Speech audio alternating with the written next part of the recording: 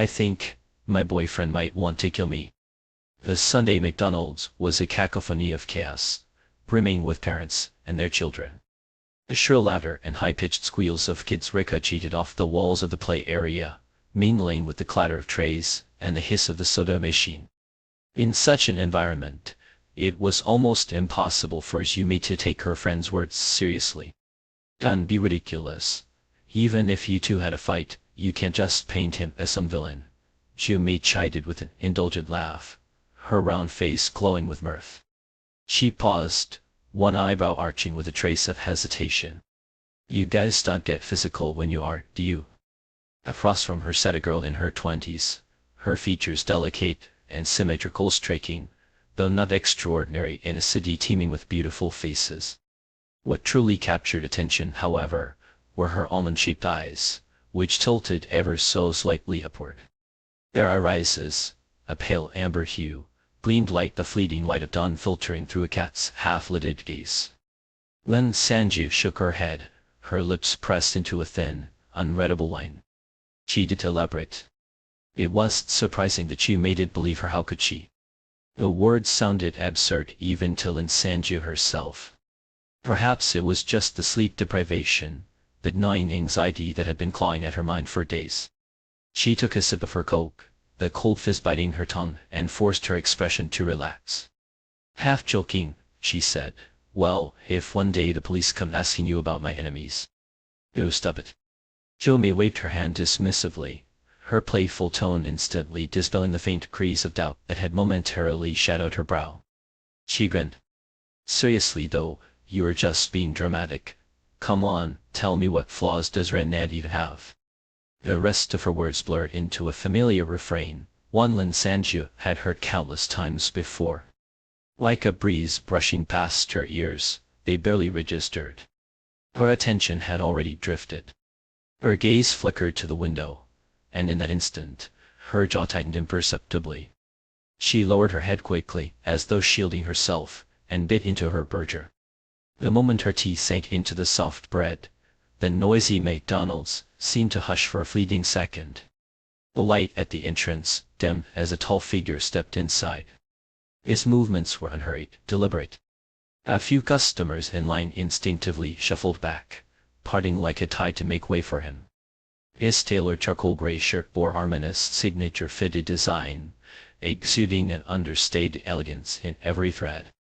His dark trousers were impeccably pressed, devoid of even the faintest crease, as if an invisible hand smoothed them at all times. And his build, an enviable 9-head proportion rare among Asian men, paired with strikingly handsome features, made him look less like a person and more like a life-sized cute-up from a high-fashion magazine. In the unassuming setting of a McDonald's, it was no wonder heads turned. As he approached, the faint, crisp scent of Davidoff cool water lingered in the air, subtle yet unmistakable. Fast food again. His voice carried a mix of affection and mild reproach as he greeted Yumi with a polite nod before reaching out to ruffle Lin Sanju's hair. The sleek glint of his Patek Philippe watch caught the light as it disappeared momentarily into her dark locks. I was planning to take you to that Japanese place tonight. I was starving when I passed by, so. Lin Sanju forced a smile, her gaze flitting away from his as she picked up a fry and popped it into her mouth. Her long hair slid forward, veiling her expression. Yumi wasn't wrong. Renan had no flaws. He seemed like a man stepped out of a romantic drama. In the months they'd been together, his impeccable manners and effortless charm had won over her friends and acquaintances in record time. And Lin Sanju herself. She had been utterly captivated, no, conquered. It wasn't just his demeanor. His looks, his wealth, his personality, every aspect of him was flawless. He was everything a woman could dream of. Everyone said she was unbelievably lucky. When their relationship began, Lin Sanju could hardly believe her fortune. Each morning, she woke with a smile, stepping into a world reshaped by Renan's presence. Until the joy began to fade. When had the unease first crept in? Yumi's exuberant voice jolted her from her thoughts.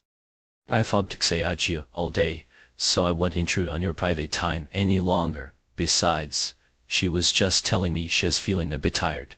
You two should head home. Lin Sanjia snapped back to reality. Renan's voice, warm and perpetually tinged with a polite smile, responded, "Let us give you a ride. It's been so hot lately." Jiumi, ever the child at heart, chuckled. "Oh, I won't say no to that. It's scorching today with sweating buckets just walking here." She gestured to her damp shirt, still sticking to her back.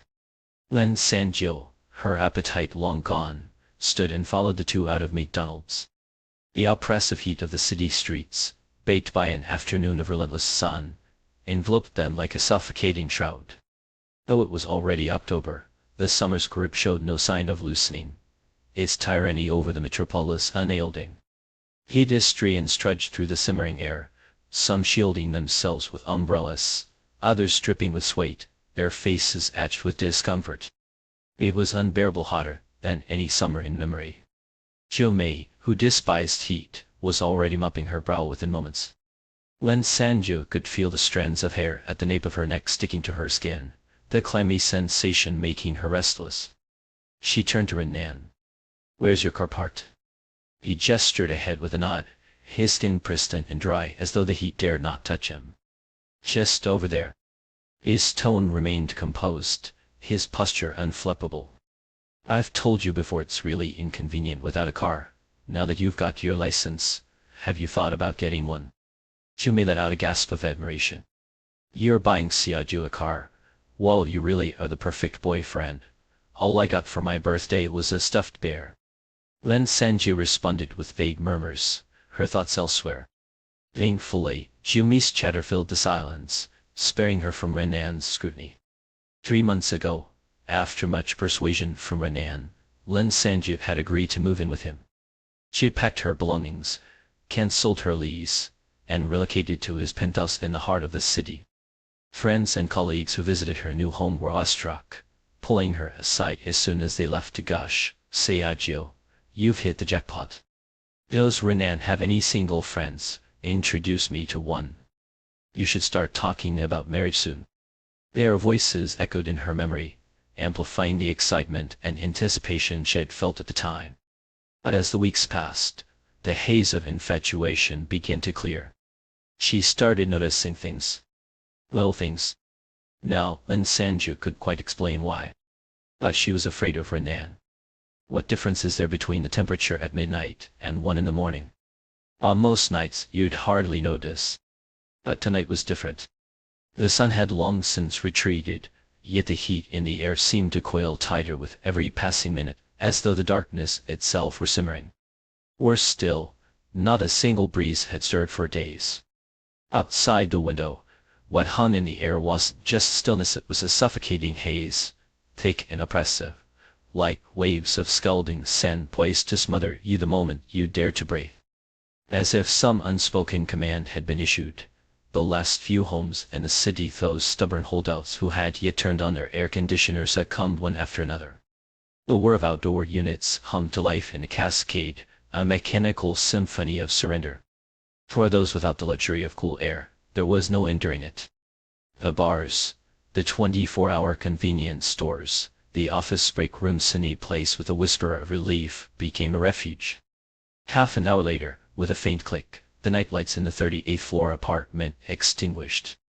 The room plunged into an absolute darkness, the kind that swallows you whole. The soft hum that had been emanating from the bedroom so constant it had become part of the silence it stopped. Unnoticed until now. The central air had died. Not long after, Lin Sanjia stirred in her sleep, restless. Without the steady embrace of air cooled to a precise 26 degrees, her body quickly became slick with a sticky film of sweat, a suffocating second skin. It was long before the heat dragged her, unwilling, from the depths of her dreams. The remote is probably on the nightstand. The thought flitted through her groggy mind, a faint flicker of reason amidst the haze of half-sleep. She reached out blindly, her hand groping for the familiar shape of the remote, then froze. Something was wrong. A chill, sharp and electric, shot through her. Her hand stopped mid-air, suspended, as if the very act of moving might shatter the fragile stillness. Slowly, with the caution of prey sensing a predator, she cracked her eyes open and looked up. A face, Pale as bone, his features ghostly in the dimness, hovered inches above hers. Two hollow, black pits where eyes should have been stared down at her, unblinking, unrelenting. It was Beck. It's Beck again. Her mind screamed, but her throat betrayed her, dry and locked tight. Her heartbeat thundered in her ears, a frantic drumbeat growing louder, faster. The white face tilted slightly, as if listening. And with a sudden, predatory lunge, it leaned in closer. 2 weeks ago, she had woken in the middle of the night, parched. She had sat up, groggy and disoriented, only to find herself face to face with that same expressionless visage. She had screamed, a raw animal sound, scrambling to turn on the light. And there, illuminated in the harsh glow, was Renan. Renan, sitting silently at her bedside, his face devoid of emotion, his gaze fixed on her with an intensity that made her skin crawl. He'd been watching her, just like he was now. At night, he had explained. Sid had been a sleepwalker since childhood. If Lin Sanjo had already harbored doubts, she might have believed him. But now as her pulse hammered in her throat, she forced herself to suppress the rising tide of terror. Feigning grogginess, she rubbed her eyes with trembling hands. Her voice, when it came, was barely more than a whisper. "Renan, are you sleepwalking again?" In the darkness, his face split into a grin, a smile too sharp, too precise. His words were clear, deliberate. "Yes, my old habits acting up again. Did I scare you?" A little, she stammered, slipping from the bed and retreating to the doorway. Standing there, with the illusion of an escape route behind her, she felt a sliver of calm return. And with it, the oppressive heat pressed in on her once more, suffocating and inescapable. "Why is it so hot? Did you turn off the air conditioning?" Renan didn't answer. Instead, he reached for the heavy curtains and yanked them aside in one swift motion. The floor-to-ceiling windows revealed the city below her, what should have been the city. Tonight, there were no glittering constellations of light, no neon glow painting the skyline. The metropolis had been swallowed by a void of black, even the stars above retreating indifference. The room, sealed tight against the world, felt like a furnace. "The power grid's overloaded," Renan said lightly, his tone almost amused. "Looks like the whole city's gone dark." He rose slowly, his movements deliberate, and began to circle the bed. Step by step, he closed the distance to the doorway. Lin Sanji's instincts screamed at her, a cacophony of warning bells. Before he could reach her, she spun and bolted for the living room. Months of living in this apartment had etched its layout into her mind, and even in the pitch black, she navigated with uncanny precision. She reached the elevator panel, her fingers slamming down on the button. Nothing. Not even the faintest flicker of light. In a building this expensive, how could there be no backup power? "The emergency system only powers the hallway lights," Renan's voice drifted to her, calm, unhurried. "Private elevators, they don't make the cut." She turned, her breath caught in her throat. His silhouette emerged from the shadows, his figure moving with a predator's ease. He stopped in the center of the living room, his presence a weight that pressed down on her. Her mind reeled. What does he want? "You're sharp," Renan said, his voice laced with something almost admiring. "I imagine you suspected for a while now, but you should have listened to your instincts more. If you had, you wouldn't have followed me back here. I bet you've been wrestling with that gut feeling for days now. Thank you, by the way, for trusting me." Lin Sanji's fists clenched, trembling. She hadn't even realized how tightly she was gripping them. "Sanjio," he said suddenly, his voice soft, almost tender. "In this heat are you sweating a lot?" The question caught her off guard. Reflexively, she touched her arm. Just a thin sheen of moisture. Barely anything. But why would he? Renan nodded, as if satisfied. "Good, very good. You've done well. I'm glad I invested these past 6 months in you." "What are you talking about?" she blurted, her voice shaking. Her teeth chattered as she forced the words out, the thought that had haunted her for days finally breaking free.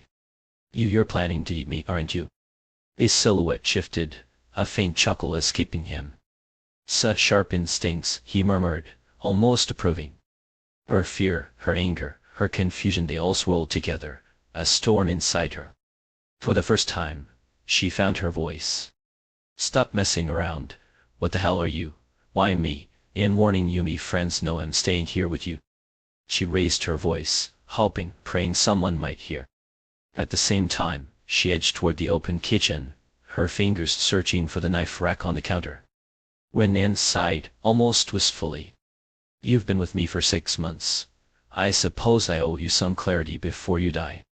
With a snap of his fingers, the glass wall of the living room exploded outward, shattering into 1,000 shards. A wave of blistering heat surged in, carrying with it the distant sound of screams. Whatever faint coolness had lingered in the air was obliterated in an instant. The heat was unbearable, as if the entire city had been set aflame. Before she could process it, Renan's voice came again, calm and measured. "As of tonight, this world is no longer the Earth you knew. In this new world, by your measurements, the temperature is 56 degrees Celsius." Then Sanjia froze. 56 degrees. Enough to kill a person several times over from heat stroke and dehydration. Her hand flew to the back of her neck, checking for sweat. "Nothing. See," Renan said, his tone almost proud. "In just a few months, you've already developed heat resistance, heightened instincts. You're a high potential seed. That's why I chose you. If the new world had arrived so soon, I would raise you for another year or two before eating you." When Sanjia's mind raced, her thoughts a blur of panic and disbelief. "I don't understand. What are you? Why me? What evolution? What abilities?" Renan's grin widened. "Inhuman, of course. My name is Renan. But I'm not like you. I come from another new world. There humans evolved to survive. And my abilities, well, they're beyond your imagination."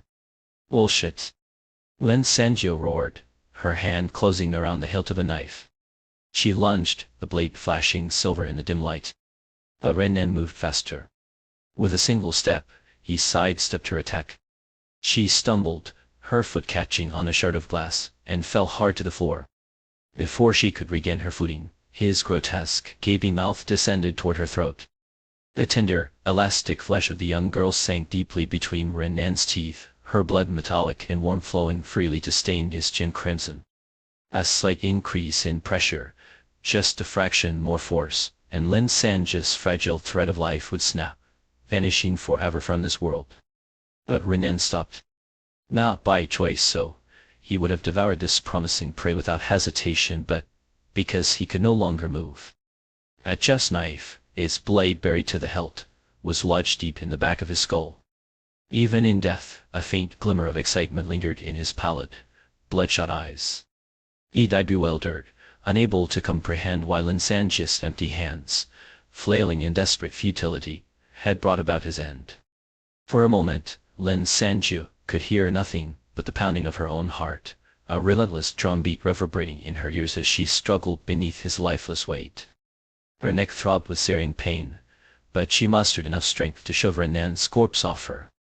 With a dull thud, the heavy body rolled onto its back, and the motion caused the knife wedged in his skull to pierce through, its tip emerging grotesquely from his gaping mouth. Clutching her wounded neck, Lin Sanjia's hand was slick with blood, her palm a vivid, glistening red. She gasped for air, each breath a jagged rasp, and delivered a sharp kick to the corpse at her feet. Her voice, hoarse and trembling, barely rose above a whisper as she spat, "Who said I only evolved 2 abilities?" Even this single sentence sent a fresh wave of agony rippling through her throat. The exertion of kicking the body made her vision darken, and Lin Sanjia staggered, nearly collapsing. The dizziness from blood loss was creeping up faster than she had anticipated. No time to waste, her immediate priority was to stem the bleeding.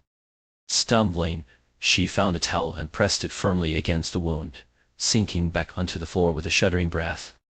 Her strength was nearly spent, but she held the towel in place with a grip born of sheer desperation. Outside, the city was alive with chaos. The wail of sirens pierced the night, an endless cacophony of urgency, mingled with the distant echoes of screams and cries.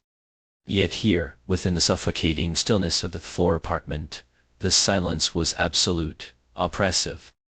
Time blurred as she teetered on the edge of consciousness, her mind flickering between lucidity and oblivion. Eventually, the bleeding slowed and stopped. Luck, it seemed, had not entirely abandoned her. Her artery remained intact. After resting for what felt like an eternity, she managed to summon the energy to crawl to her feet and drink a few sips of water. When she set the glass down and glanced up, her eyes fell on Renan's twisted corpse, still sprawled motionless on the floor. She hesitated, then dragged her trembling, leaden limbs toward the body. Extending a hand that quivered with exhaustion, she placed her palm against the clammy flesh and rasped, "Store it." The words had barely left her lips when a flash of white light burst from her palm. The corpse, knife and all, vanished in an instant. With a soft clink, a card, no larger than a playing card, dropped onto the floor. Lin Sanjia fumbled for her phone, its glow illuminating the card. Just as she had expected, the crude, childlike drawing on its surface depicted a wide-mouthed man with a knife protruding from his skull. Below the image, a line of bold black text read, "Renan's corpse." Renan's corpse. Name. Can't you read the card title? Species human. Status deceased. Potential value 204. Suspect Lin Sanjiu. Base abilities: extreme temperature adaptation, physical augmentation, body modification. Advanced abilities: mutual benefit, nutritionist. What the hell is this nonsense? Lin Sanji muttered, staring at the card in disbelief. She had no words for the bizarre object before her. This strange, inexplicable phenomenon was the third ability she had evolved, the one that had saved her life tonight. If she so desired, Lin Sanjiu could transform anything she touched into a card and store it within her body. When needed, a simple thought would summon the card back into its original form in her palm. Her earlier actions, grabbing a bony knife and hurling it at Renan, had been nothing more than a diversion, a feint to lower his guard. The real killing blow came when, as his teeth sank into her neck, she managed to press her hand to the back of his head. With a single thought, the chef's knife card she had stored that morning materialized, its blade plunging deep into his brain. Through days of experimentation, Lin Sanjiu had discovered her current limit, 4 transformations per day. Though she was no stranger to the cards she created, this one, with its unsettlingly detailed contents, was a first. Flipping it over, she found the back covered in dense, minuscule text. Renan male, from another new world. Introverted since childhood, unpopular with girls, and once confessed to by a male senior during college. After the arrival of the new world, he struggled to survive. Details omitted. In this world, Renan consumed a billionaire with a potential value of 2 and inherited his wealth, deliberately approaching suspect Lin Sanjiu. Just as he was about to consume her, he was killed instead. Of all the things to include, why does it keep calling me a suspect? Lin Sanjiu grumbled, poking at the text with a finger.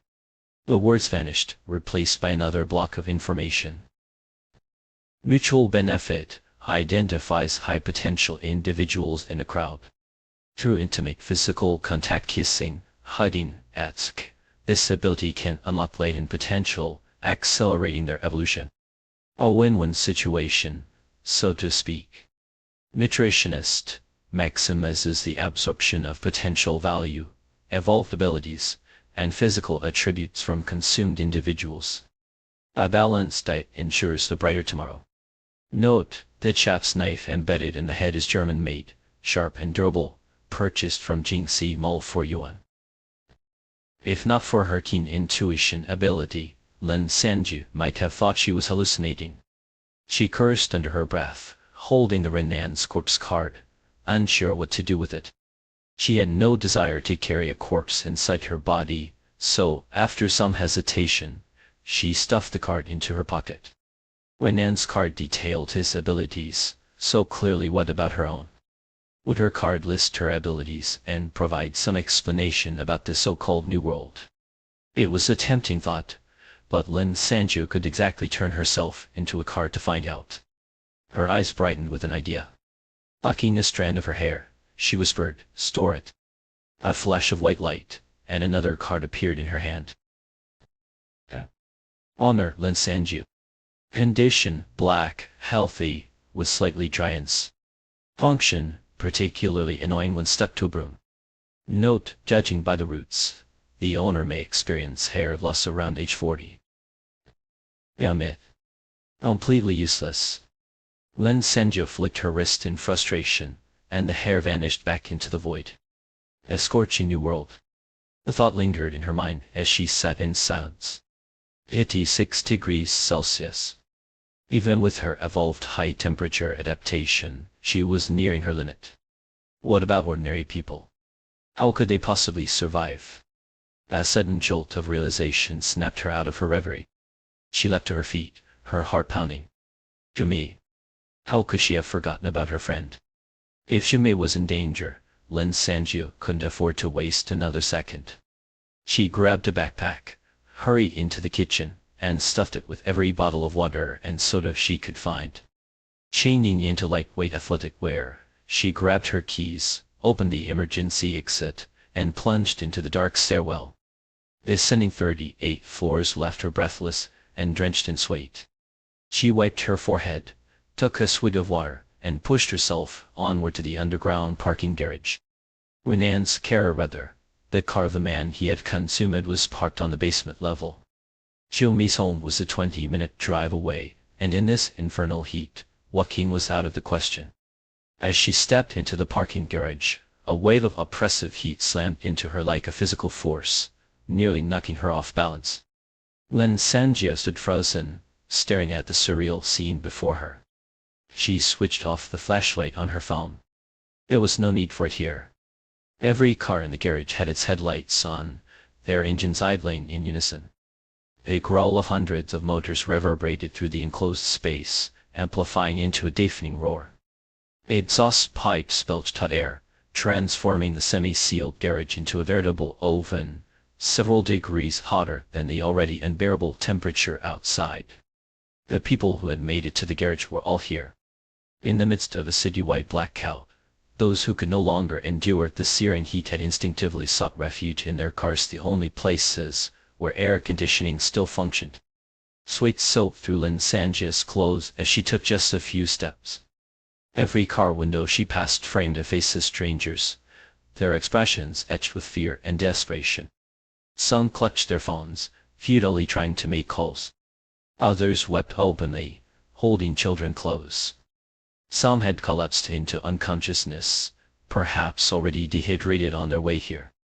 A few stared at her in bewilderment, as if unable to comprehend how she still had the strength to walk. Even surrounded by the artificial cool of air conditioning, a faint pall of hopelessness hung over their faces. The car's air conditioning was merely delaying the inevitable. Once the fuel and batteries ran out, the suffocating heat outside would claim every life in this parking garage. Lin Sanju knew she could do nothing for these people. Her backpack held only 5 bottles of water, 3 cans of soda, and a few bandages, not nearly enough to make a difference. Gritting her teeth, she forced herself to ignore the pain of guilt and walked briskly to the familiar Audi. She climbed into the driver's seat, her movements hurried and mechanical, as though trying to escape the oppressive atmosphere. She hesitated before turning on the air conditioning. Ultimately, she decided against it. She wouldn't die from the heat, only suffer discomfort. Better to save the fuel and electricity for Jumei. Wiping the sweat from her brow, Lin Sanju started the car and eased it out of the garage. Compared to the stifling heat of the underground furnace, the 56-degree air outside almost felt like a relief.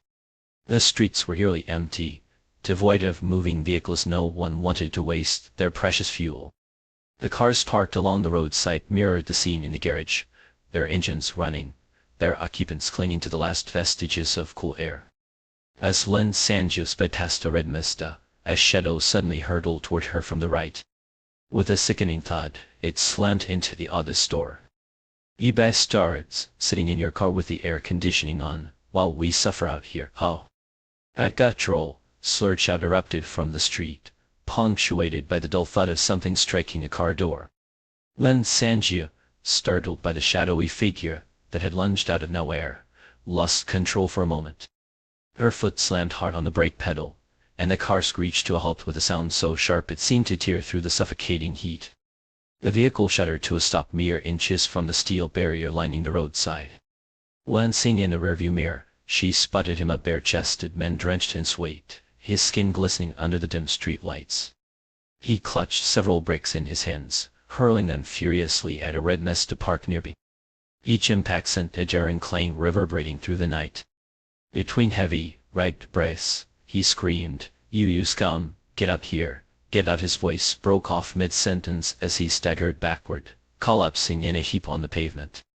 Then Sanju exhaled shakily, her pulse still racing. It was clear she had just been an unwitting bystander to someone else's misfortune. The man's erratic behavior, his wild, feverish anger, followed by sudden unconsciousness, was unmistakable. Symptoms of extreme dehydration, exacerbated by the merciless heat. She pressed her foot to the accelerator, steering the car towards Yumi's apartment complex. The urgency in her chest was a coiled spring, tightening with every passing moment. She had been to Yumi's place countless times before, and 20 minutes later, her headlights illuminated the faded characters of the sign, Ranjan Residential Complex. Then Sanju pulled into a stop, turned off the engine, and stepped out into the suffocating stillness. The air was thick, oppressive, as if the night itself were conspiring against her. The complex was tucked away in a quiet, forgotten corner of the city, and even on ordinary evenings, it rarely saw much activity. But now, in the dead of night, it felt utterly lifeless, a ghost town frozen in the grip of an unrelenting heat wave. As she approached the heavy iron gate at the entrance, a sudden, inexplicable shiver ran down her spine. She stopped in her tracks, scanning her surroundings. Nothing. The street was empty, and the silence was absolute. Still, she hesitated, her instincts prickling with unease. 2 minutes passed, then 3. When nothing stirred, she exhaled softly, chastising herself for her paranoia. The gate was locked, as she had expected. The brass padlock gleamed faintly in the dim light, a silent sentinel bearing her path. She rattled the gate, the clang echoing sharply in the stillness. "Hello, security guard, are you there? I'm here to visit someone in building 2. Could you open the gate for me?" Her voice rang out, clear and steady, but the only response was the hollow reverberation of her own words. Sighing, she glanced at her watch. 2:30 in the morning. The guard was likely asleep, or perhaps he had abandoned his post altogether. She looked up at the gate, her gaze tracing the iron bars and the sharp spikes that lined the top. It was a new installation, sturdy and unyielding, offering no easy way around or over. Her hand moved almost instinctively, pressing against the cool metal. "Collapse," she whispered under her breath. A faint white glow flickered to life in her palm, spreading outward like a ripple. The gate quivered, resisting, and Lin Sanju felt the strain immediately. Her heart pounded in her chest, her breath coming faster as the effort drained her strength. The muscles in her arms and legs burned, trembling under the weight of an invisible force. It felt as though she were trying to lift a mountain, the oppressive weight pressing down on her with relentless intensity. Just as she reached the brink of collapse, the glow flared one last time and vanished with a sharp, decisive snap. The gate was gone. In its place lay a small, crudely drawn card, as if sketched by a child's unsteady hand. On it were 2 iron gates, scrawled in thick, uneven crayon. At the corner of the card, a label read, "Iron Gate. Installed at Ranjan Residential Complex in." Heavy, with no redeeming qualities. Function, useless unless embedded in a wall. Lin Sanju barely glanced at the card before shoving it into her pocket and hurrying toward building 2. The security booth remained dark and silent behind her. By the time she reached apartment, her breath was coming in harsh, ragged gasps. The effort of collapsing the gate, combined with the 4 flights of stairs, had left her utterly drained. She leaned against the doorframe, her voice trembling as she called out, "Yumi, are you there? It's me, Sanju. Open the door." The silence that greeted her was deafening. A cold dread settled in her stomach, heavy and unyielding. If Shumei had passed out inside, there was no telling how much time she had left. Lin Sanjia's mind raced. She had already used her ability 3 times tonight in Renan's corpse, on the strands of hair, and on the gate. She only had 1 use left for the day, and Shumei's apartment had 2 doors. Desperation clawed at her as she pounded on the door, her fists aching from the effort. The heat was unbearable, each passing second amplifying the suffocating pressure in the air. She could feel it in her own body, the oppressive weight of a temperature that had climbed past 56 degrees. Shumei was just an ordinary person. How could she possibly survive this? Her throat burned from shouting, and she paused to take a sip of water, the cool liquid a brief reprieve against the furnace-like heat. Just as she raised her hand to knock again, the door creaked open. "Shumei, are you?" Really flooded her voice as she shone her flashlight into the crack. But the face that appeared wasn't Shumei's. It was a woman, middle-aged, with an oval face and features that seemed eerily familiar. The flashlight beam caught her off guard, and she raised a hand to shield her eyes. But in that brief moment, Lin Sanjia saw enough. Her phone slipped from her hand, clattering to the floor. She stared at the woman, her mind reeling, her thoughts a chaotic tangle. "No." The word fell from her lips, barely audible. The woman's eyes filled with tears. She flung the door open, rushing forward to pull Lin Sanjia inside. "You're safe, thank God, you're safe. I've been so worried." Lin Sanjia allowed herself to be led into the apartment, her legs moving mechanically. Her mind was a haze, struggling to process the impossible. She glanced around, her gaze landing on a white shoe cabinet by the door cabinet she recognized instantly. She had helped Shumei pick it out. "Mom," she said, her voice trembling. "What are you doing here? Where is Shumei?" Her mother wiped her eyes, motioning for Lin Sanjia to sit. "I've been so worried about you. Ever since the heat wave started, I couldn't stop thinking about you. When I heard the power grid here had failed, I came straight over. I couldn't reach you, so I thought I'd wait here at Shumei's place, but—" Her voice broke, and she shook her head. "Shumei did make it. She was such a sweet girl. I know how close you two were, and so sorry." Lin Sanjia sat in silence, her hands resting limply in her lap. The room was dark, the air heavy with unspoken grief.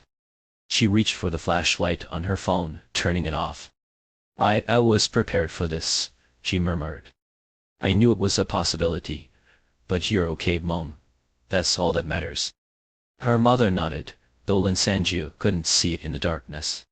"Your father's fine too. He's resting in the other room. I'll go get him." "I'll come with you," Lin Sanjia said, rising to her feet.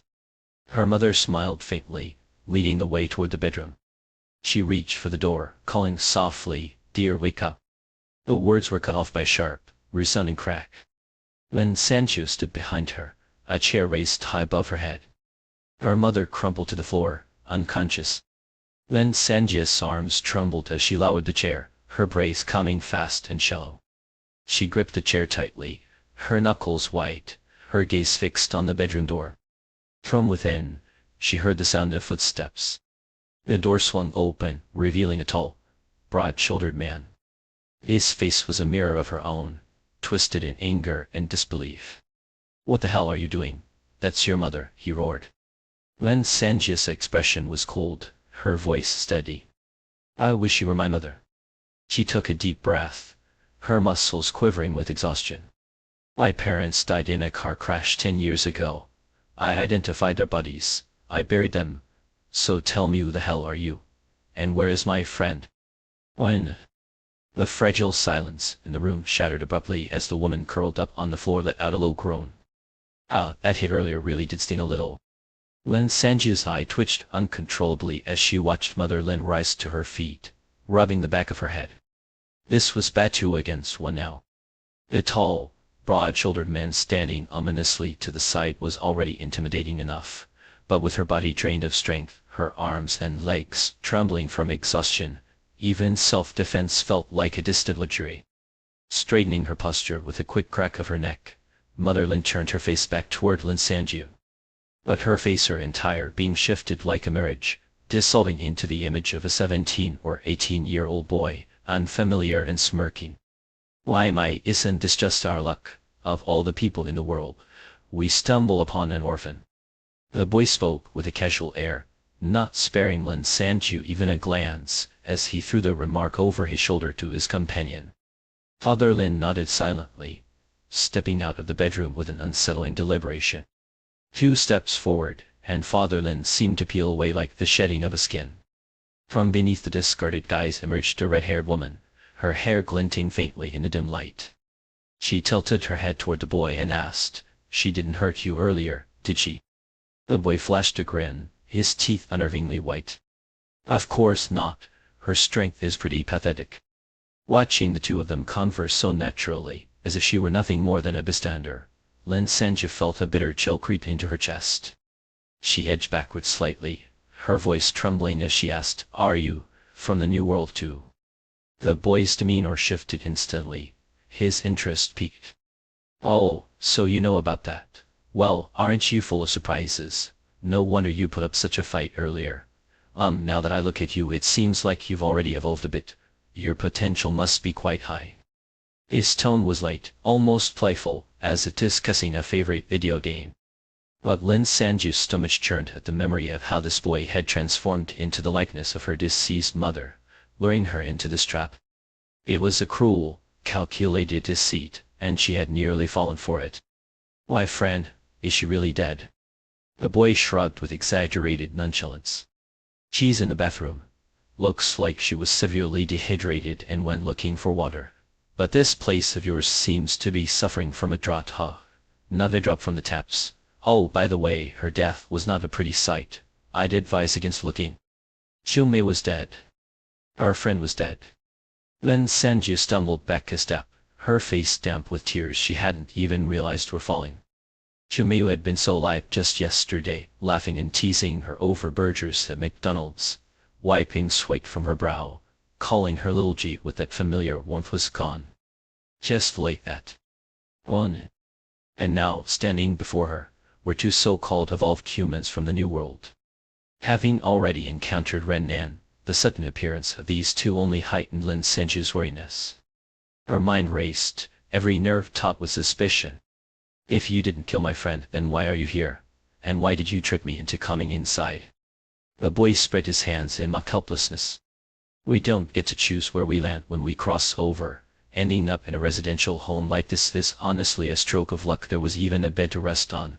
Anyway, your friend was already dead when we arrived. And why disguise yourselves as my parents? How do you know about them?" Lin Sanju pressed further, deliberately probing for more information. This boy, it seemed, had a penchant for talking, and she intended to use it to her advantage. But this time, before he could respond, the red-haired woman cut in with a sharp, impatient wave of her hand. "It was my idea to lure you in," she said curtly.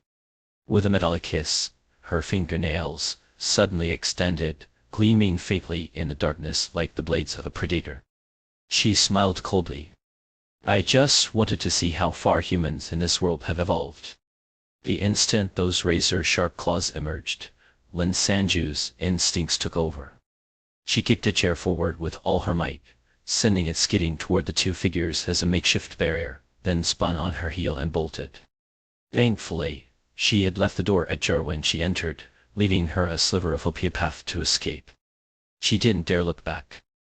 Her only focus was the staircase ahead, her feet pounding against the steps as she hurtled downward, 3 at a time. Behind her, footsteps followed, relentless and unyielding. Amid the cacophony, the boy's voice rang out with a petulant whine. "She heard me again." But Lin Sanju heard none of it. Her mind was consumed by a single, desperate thought: survive. Her lungs burned, the air she gulped down searing her throat as if it were molten. Every breath was a struggle, her injured body protesting with every movement. Yet she forced herself onward, her vision narrowing to the faint glimmer of the residential complex's gate. Just as she neared it, a sharp metallic whistle sliced through the air. Lin Sanju gritted her teeth, and threw herself into a roll, narrowly evading the red-haired woman's extended claws. The steel-like appendages slashed through the space she'd occupied mere seconds ago, their deadly intent unmistakable. She tumbled to a stop, her body skidding across the rough ground. Turning her head, she saw the red-haired woman and the boy closing in, their figures dark silhouettes against the faint light. The only weapon she had left. With a flick of her wrist and a surge of willpower, Lin Sanju hurled a card into the air. It vanished mid-flight, replaced by the sudden, thunderous appearance of two massive iron gates. It plummeted from the sky with a deafening crash, pinning the boy beneath their weight and eliciting a strangled scream. Lin Sanju's legs gave out beneath her, and she collapsed to the ground, utterly spent. The boy lay trapped, struggling futilely beneath the heavy gates. Yet Lin Sanju felt no relief, no triumph. Her gaze shifted to the red-haired woman, who stood unharmed just beyond the iron bars, her expression unreadable. To Lin Sanju's astonishment, the woman sighed and lowered herself to the ground, sitting cross-legged as if in quiet contemplation. She frowned at the boy and muttered, "How are you this useless?" The boy, despite his predicament, managed a hoarse retort. "I'm all flesh and bone, okay, not some speed demon like you. Off, it's crushing my windpipe." The woman clicked her tongue, her disdain palpable. "All flesh indeed, slow and clumsy. It's a wonder you've survived this long. What did you just say? If it weren't for my potential." Lin Sanju watched, dumbfounded, as the two of them bickered back and forth, seemingly oblivious to her presence. It was as if she'd ceased to exist in their eyes. Aren't you going to kill me?" she ventured cautiously. The boy's head poked out from between the iron bars, his expression one of genuine surprise. "Lady, did you really think we were trying to kill you? No wonder you ran like a lunatic. I kept calling out to you, but you wouldn't stop. I'm highly evolved, sure, but killing someone like you fledgling, barely out of the nest, what's the point?" Lin Sanju's lips twitched at the absurdity of the scene. For a moment, she considered saying something biting, but decided against it. Still, a weight lifted from her chest. If they truly bore no malice, then perhaps she could breathe a little easier. For now. "Hey, can you get rid of the skate already?" the boy grumbled, squirming beneath its weight. "It's flattening me here."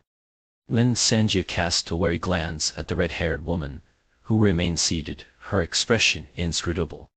After a pause, Lin Sanju replied coolly, "I might, but first, you owe me some introductions." Fair enough. My name's Lizzie. Nice to meet you. Want to come over and shake hands?" The boy grinned, though the gesture was more awkward than charming given his current position. Noticing her unimpressed glare, he quickly added, "Oh right, and this here is my other personality, Mars." Lin Sanju blinked in disbelief. "Your other personality?" "That's right. Before the New World descended, I was one of only 2 confirmed cases of dissociative identity disorder in the world." Lucy's voice brimmed with pride as he spoke, his chin lifting slightly. "After I evolved, I gained the ability to separate Mars into her own entity.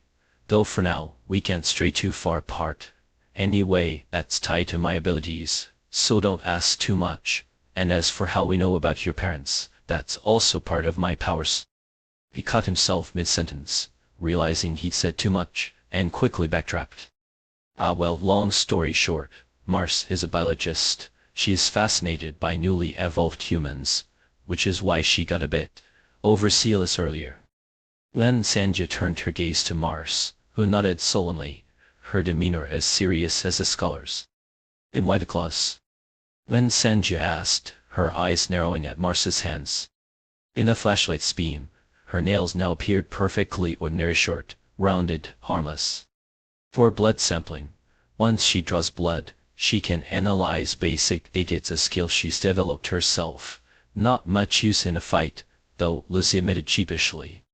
"Wait, you're telling me, not only can you evolve abilities, but even your split personality can?" Lin Sanju's astonishment grew. Lucy truly lived up to his self-proclaimed potential. "At this rate, won't you eventually become a one-man army?"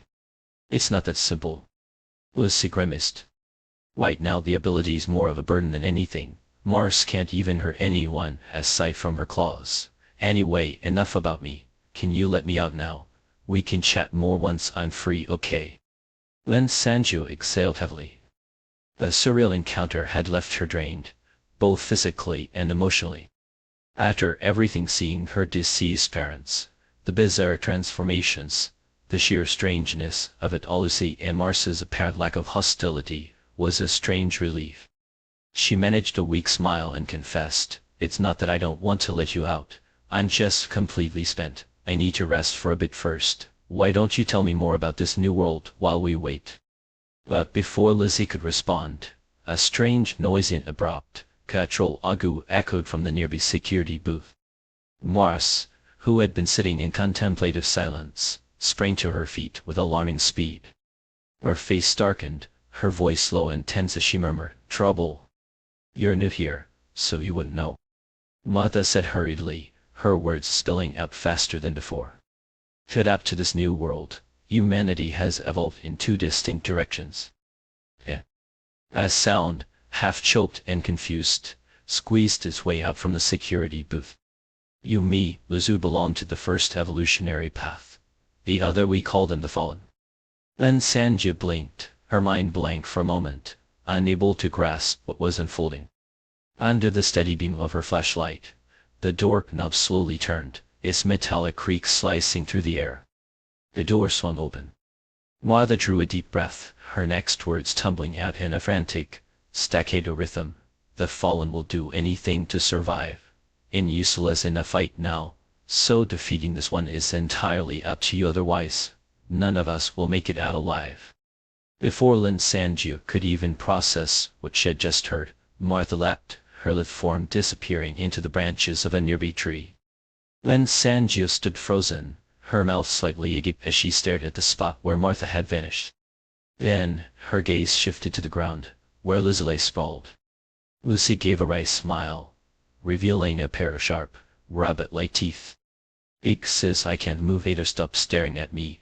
The Fallen's coming out." The flashlight beam snapped back to the security booth. As her eyes landed on the doorway, the words "Stop calling me Big Sis" lodged themselves in her throat, swallowed down by a sudden wave of nausea. She had never seen anything so grotesque. The creature's skin, a deep, mottled brown, clung to its skeletal frame like wet parchment, bunching in folds at its joints. What had once been a human body was now shriveled to half its original size, bereft of flesh, blood, or anything remotely resembling vitality, as if it had been drained dry.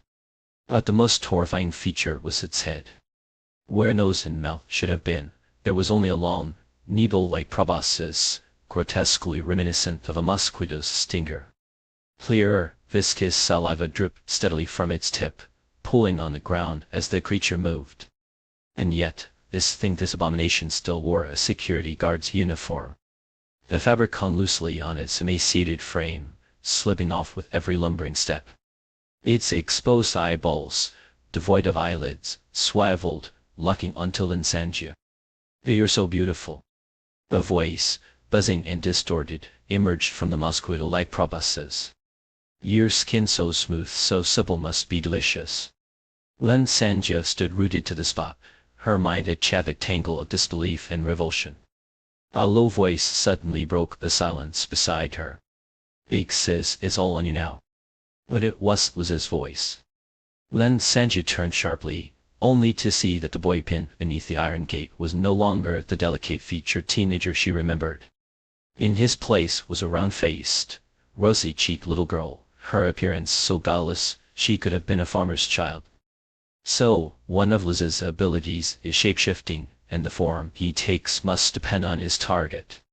The thought flitted through her mind before she spat out, "I'm injured too, you know." She stumbled back a few steps, inadvertently exposing Lizzie to the creature's line of sight. In the dim glow of her flashlight, his small face twisted into an exaggeratedly pitiful expression. The Fallen hesitated, its exposed eyeballs fixing on Lizzie. Lin Sanju edged sideways, her movements careful, deliberate. "Little sis." The desiccated corpse took 2 abrupt steps forward, its sudden motion sending Lin Sanju scrambling back a full meter, her body taut with tension. Yet the creature didn't so much as glance at her. Its gaze remained transfixed on Lizzie. "Little sis, what are you doing here?" It was too close now. As it spoke, saliva dripped from its proboscis, splattering onto Liz's face. Lucy flinched, the disgust evident in the slight tremor of his body, though his expression remained heart-breakingly earnest. "Big brother, I came to find you. Help me, please, the siren gate is crushing me." Tears welled up in the little girl's bright, innocent eyes, spilling over like dew on a flower petal. "Brother, please move the gate. I remember now. You shouldn't have come, you shouldn't have." The fallen's voice faltered, its tone tinged with something almost human. It seemed to hesitate, lost in thought, ignoring Liz's plea. Seizing the moment, Lin Sanju gestured frantically at Martha, who was perched in the tree. Her hand signals were urgent, her movements sharp as she began to inch backward. Martha leapt silently to a near tree, her descent swift and soundless. She landed lightly, then darted toward Lin Sanju's position. "Thank God this thing still has some semblance of humanity and reason," Lin Sanju thought, relief flickering through her mind. Otherwise would be in real trouble. Her thought was abruptly cut off as the fallen tilted its head back and emitted a deafening, insect-like drone. Its proboscis whipped through the air with unnatural agility, spraying saliva in every direction. "That little sis am so happy." The buzzing voice was jeering, almost jubilant. "Family blood is the best nourishment for me. I'm so happy you came on your own." The words struck like a thunderclap, freezing all three of them in place. None of them had anticipated that Liz's transformation would turn him into an irresistible target. The fallen's proboscis lifted high, poised to strike. "Save me, Martha." Liz's panicked cry pierced the air. "No." Then Sanju barely had time to react before Martha surged forward from behind her. Then Sanju stumped her foot in frustration, then spun and bolted in the opposite direction. Martha's timing was impeccable. Just as the needle-like proboscis was about to pierce Liz's chest, her elongated, steel-tipped claws slammed into it with a resounding clang. The impact sent the proboscis reeling, but the force shattered Martha's claws into brittle shards that scattered across the ground. The fallen's exposed eyeballs swiveled toward Martha, its gaze cold and dismissive. "Out of my way, fake blood, fake flesh." It buzzed irritably, then turned back to Lucy. "Little sis incoming. Wait, what? Who are you? Where's my little sis?" In the blink of an eye, Lucy had transformed again. Now he was a dried up husk, his skin dark and leathery, a grotesque mimicry of the fallen. The two creatures stared at each other, unblinking. "Did you absorb my little sis?" The fallen's proboscis quivered, vibrating with fury. "Ah, God, I'll kill you." This time, the proboscis lashed out with terrifying speed. Martha barely had time to raise her arms before the creature swatted her aside like a rag doll, sending her hurtling through the air. She landed with a bone-jarring thud several meters away. The needle-like appendage descended again, swift and unrelenting. Lucy squeezed his eyes shut, bracing for the inevitable. A metallic crash shattered the moment. When Lucy opened his eyes, he saw Lin Sanju, her face pale and determined, slamming an Audi to a screeching halt beside the iron gate. The fallen had been flung several meters by the impact, its skeletal frame crumbling momentarily before it began to rise again. Lin Sanju threw open the car door and jumped out, one hand braced against the iron gate. "Martha, get in the car," she shouted. The fallen staggered to its feet, its buzzing voice rising in pitch. It seemed unscathed, its anger only intensifying as it lumbered toward them. But Martha was faster. The moment Lin Sanju exited the car, Martha darted past her, slipping into the driver's seat. Lin Sanju's arms trembled as she pressed against the gate, her entire body drenched in sweat. White light flickered sporadically from her hands, but the gate remained stubbornly in place. I can't do it," she gasped, her knees threatening to buckle. "Get in the car." Lucy's voice rang out from behind her. In a split second the gate had disappeared, Lucy had rolled free. He scrambled into the back seat, only to see the fallen's proboscis shoot toward Lin Sanju. "Ach!" he yelled. Lin Sanju threw herself to the ground just as Martha kicked the car door open, intercepting the attack. The proboscis shattered the car window, glass raining down in glittering shards. Taking advantage of the momentary pause, Lucy yanked Lin Sanju into the car. Go, he shouted. The fallen lunged, but Martha spun the wheel sharply, the car narrowly avoiding its grasp.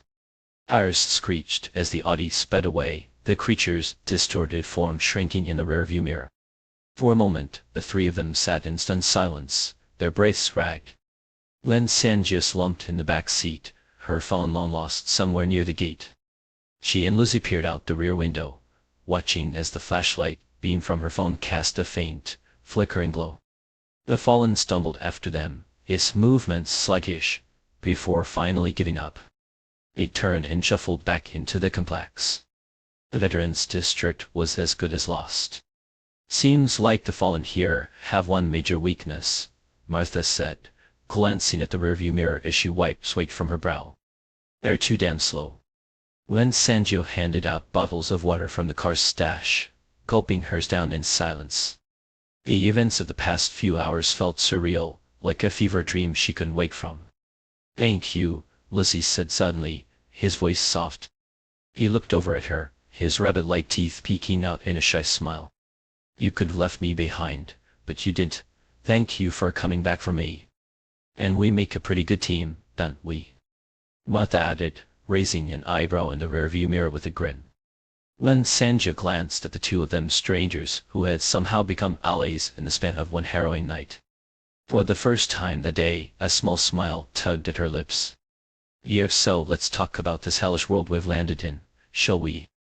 Under Lin Sanju's guidance, Ma steered the car to a halt beneath the shadow of the 38th floor apartment building, choosing a secluded corner to rest. This was, after all, a top-tier residential community, markedly more desolate than the chaotic world outside. Even in a reality so grotesquely disfigured, the garden here retained an air of tranquil elegance, like a memory of another time, fragile and incongruous. Hesitating briefly, Lin Sanju blocked the shattered car window and switched on the air conditioning. Jiumei was gone. Now there was no longer any point in conserving fuel or electricity. The cool air was just a relief, it was a necessity, a balm to her depleted energy and the gaping wound on her neck, warding off the lurking specter of infection in this sweltering heat. And yet, as the first breath of cold air whispered across her skin, she couldn't suppress a pang of melancholy that seeped into her chest like ink into water. Lucy, watching her closely, sighed and said, Big sis, don't be too upset. Your friend, well, at least she didn't die at the hands of those fallen. Having faced death together, the invisible thread between them had tightened, though none of them had acknowledged it aloud. Lin Sanju caught the note of kindness in his voice and offered a faint smile. After a pause, she said, Could you stop calling me Big Sis? I'm really not that much older than you, all right. I did get a chance to introduce myself earlier. My name's Lin Sanju. I've only just evolved. Lin Sanju, as in 3 cups of wine in the vast red dust. Lisa's lips curved into a playful pout. Your name's way cooler than mine. Fine, I'll call you Xiaojia. Then hey, why are you wearing a towel around your neck? Lin Sanju started, his words jolting her into action. She quickly unwrapped the damp, overheated towel, revealing the raw, bloody wound beneath. Lucy sucked in a sharp breath, his face blanching, while Marth's eyebrows arched in quiet surprise. Lin Sanju unscrewed a bottle of purified water, pouring it over the injury as she recounted the events surrounding Renan's demise. Perhaps it was because these two had once saved her in a moment of dire peril, but she found herself trusting them more than she expected. Unlike Lucy, who gawked in open-mouthed shock, Marth remained silent, his brow furrowed in thought. Suddenly, he pointed at the water bottle and said, Let me handle it. I did study medicine for a few years after all. Without waiting for her response, he retrieved a roll of bandages and some antibiotics from his waist pouch. Could a splintered personality truly carry an entire life's worth of knowledge and experience? Lin Sanju cast a questioning glance at Lucy, but said nothing. Instead, she obediently tilted her head back and swallowed 2 antibiotic pills.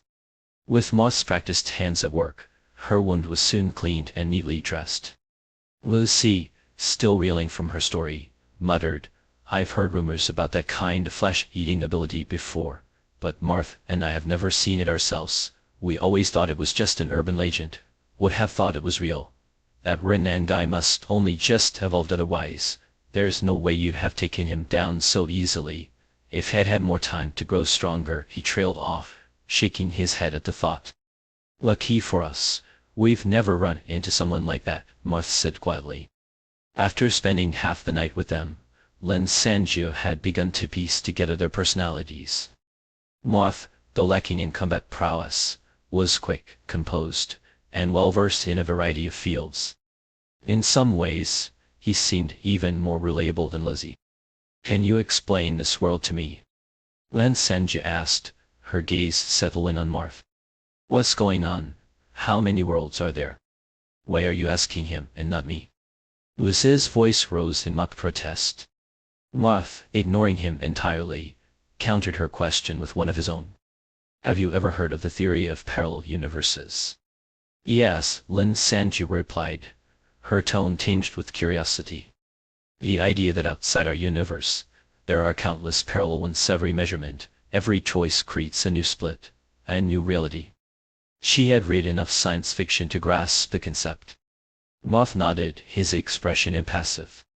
Let me preface this by saying it's just a theory. Some evolved beings believe in it, others don't. Me, I do. I don't know how many people exist in your world, but in ours, there were billion. Every choice made by every individual splinters off into a new universe. If you chose to take the left path this morning, another version of you in another universe chose the right, and so on endlessly. The number of worlds is infinite. Originally, we all lived peacefully in our own spaces, never crossing paths with others, but for reasons no one understands, some parallel worlds began to mutate like this one. When Sanjio seized the pause to ask, are they all like this, scorched by unbearable heat? Liz's face darkened as he replied, not necessarily. In our world, it started with a leak-verse experiment. More than half the population died in the ensuing plague. A sudden thought struck Lin Sanjio. Perhaps he, too, had lost loved ones in his world. A heavy silence settled over the car, broken only by the hum of the air conditioner. Finally, Marth spoke again, his voice measured. No one knows how many worlds have mutated, but it's safe to say the number isn't small. When we survived the plague and evolved, we thought all we had to do was keep fighting to stay alive, but... He paused, searching for the right words. In the 14th month, Lucy and I had adapted to our plague-ridden, fallen-infested world. Then one ordinary night, everything changed. We woke up on a battlefield. Lucy interjected, his voice distant, as if reliving the memory. Can you imagine?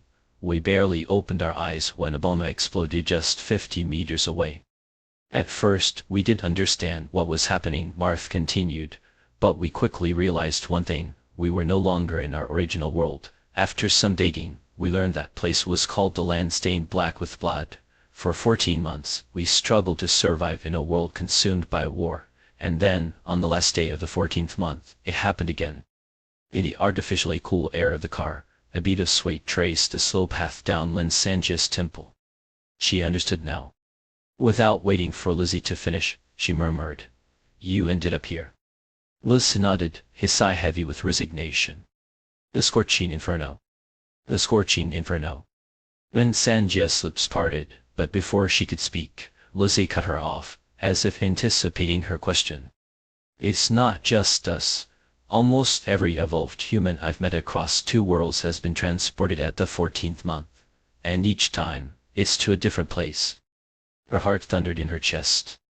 So that means in 14 months, you'll be sent to another new world. Marth confirmed. In just a splintered personality, so I stick with Lucy. But the rest of our companions, we lost them. The weight of it all pressed down on Lin Sanjio, the enormity of it filling her mind like a rising tide. It took her a moment to process before a chilling realization struck her. Wait, you said each evolved human goes to a different place. Does that mean we're being randomly thrown into endless, apocalyptic worlds? If that were true, she might never return to the world that had born and raised her. No, it was worse than that. It also meant that in 14 months, Lucy and Martha could vanish into some unknown world, leaving her to face this nightmare alone. To find two people she could trust, only to learn they would soon be torn away. There was something profoundly unsettling about it. The car windows were already fogged with condensation, a testament to the relentless heat outside. Lin Sanjiu adjusted the air conditioning, her thoughts churning. Then, a new possibility occurred to her. Wait, if the parallel universe theory holds, there should be countless versions of me. Does that mean I might meet another version of myself in another world? To her surprise, Marth shook his head with quiet certainty. Like Darwin's theory of evolution, the parallel universe theory is just the best explanation we have for these apocalyptic worlds. But it's not absolute truth. And what you just said, that's one of its flaws. In another new world, there won't be another you. Lin Sanjiu felt a strange disorientation, as if the ground beneath her had suddenly shifted. The sheer volume of information tonight was overwhelming. She leaned back in her seat, her mind a whirl of fragmented thoughts about these new worlds, unable to form coherent words. Suddenly, a soft metallic sound broke the silence. She looked up to see Marth's index fingernail elongating into a razor-sharp steel claw. His eyes gleamed with an almost childlike eagerness as he gazed at her. "Now," he said, his voice tinged with anticipation, "can I draw your blood? Among the evolved humans, there exists an unwritten rule: never pry into another's abilities. The reasoning is simple, yet profound. The abilities born from evolution are peculiar, defying all logic and expectation. Even the most unassuming power might serve as a hidden ace, a lifeline in the face of death. Thus, no one willingly lays their cards bare. In fact, unless absolutely necessary, the mere act of displaying one's abilities in front of others is considered taboo." Lucy had already explained this to Lin Sanjiu, so why, then, had Mars made such a request? "You'll misunderstand," Mars said, her voice tinged with a faint, almost apologetic laugh. Perhaps she too sensed the impropriety of her suggestion. Her smile deepened, the fine lines etched across her face, a subtle reminder of her years. "At my current level, I can't discern your advanced abilities. I can only analyze some basic data. Knowing your foundational traits could be beneficial for you. Of course, it's entirely up to you. Shall we give it a try?" "Sure." Lin Sanjiu responded briskly, extending her arm without hesitation. "I trust you mean no harm. After all, during the earlier skirmish with the fallen species, both she and Lizzie had already exposed significant portions of their abilities. Neither of them was foolish. Just as she could piece together a rough understanding of Lizzie's capabilities, he had likely deduced hers as well. There was little point in feigning secrecy now. The sharp tip of Mars's hardened nail glinted with a cold metallic sheen as it lightly touched Lin Sanjiu's arm. It was as if the skin itself welcomed the intrusion. The nail slid in smoothly, almost effortlessly. Lin Sanjiu barely registered a faint sting before Mars withdrew her nail, smiling as she said, "Hold on." A single, perfectly round droplet of blood beaded at the wound. Mars caught it in her palm, where it vanished almost instantly. Closing her eyes, she began her analysis. Lin Sanjiu glanced down at her arm. The incision was so fine that it had already stopped bleeding. "Mars's abilities are still relatively rudimentary, so it might take her a bit longer to process your data," Lucy explained, his tone carrying a hint of embarrassment. "All advanced abilities evolve over time with use. You'll see for yourself eventually." Lin Sanjiu's thoughts drifted to her own peculiar ability. So these strange cards of hers could evolve too. What would they become? At the very least, they should allow her to transmute objects without such stringent limitations. The mere thought of it reignited her curiosity. She recalled twice absorbing iron doors into her cards, though the second time had lasted only a fleeting second. Had she already exhausted today's quota? She would need to find an opportunity to test it. While waiting for Mars to process the data, Lin Sanjiu struck up a conversation with Lizzie. Her curiosity piqued. He had experienced 2 more new worlds than she had, and his stories were a treasure trove of the unknown, astonishing, humorous, and at times nerve-wracking. For his part, Lucy seemed equally eager to talk, as if it had been ages since had had such a candid exchange. Their rapport deepened quickly. But as their conversation wound down, Lin Sanjia glanced at Mars again. She had moved an inch, her eyes still tightly shut, her expression unreadable. How much longer will it take for her to finish reading the data? Lin Sanjia finally asked. Oh, judging by this, at least another hour or two, Lucy admitted, looking a bit sheepish. When Mars analyzed my data before, it did take this long. That long? Lin Sanjia exclaimed in surprise. She leaned forward, peering out the car window. The night's oppressive darkness had begun to lift, and a pale gray light was faintly visible in the east. Settling back into her seat, her face betrayed a flicker of unease. What's wrong? Why the look? The sun's about to rise, she murmured, turning to Lucy. It's already this hot at night. Once the sun comes up and starts beating down on the car, what kind of hellish temperature are we looking at?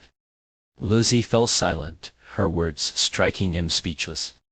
They exchanged a grim glance. Lin Sanjia rubbed her temples, her exhaustion evident. In 2 hours, we'll be like ducks roasting in an oven. Though the car still had enough fuel and battery to keep the air conditioning running for a while, the cool air felt pitifully fragile against the relentless onslaught of external heat, and that was just at night. When the sun rose, the car's feeble air conditioning would be no match for the merciless blaze. You're more familiar with this area. Is there any solution? For the first time, the carefree ease in Liz's demeanor gave way to a shadow of concern. A solution did exist, though it was far from ideal. Nearby, this residential complex was flanked by the city's most luxurious shopping mall. The building itself was now a death trap, its central atrium designed as a tropical greenhouse with towering glass ceilings. Once a haven for leisurely strolls under dappled sunlight, it had become a furnace under the current conditions. But beneath the mall lay a sprawling imported goods supermarket. Shielded from direct sunlight and stocked with ample food and water, it was a potential refuge. Lin Sanjia described the mall's layout, and Liz's eyes lit up with excitement. A supermarket? That's fantastic. You have no idea, Mars and I hadn't eaten real food in over a year. In our last world, we survived on compressed biscuits and military rations. When things got desperate, we even gnawed on tree bark. The constipation was unbearable, felt like I had rocks in my gut. Lin Sanjia raised an eyebrow at him. Realizing he had overshared, Liz coughed awkwardly. You're right, we have no idea how high the temperature will climb during the day. We should plan ahead.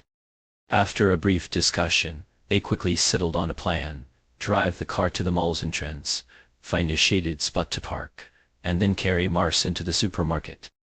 The food section alone should provide more than enough supplies for 3 people, and the location was promising enough to consider as a potential base for the foreseeable future. Lin Sanjia knew she might be overly optimistic. The reality would likely be far less ideal. But she had anticipated that even the first step of their plan, reaching the mall entrance, would prove nearly impossible.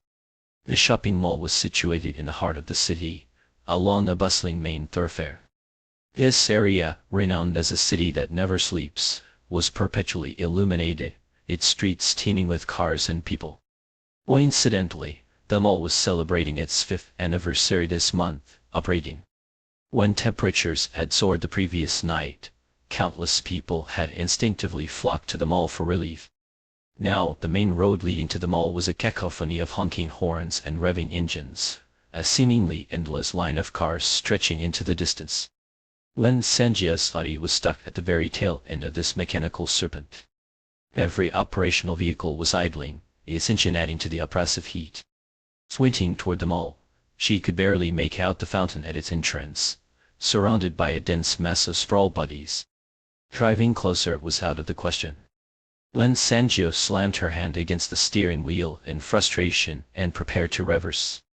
But a quick glance in the rearview mirror revealed that more cars had joined the queue behind them, boxing them in completely. How are people still heading this way when the power's been out for hours? Amidst the stifling heat radiating from the surrounding engines, the broken car window became a glaring vulnerability. The meager cool air from the car's air conditioning was no match for the waves of heat pouring in. Lucy's fair skin had already turned blotchy and red, resembling a boiled lobster. Lin Sanjia sighed. Probably trying to escape the city. This is a main artery. It connects to several intercity highways. Let's wait, the cars behind us will have to move eventually. But before she could finish, a new car joined the queue at the rear. Its driver, seemingly panicked, abruptly swerved to turn around, colliding head-on with another vehicle. A plume of smoke rose as the two cars locked together. Lin Sanjia let out a low exclamation, followed by a curse. The offending car, a hulking Land Rover, now lay sprawled across the road, blocking half of it. The other car's crumpled hood rendered it immobile. Their escape route was effectively sealed. A car in the distance, seeing the chaos, hastily turned away and fled. Inside the Audi, both Lin Sanjia and Lizzie sighed in unison. Apart from the oblivious Mars, there was no denying the grim reality. It would have to abandon the car and proceed on foot. The sky had lightened to a pale, eggshell blue. While not yet bright, visibility was no longer an issue. "How much water do we have left?" Lucy asked, licking his cracked lips nervously. Lin Sanjia checked her backpack. She already knew the answer. Not a single bottle of water remained. All they had were 3 cans of cola, still warm to the touch. She tossed one to Lucy. "We're down to these, drink up. If we can't hydrate, at least we can replenish some sugar. We're going to need the energy." Lucy popped the tab and took a sip, only to pause in surprise. "What is this?" he asked between hiccups. It turned out that Coca-Cola did exist in his original world. Watching him savor the drink with curiosity, Lin Sanjia downed her own can and discarded the empty. "Ready?" she asked. Lucy nodded. Taking a deep breath, Lin Sanjia opened the car door and stepped out only to be greeted by a wave of heat so intense it felt as though the very air had been set ablaze. It was too hot. Not the kind of heat one could imagine without enduring it first, and a heat so relentless that sweat barely had time to surface before it evaporated, only to be replaced by another slick sheen moments later. Lin Sanjia felt as if her entire body had been reduced to a wheezing, panting old dog, gasping for air in the searing furnace of an atmosphere. By comparison, Lizzie seemed to fare much better. Despite the weight of Mercer strapped to his back, he moved with a composure that Lin could only envy. He must have noticed the disparity himself, because he raised his voice, cutting through the cacophony of engines, and called out, "Hey, are you enhanced?" "What?" Lin shouted back, her voice barely carrying over the roar of the cars around them. The din of idling engines was deafening, making even this short exchange a challenge. "I said." Lucy rounded the car, blocking their path, his steps quick and sure despite the burden he carried. Mercer, taller than him by a good margin, hung limply from his back, her feet dragging along the ground. "Have you undergone physical enhancement?" Lin tried to respond, but her tongue felt as dry as parchment, sticking uncomfortably to the roof of her mouth. The heat had crept into her throat, parching it completely. She shook her head instead, signaling for him to keep moving. Lucy's eyebrows shot up in surprise, as if he wanted to press the matter further, but now was hardly the time for idle chatter. He nodded briskly and began navigating the chaotic maze of cars, each one exhaling waves of blistering heat that seemed to pulse and swell like living things. Every few steps, Lin had to wipe the sweat from her eyelids. It stung, hot and salty, threatening to blind her if she let it pull any longer. She couldn't help but wonder if the so-called heat adaptation she had prided herself on had a time limit. At first, she'd been able to endure it, but now her body seemed to betray her, drenched in sweat that poured from her as if she were a leaky faucet. Could they even make it to the supermarket before dehydration claimed them? The two of them exchanged a glance as they surveyed their surroundings. The road ahead was divided by a guardrail meant to separate the flow of traffic into 2 orderly streams. But in the chaos of this crisis, order had been abandoned entirely. Cars were tangled together in a grotesque snarl, some facing the right direction, others brazenly going against the flow. Climbing over the guardrail wasn't just a matter of inconvenience, it would mean crossing another stretch of scalding, exhaust-filled air. The thought alone made Lin's stomach churn. Without a word, they both decided to head toward the end of the car line instead. The driver of a Range Rover was a gaunt woman. Her frail frame slumped lifelessly in the driver's seat. Lynn noticed her as they passed, her sunken eyes and slack jaw testament to dehydration and delirium. She must have been so desperate for water that she had lost control, crashing into the chaos. The car she had collided with, a small sedan, had a crumpled hood, its air conditioning long since failed. Yet the middle-aged, overweight man behind the wheel was miraculously still conscious, likely thanks to the lingering coolness from the earlier blast of AC. His eyes locked onto Lynn, and with a moment, they stepped out of their car, following their every move with an unsettling intensity. As Lynn approached his window, the man banged on the glass with frantic urgency. Truth be told, Lynn Sanju was not heartless.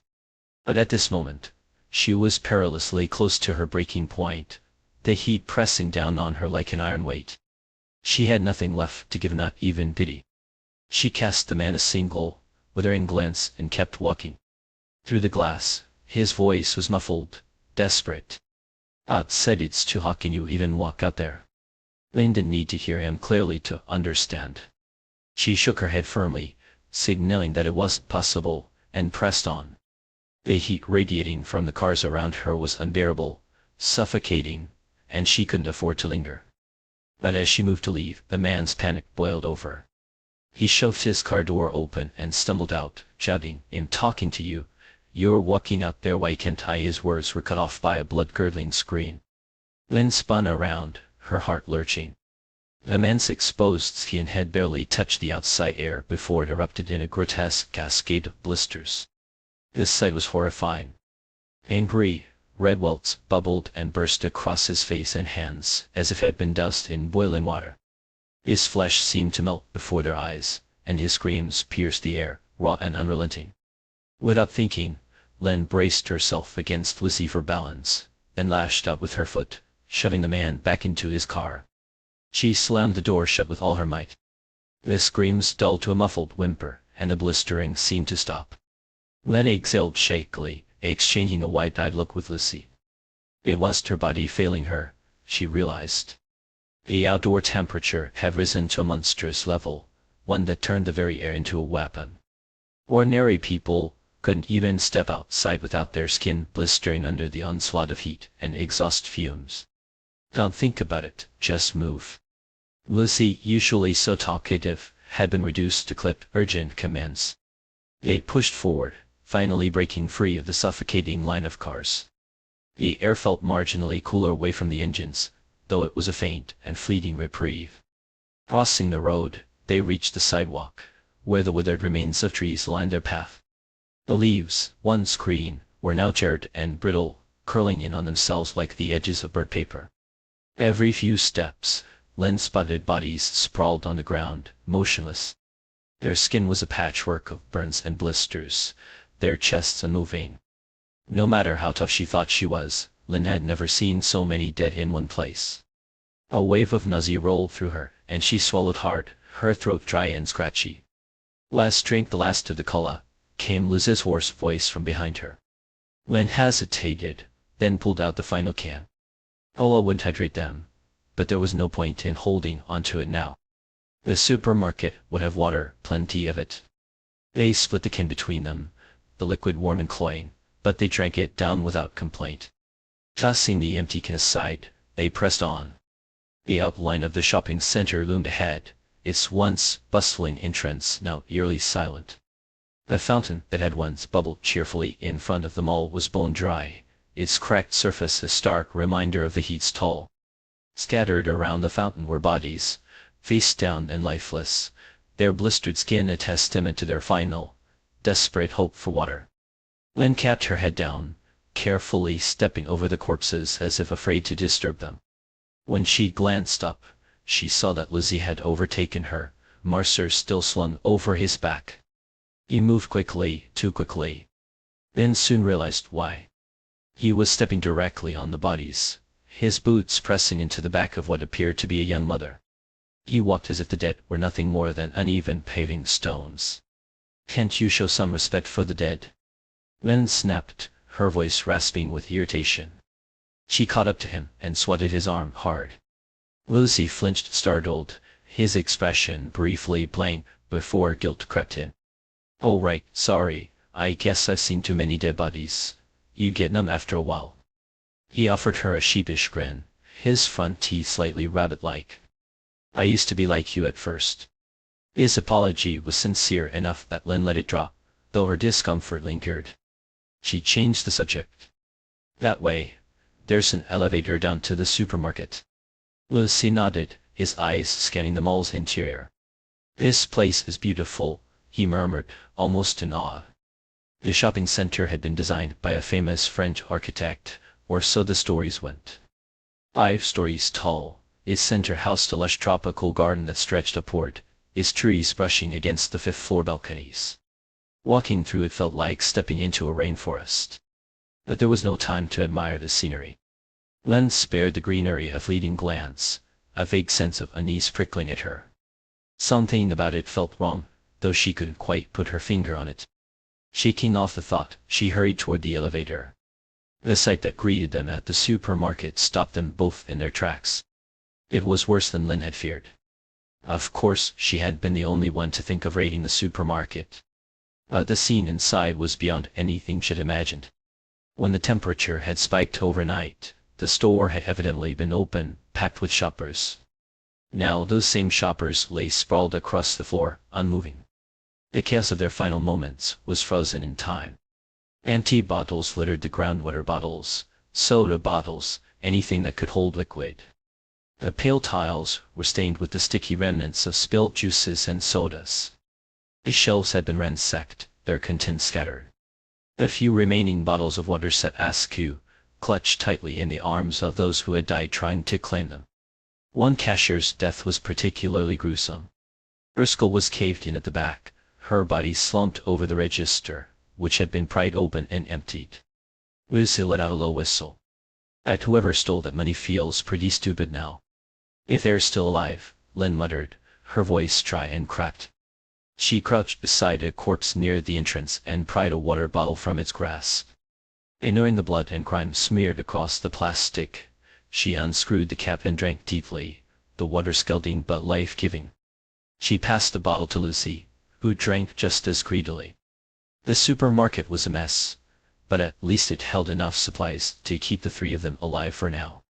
Lucy set Marcer down on the floor with a groan, muttering, "She's not even real flesh and blood, so why is she so damn heavy?" Len perched on an empty checkout counter, catching her breath. Curiosity got the better of her. "I've been meaning to ask. I didn't want to bring it up in front of Marcer, but what did that fallen one mean when he said she's not real?" "She's a personality I split off from myself," Lucy explained between gulps of water. "In a way, she's her own person, but her realism depends on how strong I am. Right now, I'm not exactly at my peak, so Welsh is not quite convincing." Lynn nodded, filing the information away. She did press further. After a brief rest, the gnawing hunger in their stomachs became impossible to ignore. "Let's check the food section," Lynn suggested. "Hold on," Lucy said, scanning the area. "Is there anything here we could use as a weapon?"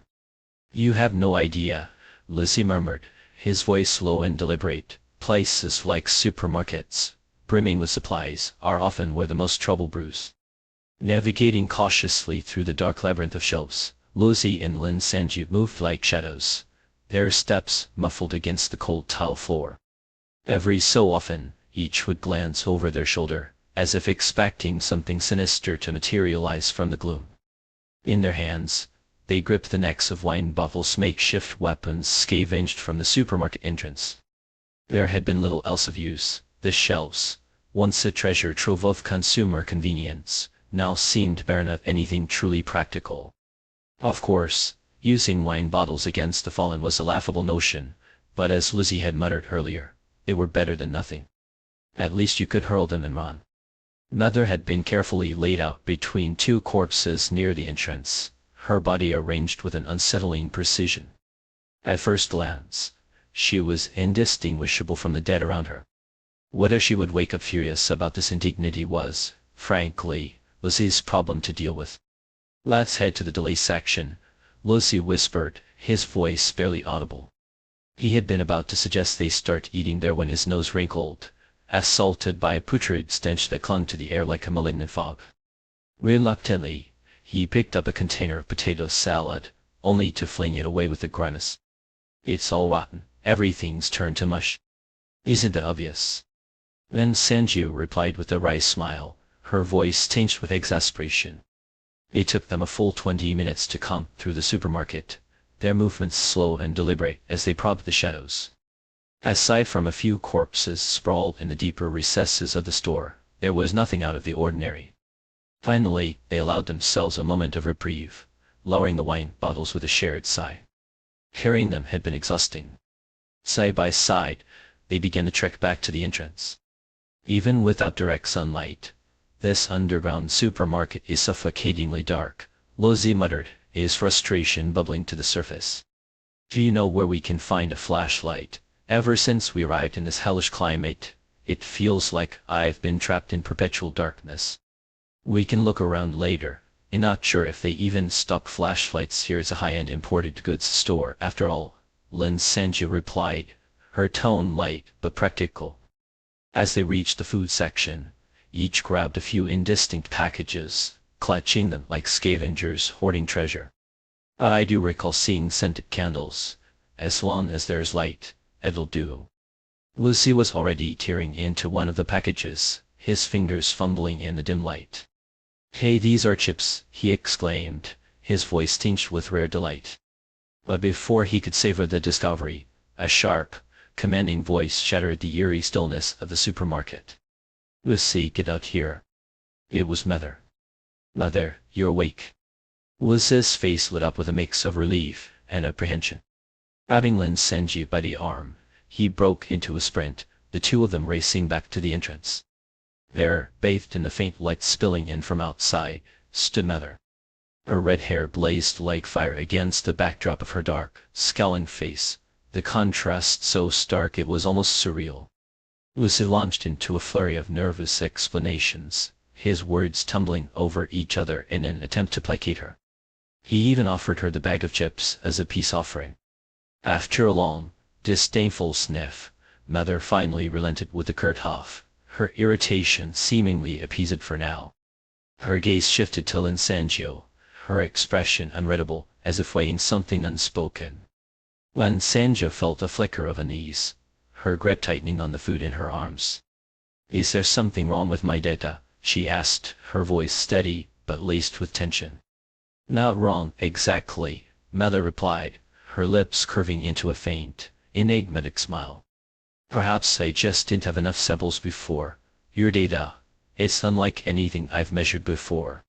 How so? Lin Sanju pressed, her curiosity piqued. It's hard to explain in words. You should see for yourself. With that, Mother's fingernail elongated, the movement fluid and deliberate. This time, however, the tip of her nail glowed faintly, a soft golden hue that seemed to pulse with an inner light. She glanced around, her sharp eyes scanning for a suitably dim corner. Finding one, she beckoned them over. With a deft motion, she began to trace letters in the air, each stroke leaving behind shimmering golden characters that hung suspended like whispers of light. Lin Sanju couldn't suppress her astonishment, her face betraying her awe despite her best efforts. On the left are your stats, Mother explained, her voice calm and clinical as she wrote. We'll jot down Liz's as well for comparison. Lin Sanju's basic abilities. High temperature adaptation, effective resistance up to degrees Celsius. Keen intuition, unpredictable, but reliable when it works. Third ability currently in development. Lin Sanju's physical stats. Height centimeters. Weight 56 kilograms. Average mere sprint time, seconds. Neural response speed, above average. Asina. Body fat percentage. Muscle mass percentage. Potential value high. Mother finished with a flourish, stepping back to let the glowing text speak for itself. Lucy let out a low, incredulous ha that made Lin Sanju's stomach tighten. Mother shot him a withering look before turning back to Lin Sanju. These are just the highlights, she said, her tone brisk. Once we've compared, he'll write down the rest for you. Lin Sanjia nodded, her eyes scanning the golden script. She had always been athletic, her agility and physical prowess setting her apart from her peers. While other girls had dreaded gym class, she had thrived, her natural aptitude earning her top marks and even a boost on her college entrance exams. Of course, it had also made her the target of teasing, Musclehead being a particular favorite among the boys. Still, aside from the enigmatic potential value, the stats seemed unremarkable to her. As she mulled over her own data, Lucy's stats began to materialize beside hers, each line glowing with the same golden light. Lucy's basic abilities: extreme climate adaptation, survival in both high and low temperature extremes, enhanced physique, improved strength and endurance, speed optimization, significantly increased agility, eagle eye, expanded visual range with improved night vision, landing and jumping, feline-like dexterity. Sex stability currently in development. Lucy's physical stats: height centimeters, weight 70 kilograms, speed, strength, maximum strike force, potential value. Even before Mother spoke, Lin Sanjia could see the difference. The numbers, the ability, as they painted a picture of someone enhanced far beyond normal human limits. Mother turned to her, her voice measured and deliberate. "Do you see it now? Liz's stats have been highly conceptualized by my ability. They're like video game characters." Lin Sanjia nodded slowly, her gaze lingering on the potential value line. "Well, why can't mine be conceptualized?" she asked, her brow furrowing. "It's not that they can't," Mother replied, her tone thoughtful. "It's that there's no need to. Your data is entirely empirical, real, measurable values that could be obtained through physical tests. But the most intriguing part is your potential value." Mother's voice dropped, her words taking on a weight that made the air feel heavier. "For everyone I've encountered, potential value is a fixed number. It does change, no matter what, but you're the first exception." Lin Sanjia's mind raced as she stared at the glowing numbers. Something about this revelation felt like a door opening, a door she wasn't sure she wanted to step through. "What's going on? Didn't you say there was no one in the supermarket?" Martha's voice was low, taut like a bowstring about to snap. "It was, I swear. Who knows where they came from?" Lucy muttered a curse under his breath. Each of the three held a kitchen knife, their grips tight, their movements deliberate. Lucy led the way, while Lin Sanjia and Martha flanked him, their eyes darting to the shadows on either side as they crept toward the source of the crashing sound. The knives, hastily scavenged from the deli section, were likely meant for slicing marinated meat, hardly weapons of precision. Even after being wiped clean, they carried a faint, sore stench of decay and brine. Yet, despite their dubious utility, the cold weight of the blades lent the trio a fragile sense of security. A muffled thud reverberated through the air, a sound that seemed to ripple through the very marrow of their bones. This time, the direction was unmistakable. In unison, they quickened their pace toward the right front corner. "There." Martha pointed, her voice a sharp whisper. Under the dim, wavering glow of a lone candle, a door loomed ahead. A small sign hung crookedly on it, bearing the words "Staff Only." It stood eerily still, as if holding its breath. Exchanging glances, the three communicated without words. Lin Sanjia gave a brief nod and stepped forward. Her voice, deliberately pitched to sound young and non-threatening, broke the silence. "Who's in there? Come out now." The air hung heavy, a silence so thick it seemed to muffle even their breathing. Seconds ticked by. Just as Lin Sanjia was about to repeat herself, irritation creeping into her tone, a sudden, sharp sob pierced the stillness. Then a voice, high and trembling, emerged from behind the door. "Who are you?" The three froze, their knives lowering slightly. Relief flickered across their faces. The voice was unmistakably that of a child, soft, lilting, and unworded, as though it had not yet learned the weight of distrust. It couldn't belong to anyone older than 14. "Little girl, how old are you? We're not bad people." Lin Sanjia asked cautiously, her words carefully measured. Is it just you behind the door? A muffled murmur came in reply, followed by a sniffle. N11. At that, the trio relaxed further. Martha even went so far as to grab a towel from a nearby shelf and drape it over her knife, as if shielding the child from its menace. Her voice softened, instinctively maternal. What are you doing here all alone? Where are your parents? The girl's sobs intensified, her words tumbling out between hiccups. When me dad works here. Last night, he brought me with him, then a lot of people came in, stealing things. My dad locked me in here and told me not to come out, no matter what. The weight of her words settled heavily on them. They didn't need to ask to know the truth. Her father was almost certainly among the lifeless bodies they had carried out earlier, another casualty in the chaos. What's your name, little one? Can you open the door for us? Martha knocked gently, her tone coaxing. My name is Wang Sissy, but my dad said not to open the door unless he came back. The girl's voice wavered, trembling on the edge of despair. But he has to come back. The three exchanged looks, their expressions a mixture of pity and helplessness. How had such a young child managed to endure an entire night alone in this nightmare? Lizzie leaned closer to Lin Sanjio, his voice barely audible. Say something to comfort her, will you? Lin Sanjio's face twisted into a grimace of discomfort. She hesitated, but Martha's encouraging nod left her no choice. Clearing her throat awkwardly, she forced out, Wang Sissy, stay strong. The words landed with the grace of a lead balloon. Both Lizzie and Martha turned to her, their faces a blend of disbelief and reproach. Lin Sanjio shot them a helpless look, as if to say, what do you expect from me? She had been raised like a boy, rough around the edges, and utterly unequipped to handle fragile emotions. Comforting a terrified child.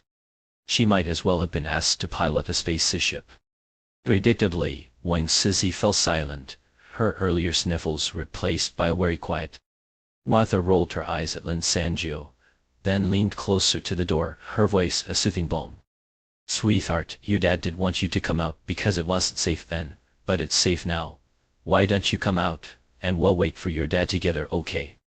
The girl hesitated, her indecision audible in the small, uncertain noises she made. Martha, her maternal instincts in overdrive, couldn't bear it.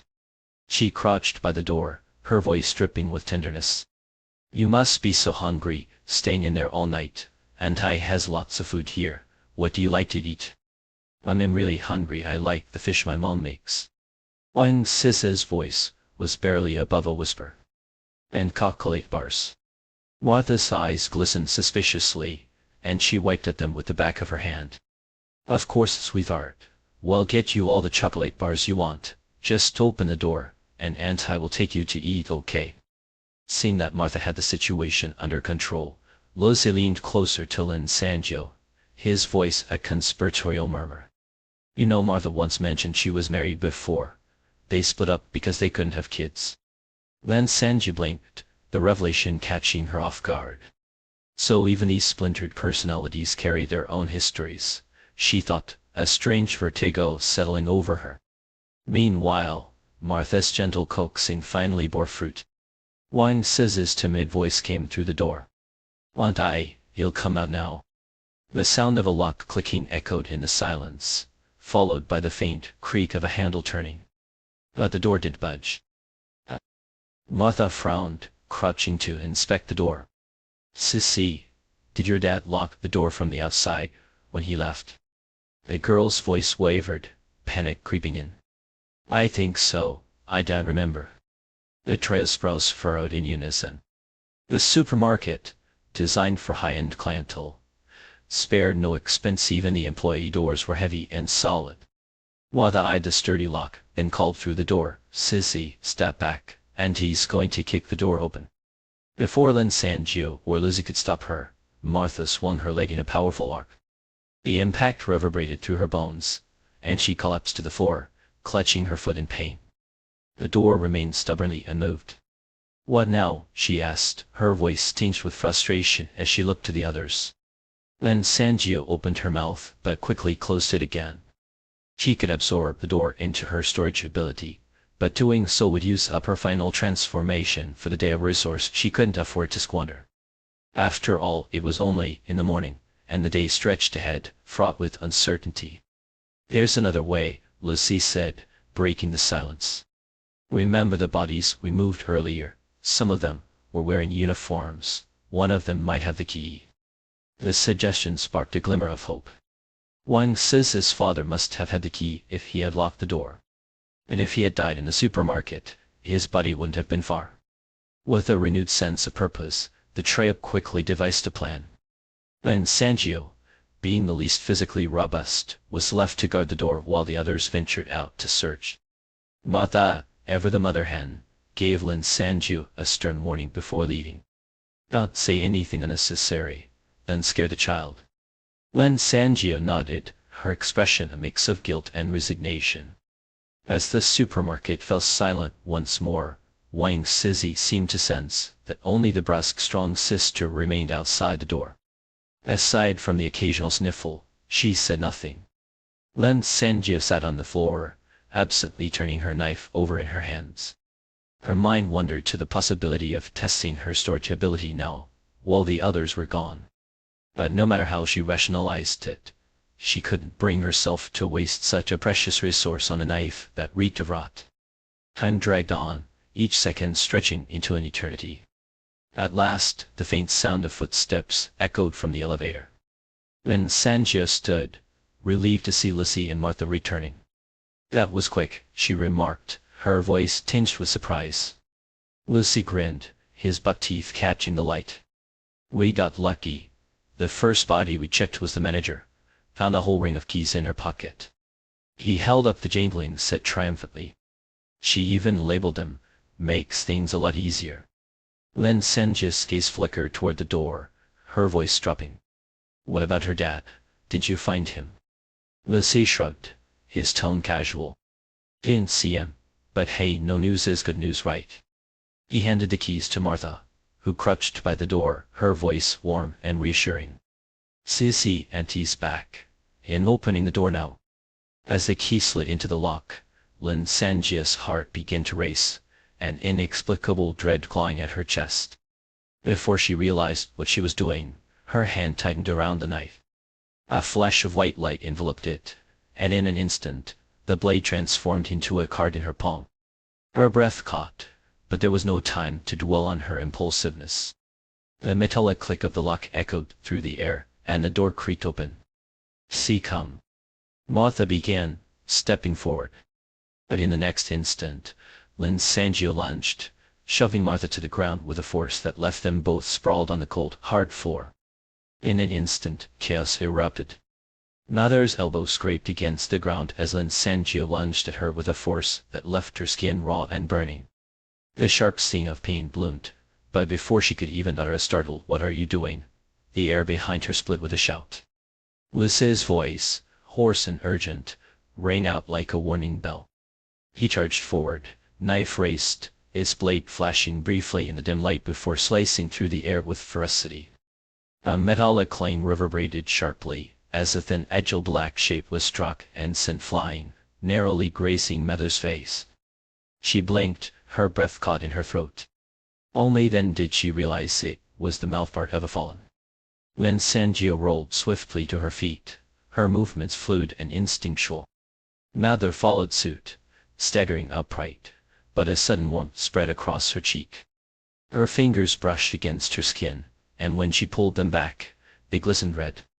The creature's appendage had left its mark, a shallow cut that now wept blood. A few bright droplets fell to the ground, staining the dusty floor in vivid crimson. "Ah, Auntie, can Sissy drink this?" The soft, timid voice of a little girl broke the tension, its sweetness incongruous with the scene. It was a child's voice, delicate and clear, trembling with a mix of shyness and longing. The three of them froze. Their faces, already pale with tension, seemed to drain further of color. The employee room's door stood wide open, and from it poured a suffocating stench of putrid, cloying rot that clawed at the throat and churned the stomach. Standing in the doorway was a figure clad in a pale pink dress adorned with tiny floral patterns. No one in the world could mistake this thing for a little girl. It was a fallen. Unlike the security guard they had encountered earlier, Wang Sis's body was smaller, more compact, and disturbingly fleshy in a way that suggested recent nourishment. Her skin, though still a mottled, leathery brown, seemed less desiccated, her dress miraculously intact despite the grotesque state of her form. The fabric across her chest, however, was stained black, whether from her own oozing fluids or someone else's blood. It was impossible to tell. Sparse, wiry black hairs sprouted from the viscous folds of her scalp, tied together with what must have once been a pink ribbon, now dull and crusted. It might have been a ponytail, or what was left of one. She swayed slightly, clutching the hem of her dress with a strange, childlike glee. Her mouth part quivered, emitting a guttural, chittering laugh. "Thank you, big brother, big sister, Auntie. Sissy can eat again now." Then Sanju opened her mouth to respond, but before the words could form, the creature's mouth part shot forward, lightning fast and needle sharp. The three of them leapt back in unison, narrowly avoiding its strike. The appendage scraped across the ground, and in an instant, the blood stain vanished, absorbed into its grotesque maw. The moment the blood touched her, Wang Sissy let out a guttural, enraged cry, her mouthpart vibrating with an angry hum. "Disgusting, disgusting, I hate it."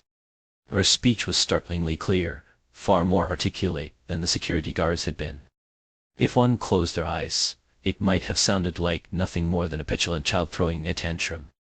Her enormous, lightless eyes swiveled unnervingly in their sockets, settling on Lin Sanju with an almost gleeful malice. "You're the mean sister from before, aren't you?" Lin Sanju felt the bile rising in her throat, her stomach churning violently. She swallowed hard, forcing the nausea back down, and spoke coldly, her voice steady despite the revulsion coursing through her. "We underestimated you. I didn't realize your kind fallen could possess such intelligence." She stood taller than Wang Sissy, her gaze fixed on the open doorway behind the creature. From her vantage point, she could see into the employee room, and what she saw there twisted her stomach into tighter knots. On a workbench behind Wang Sissy lay the corpse of a middle-aged man dressed in a supermarket uniform. His throat had been torn open, a gaping wound that reeked of decay. The sickly sweet stench of rot emanated from his bloated, decomposing body, which had already begun to liquefy in the oppressive heat. Yet even in death, his face was frozen in an expression of sheer terror, his wide, glassy eyes a testament to the horror he had faced. Lisa's sharp eyes caught a detail that made him inhale sharply. "Lin, mother," he whispered, his voice tied with alarm. "There's a name tag on his chest, it says Wang Xiwei." Mother flinched violently, her gaze snapping to Lin Sanji's. In that instant, they both knew. The realization struck like a thunderclap, and the truth was confirmed a heartbeat later. "You knew my dad." Wang Sis's bulbous white eyes rolled grotesquely in their sockets, the motion so exaggerated it seemed as though they might tumble out at any moment. "You drained your father's." Mother's voice faltered, the words catching in her throat. She gagged, her hand flying to her mouth as though she could physically shove the thought back down. Her face twisted with revulsion, and she swallowed hard, suppressing the rising wave of nausea. Then Sanja's mind raced, piecing together the grotesque puzzle. It all made sense now why Wang Sissy appeared more nourished than the security guard. Her body was literally brimming with another person's fluids. "I see," Lin Sanju said slowly, her voice low and deliberate. "When you attacked your father, someone must have witnessed it, the manager, perhaps. She must have panicked and locked you in this room while you were feeding, using the keys to trap you inside. The door was too sturdy for your frail little body to break through, wasn't it? And then we arrived. You heard us and concocted this little scheme to get us to let you out. I must admit, I did think your shriveled little brain could be so clever." Her words were sharp, cutting deep, and Wang Sissy responded with an ear-splitting screech, her mouth part vibrating with fury. "You think you're so great just because you're full of water," she shrieked, her voice shrill and venomous. Without warning, her appendage lashed out, aiming directly for Lin Sanju. But Lin Sanju was ready. She darted to the side, rolling toward Lucy as the appendage narrowly missed her. Wang Sis's small stature meant her reach was limited, and Lin Sanju had anticipated her attack. The mouthpart struck the ground with a sharp crack, and before a second could pass, it whipped back around, slicing through the air toward them with a high-pitched whistle. Lucy raised his knife to block it, the blade meeting the appendage with a loud clang. But the impact sent the knife flying from his grasp, leaving both him and Lin Sanji unarmed. Seeing the danger, Mother sprang into action. Her nails, elongated into vicious claws, gleamed as she lunged forward, aiming straight for Wang Siz's grotesque eyes. But the creature's mouthpart moved with serpentine agility, coiling back and striking out like a whip. It struck Mother's attack aside with a force that sent her stumbling. Wang Sizi clicked her tongue in mock disappointment, her grotesque face contorting in a parody of regret. Tisk, too bad this one does taste good either, she muttered, her gaze flicking dismissively over Mother. Before Mother could recover, the mouthpart snapped back toward Lin Sanju. This time, however, Lin Sanju did dodge. Instead, she surged forward, meeting it head-on. Just as the appendage was about to pierce her throat, she reached out and grabbed its tip with both hands, her grip ironclad. Wang Siz's face twisted with glee, her leathery skin folding into grotesque ridges. "Ah, foolish girl! I can drink your blood straight from your hands," she crowed. Lucy and Mother moved to intervene, but before they could reach her, a flash of white light streaked through the air. Wang Sizi let out a blood-curdling scream, her body convulsing violently. The sound was deafening, shaking the shelves around them and sending products tumbling to the floor. Embedded deep in the creature's mouthpart was a knife, its blade slick with viscous fluid. Lin Sanji's hands gripped the handle tightly, her knuckles white with string. Her lips curled into a fierce, triumphant smile as she twisted the blade, anchoring the appendage in place. Lucy kicked her back into the room. "Mother, lock the door," she barked, her voice sharp and commanding. Everything happened in a blur. Even Wang Sizi, despite her desperate threshing, couldn't stop what came next. Lucy lunged forward, his foot connecting with her chest in a powerful kick. The impact sent her flying backward, her brittle ribs cracking audibly under the force. Lin Sanji released the knife at the last second, and the appendage, still impaled, was yanked back with its owner. Wang Sizi tumbled into the employee room, her small, grotesque body crumpling against the floor. Mother was already moving. She slammed the door shut with a resounding thud and twisted the key in the lock, sealing it tight. Wang Siz's cries turned to pleading wails, her voice high and desperate. "Auntie, I'm sorry, Auntie. Don't lock me in. I'm so sorry. I won't do it again, I promise." Mother hesitated for a fraction of a second, her hand hovering over the lock. Then with a sharp intake of breath, she muttered, "Go to hell, in not your Auntie," and gave the key one final twist. The lock clicked into place. Lin Sanji exhaled heavily, her body sagging as the adrenaline drained from her. She collapsed onto the ground, her limbs trembling with exhaustion. Lucy dropped beside her, his chest heaving as he tried to catch his breath. "What now?" he asked, his voice tinged with weary humor. "Are we really going to settle down here, locked in with the fallen?" Lin Sanji wiped the blood from her hands with a towel, her expression grim. "Let's block the door with some shelves. We don't have anywhere else to go." Mother nodded in agreement, though her face was shadowed with unease. "When we went out to find the keys earlier, the sun almost killed us." Her voice trailed off, and she added quietly, "How could these fallen retain their minds and still do something so monstrous to their own family?" No one had an answer. They worked in silence, dragging heavy shelves to barricade the door. The shelves were laden with goods, their weight ensuring that Wang Sizi wouldn't be able to break through. By the time they finished, Lin Sanji could barely stand. Her muscles ached, her head throbbed, and her thoughts swirled with everything that had transpired. It had been less than 6 hours since she had woken in the stifling heat of the night, but her world had been irrevocably shattered. She had never fought anyone before, let alone killed. Yet here she was, her hands stained with blood and her heart heavy with the weight of survival. They spread towels on the floor, creating makeshift bedding. Then Sanji used the last of her water to wipe the sweat and grime from her body before collapsing onto the towel. The supermarket's rolling shutter had been drawn down and locked, sealing them in. Outside, the sun blazed with lethal intensity, but within these dim, shadowed walls, they could still cling to life. The three of them lay side by side, their breathing slowing as exhaustion overtook them. One Sis's cries echoed faintly from behind the barricaded door, alternating between pitiful sobs and furious shrieks. But as the minutes passed, the sounds grew distant, fading into the background like a bad dream. Then Sanjia closed her eyes and let the darkness take her. Memories, like water poured into a pot of porridge, had been diluted and stirred into a muddled, gluey mess. She could only recall fragments.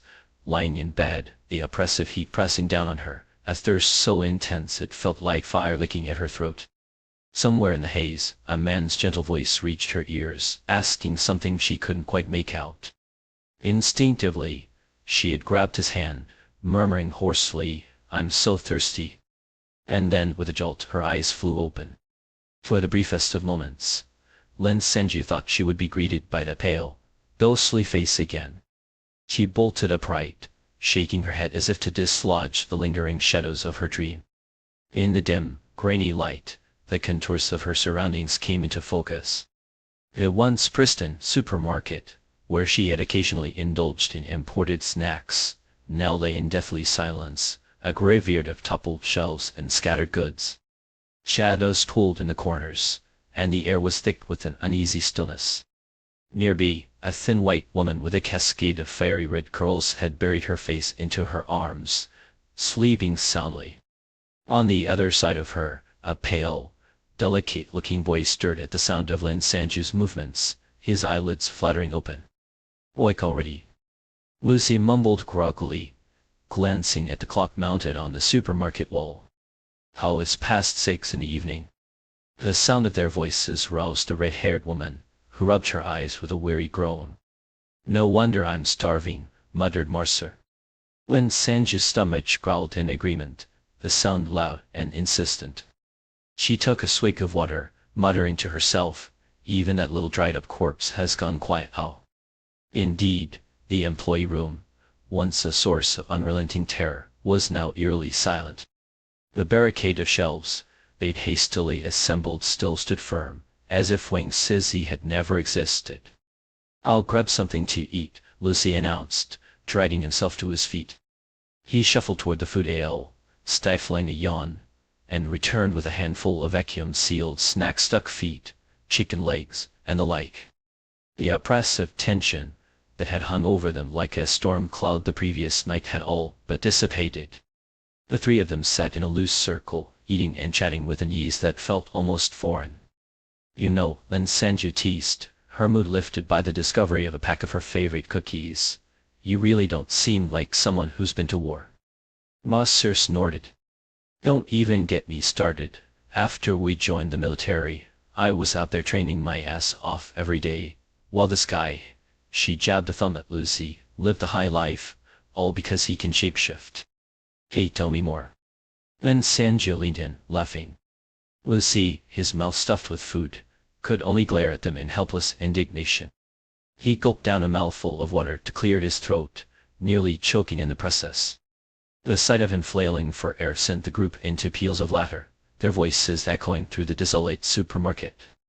For a fleeting moment, the grim reality of their new world seemed to fade, replaced by the warmth of shared camaraderie. The latter, however, was short-lived. From behind the barricaded employee room, a sharp, inhuman screech pierced the air. Wang Sisi, restless once more, slammed against the door with a feral desperation. The three of them barely flinched. After all, they'd fallen asleep to the sound of her screams that morning. Unperturbed, they finished their meal, the shrill cries serving as little more than background noise. "Man," Lucy sighed wistfully, licking his fingers, "what I wouldn't give for a proper meal, some stir-fried vegetables, maybe a bowl of rice." His words sparked an idea in Lin Sanju. She clapped her hands together. "Hey, we're heading upstairs to look for Renan's body later, right? There's a stove in her apartment. It should still work. If we bring some rice, we could at least make candi." The suggestion was met with enthusiastic nods. Lucy, energized by the prospect, sprang to his feet, and dragged Marcer along on a whirlwind tour of the supermarket. Within minutes, they had gathered everything they needed: their rice, bottled water, vacuum-packed meat. But their search for flashlights proved fruitless. In the end, each of them settled for a lighter as a makeshift source of illumination. After a few hours of rest, they prepared to leave. By then, darkness had fully descended. They slung their supplies over their shoulders and locked the supermarket's rolling shutter behind them, more out of habit than necessity. The elevator ride confirmed their suspicions. The sun had vanished completely, leaving the first floor lobby shrouded in an oppressive, suffocating darkness. What they hadn't anticipated was the heat. The mall's unique structure had trapped the day's warmth, turning the lobby into a sweltering furnace. Without the usual hum of air conditioning, the heat was almost predatory, clinging to their skin and soaking their clothes in seconds. The stench of decay from the pile of corpses they'd moved earlier was beginning to seep into the air, acrid and nauseating. Lin Sanjia couldn't bear it. She rushed out the front doors, gulping in the faint, tepid breeze outside. It would have to find a way to deal with the bodies soon. The traffic jam they'd navigated that morning still clogged the roads in front of the mall. But now most of the vehicles had run out of fuel, their engines silent, their hulks lifeless. Only a few stragglers remained, their motors sputtering weakly in defiance of the inevitable. The line of cars stretched on like a dying serpent, unmoving under the oppressive heat. Lin Sanjia led the group across the street, avoiding even a glance at the vehicles. She'd seen enough corpses to last a lifetime. The apartment complex, where she'd once lived with Renan, was only a 10-minute walk away, and they soon found themselves standing at the base of the floor building. The power grid, crippled by the sudden catastrophe, had never recovered. With the elevators out of commission, they had no choice but to climb. Lucy, being the only man in the group, shouldered the heaviest burdens: the rice, the water, the meat. He trudged behind the two women, his breath growing heavier with each step. Though all three were evolved humans, the ascent was grueling. By the time they reached the floor landing, Lin Sanjia collapsed onto the stairs, waving a hand weakly. I can't go any further. Let's rest for a bit, catch our breath and drink some water." Marcer flicked her lighter, casting a cautious glow around them. Satisfied that they were alone, she unscrewed a bottle of juice and handed it to the others. The sweet tang of blueberry slid down Lin Sanjia's throat, cool and refreshing. Lucy was about to comment on its flavor when the faint creak of a door opening interrupted him. "Is someone there? Ani, is it you?" A trembling voice, female and tinged with fear, called out from the floor stairwell. In an instant, all three of them were on their feet, every muscle taut with tension. The memory of Wang Sissy's feral transformation was still fresh, a vivid warning etched into their minds. Marcer's voice cut through the silence, sharp and commanding. "Stay where you are. Who are you?" The woman on the floor let out a startled gasp. After a moment she stammered, I live here. I'm looking for my husband. Who are you?" The three exchanged wary glances. Then Sanjia hesitated before calling out, "I live here too. Step into the light, slowly, and let us see your face." Why do you need to see my face?" the woman asked, her voice quivering. But she complied, moving cautiously toward the staircase. As she leaned over the railing, the flickering light from Marcer's lighter revealed her features. She was a woman in her 30s, her face pale, but unmistakably human. Her eyes were red-rimmed, her expression a mixture of fear and exhaustion. She wore a crimson nightgown, the fabric clinging to her in the oppressive heat. Her gaze swept over Lin Sanjia, and a flicker of recognition lit her features. "Oh, it's you. I've seen you before downstairs." Lin Sanjia, however, had no memory of her. Still, the sight of a living, breathing human was enough to lower their guard. They ascended the stairs cautiously. The woman, evidently relieved to see someone familiar, approached Lin Sanjia with an almost desperate eagerness. "You might not remember me, but I've seen you and your boyfriend walking around the complex. Tall guy, really handsome, right?" Her eyes darted to Lizzie, then to Marcer, a flicker of confusion crossing her face. She quickly recovered, introducing herself. "I'm Kanyan. Have you seen my husband?" It had been so long since Lin Sanjio had encountered another living soul that she found herself at a loss for words. She had no intention of mentioning Renan, but Lizzie spoke up. Sister Kong, what does your husband look like? Wasn't he with you at home? At the mention of her husband, Kong Yun's eyes filled with tears. Last night, we went to bed together, but in the middle of the night the power went out and the heat woke me up. When I turned over, he was gone.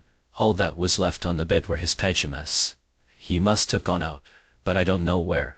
I was too scared to look during the day. The words tumbled out of her in a rush, as if she'd been holding them in for hours. This weather, it's like the world has gone mad. I went downstairs to find the security guards, but they were all lying there, unconscious or worse. I was so scared. Lin Sanjio listened, nodding sympathetically, even as unease began to coil in her stomach. She felt a subtle tug on her sleeve and turned to see Marcer signaling her. Marcer leaned in close, her voice a low whisper. We're here for Renan's body. We can't let her tag along, it'll only complicate things. Lin Sanjio nodded in agreement. The last thing they needed was more trouble. She straightened up and addressed Kong Yan. Sister Kong, I'm heading upstairs to grab some clothes. Why don't you go back to your apartment and rest for now? We'll come find you when we come back down, okay? The familiarity in Lin Sanjio's voice seemed to reassure Kong Yan, who nodded quickly. All right, I'll wait for you. Do you need some water?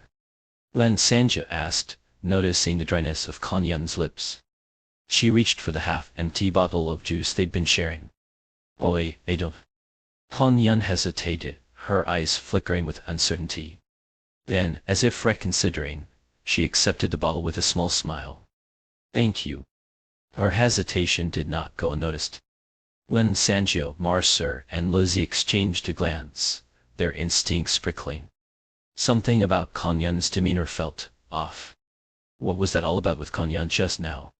Lin Sanjio asked, her voice tinged with curiosity as her measured footsteps echoed softly on the staircase. She climbed upward, her mind circling the question like a bird of prey. The moment we mentioned water, she looked as though she'd seen a ghost. Who knows, Lucy replied, glancing at the items dangling from his hand. Maybe your family's hoarding crates of it, and she's afraid we'll find out and take some for ourselves. It wasn't entirely implausible. Lin Sanjio strained her memory, trying to recall if she had ever seen Kong Yan before today, but her mind came up empty, as though the woman had been a ghost all along. A brief silence fell, broken only by the faint rhythm of their footsteps reverberating through the dimly lit stairwell. Either way, Marcy said, her tone decisive, we'd better stay alert when we go back down later. Their voices drifted and mingled as they rounded the corner, where a large loomed on the wall like a sentinel. Here we are, Lin Sanjio murmured, pausing at the landing. She drew a slow, deliberate breath before pushing open the door, which groaned faintly on its hinges. Then, with a step that felt heavier than it should have, she entered the apartment. The emergency exit door from the stairwell opened directly into the narrow corridor beside the maid's room. From there, it was only a few steps to the living room. As they stepped inside, the space unfolded before them, and Lucy was the first to let out a low whistle of astonishment. Sanjio, what exactly did you do before all this? This place is massive. Wait, is that a private elevator in your living room? Lin Sanjio's gaze swept across the room, her expression unreadable. The scene was as she had left it, the polished hardwood floors, once immaculate, now strewn with shards of broken glass that glittered like malevolent stars. The sofa, not askew, sat amidst the wreckage like a wounded animal. Even the bony knife she had used in her first attack on Renan still lay precisely where she had dropped it. The air was heavy, with the stagnant silence of a place abandoned, but not yet forgotten. Clearly, no one had set foot here since she had left. This is my home, she said flatly, nudging a cluster of glass shards aside with the toe of her shoe. Renan tricked me into coming here, and it wasn't his home either. He killed the original owner and claimed it for himself like a cuckoo stealing another bird's nest. Her voice was unflinching, almost clinical, and it surprised her how easily the words came out. The memory, once raw and jagged, had dulled into something she could wield without cutting herself. As Lin Sanju disappeared into the bedroom, Lucy flopped onto the sofa with an exaggerated sigh of contentment. He sank into its plush depths, stretching out like a cat in a sunbeam. "Ah, this is the life," he groaned. "So much better than those scratchy supermarket towels we've been using. How about we crash here for the night?" Marcy snorted, her disdain audible. From the bedroom, Lin Sanju could hear their banter, and a faint smile tugged at the corners of her lips. The icy unease that had been coiling in her chest began to thaw. She rummaged through the scattered belongings on her bed and, as expected, found what she was looking for, a card tucked into the pocket of her old sweatpants. She held it up to the light. The words Renan's corpse stared back at her, stark and unyielding. For a moment, her thoughts drifted, unbidden, to the pale, lifeless face that had haunted her nights. The image was so vivid it sent a shiver skittering down her spine, sharp as a blade. She shoved the card back into her pocket with a brisk, almost defiant motion. Her clothes, stiff with dried sweat and grime, felt like a second skin she was desperate to shed. She couldn't fathom how much she must have perspired over the past day. With a grimace, she peeled them off, changed into something clean, and packed a few more practical items: sturdy shoes, lightweight clothing into 2 small bags. Efficiency had become second nature. When she emerged, she found Lizzie and Marcy in the kitchen.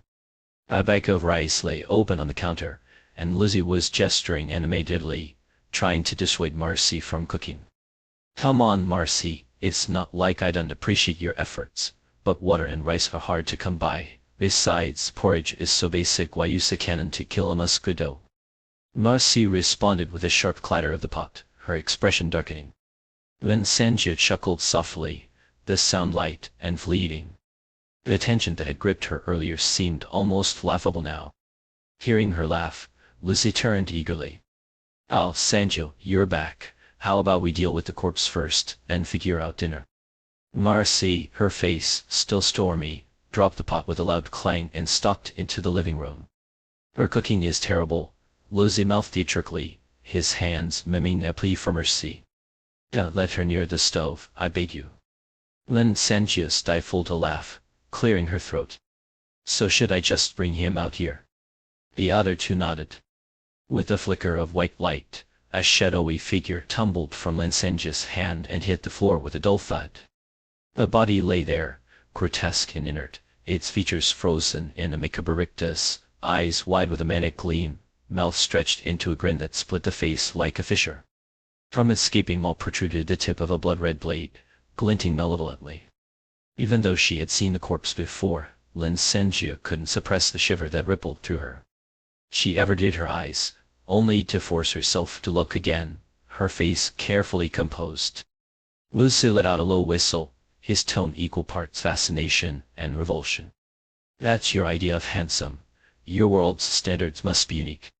Before he could finish, Marcy swatted him, cutting off the rest of his sentence. Ignoring the exchange, Lin Sanju knelt by the corpse and placed her hand on the blade's tip. After the incident with Wang Sisi, she had realized her ability allowed her to transform 4 items per day, not just 4 times. The chef's knife, at the very least, could serve as a weapon. She focused her thoughts, and with a flash of white light, the blade vanished into her palm. Without its cryly adornment, the corpse looked marginally less horrifying. "I checked the bedroom earlier," Lin Sanju said, brushing imaginary dust from her hands. "He didn't have any bags or boxes. I lived here for months and never saw him carry anything like that." "Ah, but that's where you're mistaken," Lizzie said, his grin flashing like a magician about to reveal a trick. He leaned over the body, his fingers deftly unbuttoning its shirt collar. "In this world," he began, his voice taking on the cadence of a lecture, "some people come across rare, valuable items. And trust me, you don't just toss those into a bag where anyone can grab them. If someone decides to rob you, it's not just theft you have to worry about, it's your life." As he spoke, his hands moved with unnerving precision, skimming over the corpse's neck and chest. His eyes gleamed with a fervor that was almost unsettling, like a scavenger uncovering hidden treasure. Lin Sanju watched, equal parts intrigued and appalled, as Liz's fingers found their way to one of Renan's ears. There, glinting faintly, was a small obsidian earring. She laughed softly. That's hardly a treasure. Before she could finish, Lizzie plucked the earring free. In the blink of an eye, a burst of silver light erupted from it, illuminating the room with an ethereal glow. The earring clattered to the floor, forgotten, as all eyes turned to the object now cradled in Lizzie's hand, a transparent vial containing a swirling, liquid silver light. "What is that?" Then Sanjio whispered, leaning closer. The light danced and shimmered, casting ghostly reflections on their faces. Lizzie squinted against the glare, reading the label aloud.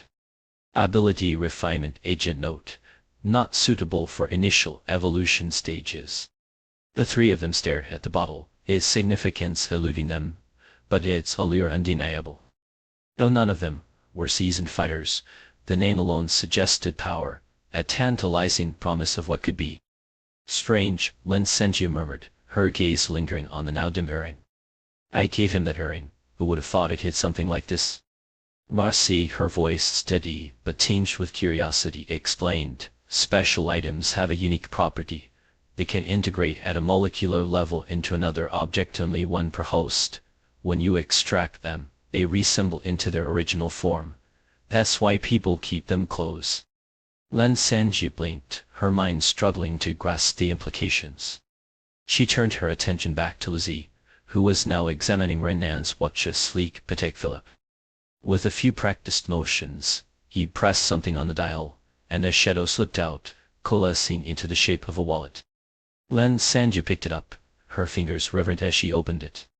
Inside, there was no cash, no mundane clutter, just a single slip of paper. Using the silver vials glowed as a makeshift lamp, she unfolded it.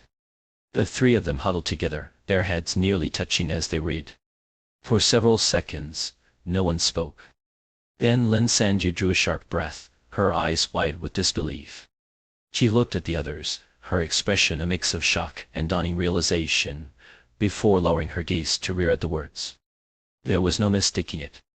Marcy's voice trembled as she broke the silence. "Is this?" Before she could finish, a loud crash echoed from the direction of the emergency door, cutting her off. Almost the very instant the sound reached her ears, all three of them had leapt to their feet. In less than half a second, Lin Sanjia flipped her palm, gripping the chef's knife with an unyielding force. Her voice, sharp and edged like the blade in her hand, sliced through the darkness. "Who's there?" Her words carried a chill, a foreboding weight that seemed to settle into the shadows themselves. "Ah, don't be alarmed, it's me." In Con Yan, from downstairs, came a voice from the dim corridor outside the nanny's room.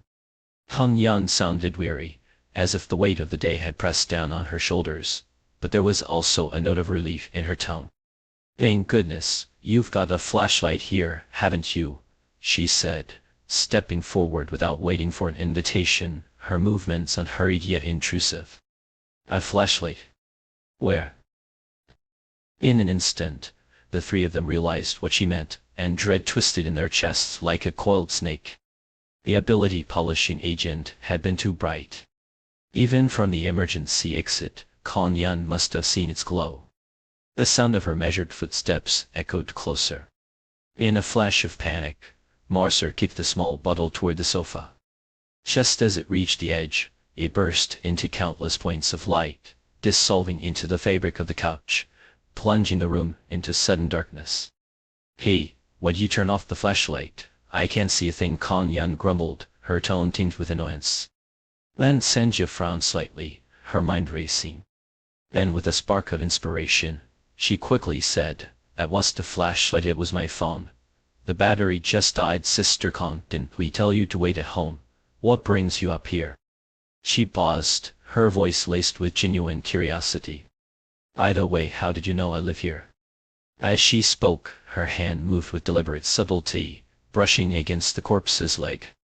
A brief, pale light flickered and the body vanished. Just as the card slipped into her palm, Con Yan, groping her way through the darkness, stepped into the living room. At that precise moment, Lucy struck a match, igniting his lighter. In the orange-red glow, Con Yan's appearance came into sharp relief. Sweat clung to her face and body in a slick sheen, her hair plastered in damp strands across her forehead. Feeling the weight of their gazes, she offered Lin Sanjiu an embarrassed smile. The security guard told me before that you two were the owners of the top floor unit. Your place is so high up I had to climb all the way from the 26th floor, and it nearly killed me, she said, her voice carrying a mix of exhaustion and self-deprecating humor. Though she had undergone evolution, not everyone had the kind of physical endurance Lin Sanjiu had on. She did seem suspicious. Only then did Lin Sanjiu lower the knife, though her mind remained preoccupied with the paper scraps scattered on the floor. Forcing a smile, she asked, "Sister Kong, what brought you up here?" "Oh, it's nothing," Kong Yan replied, a hint of embarrassment in her voice. "I was just sitting at home alone. My husband's missing, and I felt so scared." It was hard to understand her fear. The three exchanged a glance, and suddenly, Lucy flashed a grin, his teeth gleaming in the flickering light. "Sister Kong, since you're here, it saves us the trouble of calling you downstairs. Look, we brought some rice and water up here to make porridge. Would you like to join us?" Lin Sanjiu silently applauded with a perfect excuse. Without it, the three of them sitting idle in the living room would indeed have seemed suspicious. Kong Yan blinked, momentarily taken aback. Then, glancing at the bag of rice, she smiled. "That's great. This rice isn't ideal for porridge, but it'll work. You all sit tight, I'll cook." "All right, I'll help you carry the rice," Marcer said, hoisting the bag onto his shoulder and heading for the kitchen. Kong Yan, seemingly unable to suppress her curiosity about him, hurried after him, peppering him with questions. "Your Chinese is so good. Where are you from?" As the two disappeared into the kitchen, their voices mingling with the clatter of preparation, Lucy silently handed Lin Sanjiu a stiff object. It was the paper scrap she had gathered them without anyone noticing. "How about this?" Lin Sanjiu began, but the boy cut her off. "Later." "Later? You mean you don't plan on taking her back to the supermarket?" Lin Sanjiu caught on quickly. It seemed an instinctive remark, one Lucy had fully considered. At her words, he frowned, his expression clouded with hesitation. Indeed, leaving Kong Yun, a newly evolved individual with no discernible abilities alone, seemed unkind. But taking her back to the supermarket felt equally unwise, given their lack of trust in her. "Let's see how things go. Maybe she has her own plans and does need us making decisions for her," Lin Sanjiu said, amused by the boy's furrowed brow. He offered the comment as a light-hearted reassurance. Kong Yan, it turned out, was adept in the kitchen. Despite the lack of proper lighting, her movements were swift and practiced. Within half an hour, she had chopped 2 vacuum-sealed salted chickens into small pieces, seasoned them, and added them to the simmering porridge. Soon, the air was thick with the comforting aroma of chicken and rice. For Lucy, who hadn't had a proper meal in over a year, the scent was almost unbearable. His mouth watered uncontrollably. "All right, it's ready." Kong Yan set the pot of porridge on the table, and Marcer brought out a few sets of utensils, ladling the steaming porridge into 4 bowls. The hot, gleaming rice grains shimmered in the light of the match. They blew on their spoons, stirred the bowls, and finally, unable to wait any longer, took their first bites. The porridge was hot, but not unpleasantly so. A soothing warmth spread through their stomachs, the savory sweetness of the chicken lingering on their tongues. Though Lin Sanjiu had eaten a far more luxurious meal of salmon less than 24 hours ago, this humble bowl of chicken porridge, cooked in the aftermath of the world's collapse, tasted profoundly otherworldly. Marcer took a sip, then casually asked Kong Yan, "So how did you spend yesterday, all by yourself?" The lighter had been set aside, leaving them in near total darkness. They couldn't see Kong Yan's expression, only hear the melancholy in her voice. "I woke up in the middle of the night and started looking for my husband. I couldn't reach him by phone, and the security guard downstairs had passed out. I drove around for a bit, but there were so many people wandering the streets like lunatics, crashing into everything it scared me so much I rushed back home. I waited until morning, but it was so hot I ended up falling asleep in my bathroom." Her voice wavered. "I don't even know where my husband is now." And have you noticed anything different about yourself since then? Lin Sanjiu couldn't help but ask. Different? What do you mean? Han Yan sounded startled, her spoon clinking against her bowl. Perhaps her evolutionary abilities had manifested yet. Lin Sanjiu thought for a moment. Explaining concepts like the New World and evolved humans would likely be more convincing once Han Yan's abilities surfaced. Smiling, she said, "It's nothing. It's a long story, we'll explain later. What are your plans after this?" Without hesitation, Han Yan replied, "I'll go back home and wait for my husband. I'll wait until he comes back. He might return at any moment, and if I'm not there, I'll be worried. Oh, and after we finish eating, I want to show you a photo of him. If you see him out there, please tell him to come home."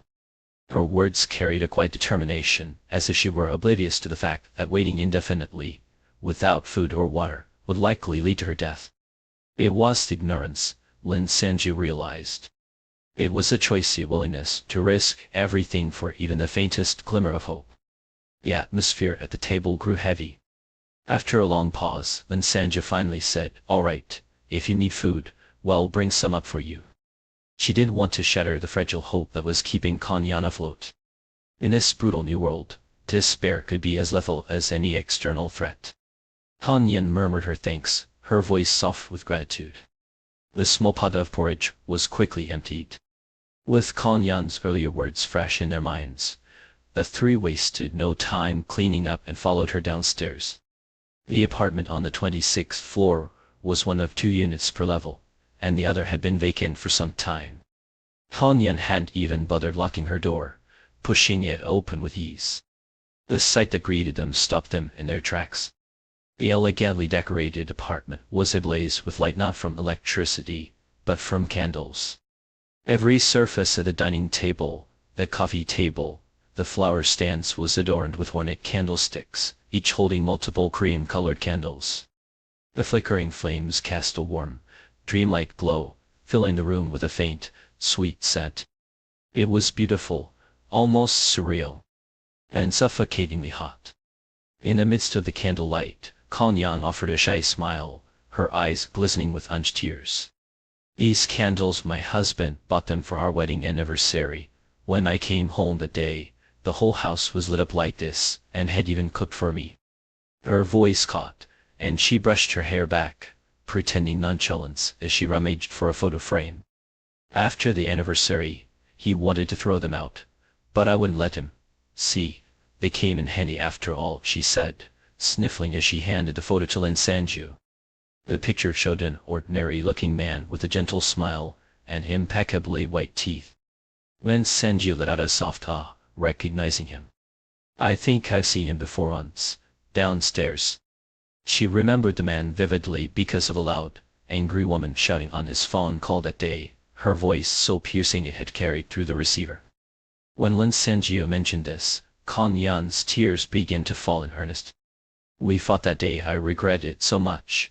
If in known we'd be separated like this, I wouldn't have said a single harsh word to him. He's such a kind, gentle man." Ma Su patted her shoulder lightly, sighing. Lucy sat silently in a chair, his discomfort evident. Like many men, he seemed utterly at a loss in the face of a weeping woman. After offering a few words of comfort, Lin Sanjiu straightened up, her gaze drifting aimlessly around the room. Then her brow furrowed. Something about the apartment felt off. The water dispenser in the living room was empty, though a full jug of water sat untouched beside it, as if the owner had no intention of using it. If they weren't short on water, then why was the fish tank bone dry? Only a layer of decorative stones and a tiny treasure chest remained, sitting forlornly in the tank.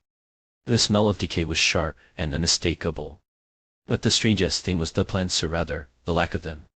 The pots scattered around the apartment were filled with soil, but the plants themselves were missing. Only empty holes and a few ragged roots remained, as if something had ripped them out. A thought flitted through Lin Sanjiu's mind, quick and unsettling. "I'll get you some water. Do you have any in the fridge?" she asked abruptly, already striding toward it. Before Han Yan could respond, Lin Sanjiu yanked the fridge door open. The shelves were nearly empty, save for a few crumpled sheets of plastic wrap, the kind used to package vegetables at supermarkets. One still bore a price tag: premium organic carrots. On the left side, a row of untouched drinks sat neatly lined up. It was only then that Kang Yun's flustered voice reached her from behind. No, it's fine, and not thirsty, thank you. Lin Sanjia closed the fridge door and turned back, her gaze falling on Marcer's hand resting on Kang Yun's shoulder. Her stomach churned, heavy as if weighed down by stone. Mother, Lin Sanjia said, carefully smoothing her expression, her voice deliberately gentle, could you come here for a moment? I wanted to ask if you've seen my little silver bottle. The mention of the silver bottle immediately brought to mind the ability polish. Mother, still seated, looked puzzled. Didn't I leave it on the sofa? She replied, patting Kang Yun's back absently with one hand. Lin Sanjia knew this already. She had left the polish upstairs earlier, forced to abandon it when she accompanied Kang Yun out. Suddenly, Lin Sanjia furrowed her brow. Ah, I forgot to grab it, she exclaimed with a self-deprecating laugh, turning to Kang Yun. My memory is just awful. Let me take these two upstairs with me to get it. Sister Kang, would you mind waiting here for a moment? Kang Yun blinked, caught off guard.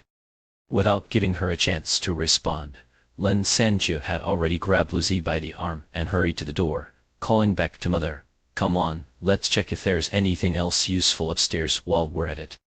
Mother hesitated, her expression both blank and suspicious, but she stood and followed obediently. Don't worry, Sister Kang, Lin Sanjia said with a bright smile, pulling the door shut behind her. We'll be back in no time. Through the narrowing crack of the door, Lin Sanjia caught one last glimpse of Kang Yun sitting in the dimly lit living room, her face utterly devoid of expression, eyes fixed on her. The door closed with a resounding thud, and the darkness swallowed Kang Yun's face whole. The moment the door was securely shut, Lin Sanjia bolted for the stairs. The other two followed, bewildered, until Lucy, quick on the uptake, leaned close and whispered, what's going on? Did you notice something off? I hope it's just my imagination. Lin Sanjia's voice trembled slightly, her words jolted by the force of her hurried strides. Let me confirm something first. Within minutes, the three of them had reached the top floor, breathless, but determined. Lin Sanjia's heart thudded wildly in her chest as she pushed the door open and burst into the apartment on the 38th floor. The room was pitch black. Give me the lighter, she barked. Lucy tossed it to her in a smooth arc. The instant it landed in her hand, she struck it, and a small, flickering orange flame illuminated the edge of the dining area. On the table sat 4 bowls. Lucy and Mother exchanged a glance, their gazes inevitably drawn to where Lin Sanjia's lighter cast its glow. Wait a second. Mother was the first to notice something amiss. Wise her. They had eaten in the dark earlier, finishing the meal quickly before leaving, so no one had noticed anything unusual. But now, in the stillness of the room, the discrepancy was glaring. 3 of the bowls had small piles of chicken bones and skin beside them, a messy aftermath of the meal. Only Kang Yun's bowl stood out completely empty. At first, it seemed inconsequential. Perhaps she simply liked eating chicken bones. The thought had barely formed in Liz's mind when Lin Sanjia, her expression grim, picked up Kang Yun's bowl. A quick glance inside silenced him. In the blistering heat of the infernal wasteland, even their evolved bodies were perpetually dehydrated. Every drop of water was precious, a fact that had driven them to drink every last bit of the soup earlier. Yet Kang Yun's bowl still held half a bowl of clear, glistening liquid. Lin Sanjia stirred it with a spoon. The soup was stripped of any rice grains, the chicken pieces entirely gone. Only the liquid, the most valuable resource in this new world, remained untouched. Why didn't she drink the water? Lucy muttered, his brow furrowing as he bit his lip hard enough to leave a red mark. Lin Sanjia's face darkened. Her keen intuition had pieced together these seemingly unrelated fragments into a coherent picture. If her intuition was correct, Kang Yun was far more dangerous than any fallen species they had encountered. She lied, Lin Sanjia said, her voice low and deliberate. She has already developed at least one advanced ability, and if I'm not mistaken, I think I know what it is. Chicken, rice, ants, goldfish, the vegetables in the fridge. Setting down the bowl, Lin Sanju swept her gaze over Lizzie and Mother, her tone heavy. Han Yan's ability must allow her to convert any form of life into nutrients for her survival. I suspect that as long as she touches a target, she can absorb it completely, without a sound. How long did it take for us to eat every grain of rice, every piece of chicken gone, as if they never existed? Mother sucked in a sharp breath. All forms of life, just by touching, that's not just a survival ability in combat, that would be instant death. But that still doesn't explain why she didn't drink the water, Lucy interjected, his face pale as he recalled their earlier descent down the stairs, shoulder to shoulder with Kong Yan. Maybe her ability has altered her body, Mother suggested hesitantly. What if she can't absorb water like we do? Maybe all her hydration and nutrients have to come from other life forms.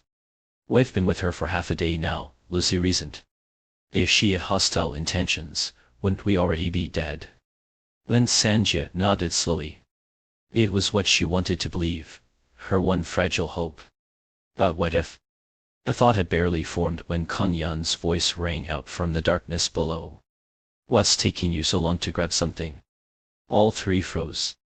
Had it really been that long? Lin Sanjia glanced at the time on her digital watch. 10 minutes. That's all it had been since they came upstairs. Why was Kong Yan following them so closely? When neither of the others responded, Mother raised her voice. Wait at the door, we'll be right out. Kong Yan let out an "oh," but her footsteps betrayed her as she shuffled slowly into the apartment. The atmosphere shifted, heavy and taut. After a moment of silence, Mother forced a smile. We're coming out now, you didn't need to come in. I get scared being alone, Kong Yan murmured softly, her voice almost plaintive. I just want to stay close to people. You don't mind, do you? She smiled as she approached, reaching out as if to take Mother's arm. Lin Sanjia's heart lurched. Before she could react, Lucy darted forward, yanking Mother away with a speed that left only a blur in his wake. Mother stumbled but steadied herself, while Liz's voice, trembling with anger, cut through the tension. What are you trying to do? His pale face was flushed, his usual gentle demeanor replaced by a rare fury. You've already developed an ability, haven't you? We know, so tell us, why are you clinging to us? Kong Yan appeared momentarily stunned, as if caught off guard. After a pause, she stammered, there's something wrong with me, I admit it. I didn't tell you because I was afraid you'd be scared of me. But now you know. Mother's gaze was cautious, searching. You don't mean us any harm, right? Lin Sanjiu shot her a sharp look. Trusting Kong Yan's words at face value was naive, she had malicious intent. Why would she confess? Harm you? Kong Yan echoed, her tone almost incredulous. Then, as if steeling herself, she said something that made Lin Sanjia's stomach drop. No, no, no. I only need one. I wouldn't absorb all three of you, that would be too cruel.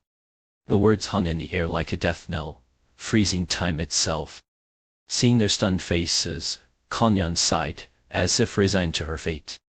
I really don't want to absorb anyone, but I'm so weak. I've already absorbed everything at home, even the security guard downstairs, but it's not enough. I still feel so faint, so empty. Lin Sanjiu didn't know whether to laugh or scream in anger. Perhaps noticing her expression, Kong Yan wiped at her eyes, her voice trembling with desperation. When I first saw you, I didn't think about absorbing anyone, but the longer I was with you, the harder it became to resist the honesty of killing one person could save your life. Wouldn't you do it? She didn't wait for an answer, raising a finger as if pleading. Just one person. That's all I need. Really just one. Mother, Lucy, she continued, her tone almost coaxing. You've only known her since yesterday, haven't you? She's just an acquaintance. Losing her wouldn't affect you at all. You go on living just the same. You've planned this out nicely, haven't you? Lin Sanjiu said coldly, her voice laced with contempt. She didn't bother looking at Lucy or Mother, though anger simmered within her like a rising tide. Hearing this, Kong Yan turned her gaze to Lin Sanju. Girl, I noticed your boyfriend is around, so I understand. You wouldn't understand the bond between me and my husband. I can't die. Even if everyone else in the world dies, I can't. I have to wait for him to come home. Lucy had heard enough. Cut the crap, he snapped. If you want to eat someone, go home and eat yourself. Then Sanjia felt a flicker of relief and turned to smile at her companions. As she did, her eyes swept over the bedroom door, pure black in the night, as if it had merged with the universe itself. Behind that door was a double bed. A bed. The thought struck her like lightning, a sudden, unbidden realization. Before she could fully process it, the question was out of her mouth. Kong Yan, you said when you woke up last night, all that was left on the bed were his pajamas. Yes, why? Kong Yan began, but her words faltered as she caught Lin Sanjia's expression. Her face turned ashen. Lin Sanjia smiled, baring her teeth like a predator. Her gaze locked onto Kong Yan's face.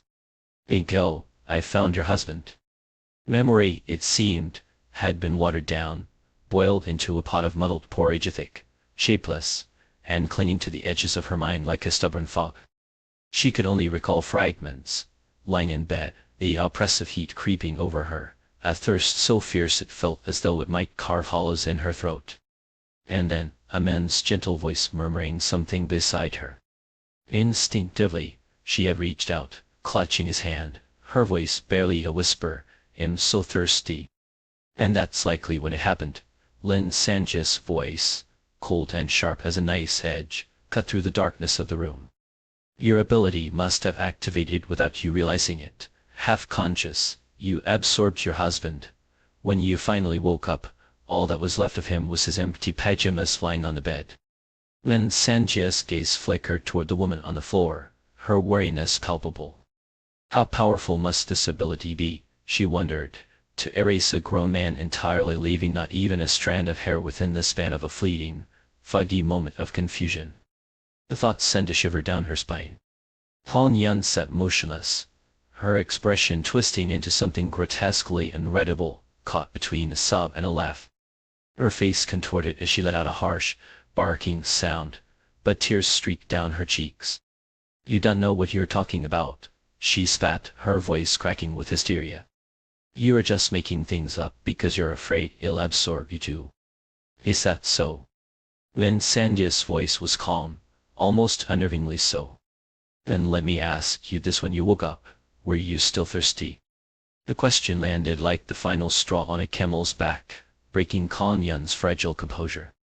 She let out a piercing wail, a sound so raw and guttural that it startled everyone in the room, sending them instinctively retreating a step. Then, as if the energy had drained from her all at once, she collapsed into herself, burying her face in her arms. Her body rocked back and forth on the floor, trembling as if trying to soothe itself, her cries filling the room with a grief so profound it seemed to seep into the walls. I don't know, she screamed between sobs, her words jagged and barely coherent. Her face was a wet mess of tears, her voice shredded with anguish. Everyone said he wasn't good enough for me, but it's me who wasn't good enough for him. He was so good, so good. Her wails, frayed and desperate, were like a torn flag flapping in a relentless storm. The rawness of her pain clawed at the air, leaving Lin Sanjia momentarily speechless. She opened her mouth, then shut it again, unsure what to say. What are you standing there for? A tug on her arm snapped her out of her thoughts. She turned to see Marcy, her voice low and urgent. If we don't leave now, do you really want to wait until she calms down and decides to absorb us? Then Sanjia blinked, the reality of the situation crashing back into her like cold water. She glanced over at Lucy, who was already inching toward the door, his back pressed against the sofa. His face was tight with tension, and when he caught sight of them still standing there, he mouthed furiously, "Are you two idiots?" Without another word, Lin Sanjia and Marcy quickened their steps, skirting around Kong Yan as quietly as possible. The woman seemed oblivious to their movements, her fingers clawing at the soft leather of the sofa, leaving deep, jagged gouges in the material as she continued to sob and scream. The trio slipped past her and down the stairs, the sound of her cries echoing behind them like a haunting refrain.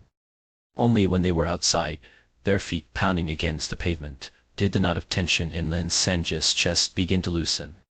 The road back to the supermarket felt almost light-hearted in comparison. The earlier danger momentarily held at bay. Darting between stalled cars, they weaved through the chaotic remnants of a world that had long since unraveled. The hurried footsteps startled the dying occupants of the vehicles. Faces, pale and gaunt, turned toward them, hands feebly slapping against windows as though trying to reach out. The eyes that met Lin Sanjia's gaze were hollow, drained of life, their despair so profound it seemed to have consumed their very souls. She couldn't help but glance back at them, her chest tightening. How many of those desperate hands, she wondered, would survive long enough to evolve? How many would simply fade away, forgotten by a world too broken to care? Wait. Lucy's voice snapped her out of her thoughts. He had stopped abruptly, his face grim as he turned to Marcy. Go back and keep watch. Make sure Konyan doesn't follow us. Lin Sanjio, give me your knife. The glint of the chef's knife caught the light as Lin Sanjio handed it over, her brow furrowing. What's wrong? Lucy nodded toward a white sedan, his expression dark. That when he's about to turn into a fallen. Her eyes followed his gesture, and a chill ran down her spine. Behind the windshield of the white car, a face pressed against the glass, a face so withered and leathery it was impossible to tell if it had once belonged to a man or a woman. The skin was folded into deep, dry creases, the lips grotesquely swollen as though something was about to burst forth. One eyelid had peeled away entirely, while the other hung precariously, trembling with every faint movement. And those eyes, those stark, milky white eyes, are fixed on them with an unblinking intensity. Holding his breath, Lucy crept closer to the car. The creature's gaze followed him, its head shifting slightly as he moved. Then, with a sudden crash, the glass shattered. Before the thing inside could react, Lucy drove the knife into its skull with a swift, brutal motion. The body convulsed once, a guttural sound escaping its throat, before collapsing into a lifeless heap. Wiping the blade clean on the corpse's tattered clothing, Lucy returned the knife to Lin Sanjio. Her face was drawn tight with discomfort, and he sighed. I know it's not pleasant, he said, his tone resigned. But we can't just leave them like that. She nodded, tucking the knife away. The memory of the creature's face lingered in her mind, a grotesque reminder of what lay ahead. They had to adapt, she told herself, no matter how much it churned her stomach. This was nothing like self-defense, it was survival in its rawest, most unforgiving form. By the time they reached the supermarket, the tension of the encounter had begun to fade. The three of them slipped inside, locking the iron shutters behind them. Lin Sanjio sank to the floor, exhaling deeply as the weight of the moment finally lifted. Marcy handed out bottles of water, and the group drank in silence, the liquid cool and soothing against their parched throats. She placed a small vial of ability polish on a nearby shelf, its glow illuminating the dim space like a makeshift sun. The corner of the supermarket felt almost safe, bathed in its steady light. But Lin Sanjia's thoughts drifted back to the slip of paper they had found earlier. That thing we picked up, she murmured, pulling it from her pocket. The others leaned in, their curiosity sharpening as they focused on the words scrawled across the battered surface. The place at issue, Black Death City. The destination, Scorching Inferno. Valid from 6 months prior to the arrival of Scorching Inferno. Issued by Black Death City visa officer. Even though she had already read it once, Lin Sanjio felt a fresh wave of unease wash over her. She passed the document to Lizzie and Marcy, their faces mirroring her confusion. I didn't get it, Lizzie muttered, turning the paper over in his hands. We didn't need any visas to get here, we just came. Lin Sanjio hesitated, her thoughts spinning. But think about it, she said slowly. Your situation was different. You had to stay in that mutated space for 14 months before moving on, but when Renan came to my world, it hadn't mutated yet. Marcy's finger traced the word journey performed on the back of the slip. When Anne really did use this visa to get here, she said softly. The implications were staggering. Then Sanji's mind raced, trying to piece together the puzzle. How had Renan obtained this? And why? Before she could voice her thoughts, a sound interrupted them, a soft, deliberate knock on the iron shutters. "You're in there, aren't you? Open the door." Han Yun's voice, hoarse and tinged with the remnants of her earlier sobs, floated through the air. But now it carried a calmness that was somehow more unsettling than her screams. The three of them rose in silence, their movements careful, their faces etched with a wary vigilance. In the cavernous stillness of the supermarket, Han Yun's voice carried, its sharp edges ricocheting against the empty aisles. Before the echo had a chance to fade, another furious pounding erupted, louder this time, and her voice climbed to a shrill pitch. "Open the door. I know you're in there. I saw you take that imported bag of rice earlier. It came from here, didn't it? Open up." Of course. She lived nearby, likely a frequent customer, and had recognized the rice at a glance. The three exchanged uneasy glances, words stuck in their throats, when suddenly the racket roused Wang Sizzy in the employee room. A piercing shriek, animalistic and raw, tore through the air, followed by the violent thudding of fists against the door. When Sanjia could hold back any longer, she shot to her feet and strode toward the iron door, her movements sharp, her breath taut with irritation. For a moment, the shriek seemed to stun Han Yun into silence. The world outside the door fell still. Then Sanjia waited, her patience fraying. Finally, she exhaled sharply and demanded, "What do you want?" "Is that the girl from upstairs?" Han Yun's voice came as a question, soft but probing. "What do you want?" Then Sanjia snapped, her voice cutting through the air like a blade. "Do you think him like your husband, just standing there, letting you drain the life out of me?" On the other side of the door, Han Yun fell into a sudden, heavy silence. When she finally spoke, her voice was low, almost mournful, as if she were speaking from some deep, shadowed place within herself. "I just wanted to talk. Honestly, I wanted to thank you." Then Sanjia pressed her lips together, her jaw tight, saying nothing. "If it weren't for you, I might have waited forever," Han Yun continued, her tone wavering, raw with emotion.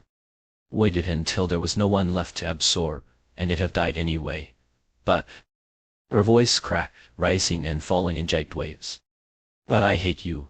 I hate you so much. You, this clueless little girl, snatched away my last hope. You know how that feels. It's unbearable. It's like a knife twisting in my chest. What right do you have to tell me it was my fault, that I killed him? I can't stand it. I want to kill you just to make the pain stop." Then Sanjia froze, her breath caught in her throat. She took an involuntary step back, her pulse quickening. Even with the iron door between them, she could feel the madness radiating from Han Yun, a suffocating, almost tangible force in the air. Han Yun spoke again, her voice softer now, almost conversational, as if they were just two neighbors having a chat. "But it does matter. Whether you open the door or not, it makes no difference. If you don't, it'll just talk to you. If you do, it'll grind your bones into paste and drink it." Then Sanjia's face went pale, her anger momentarily eclipsed by the chill of those words.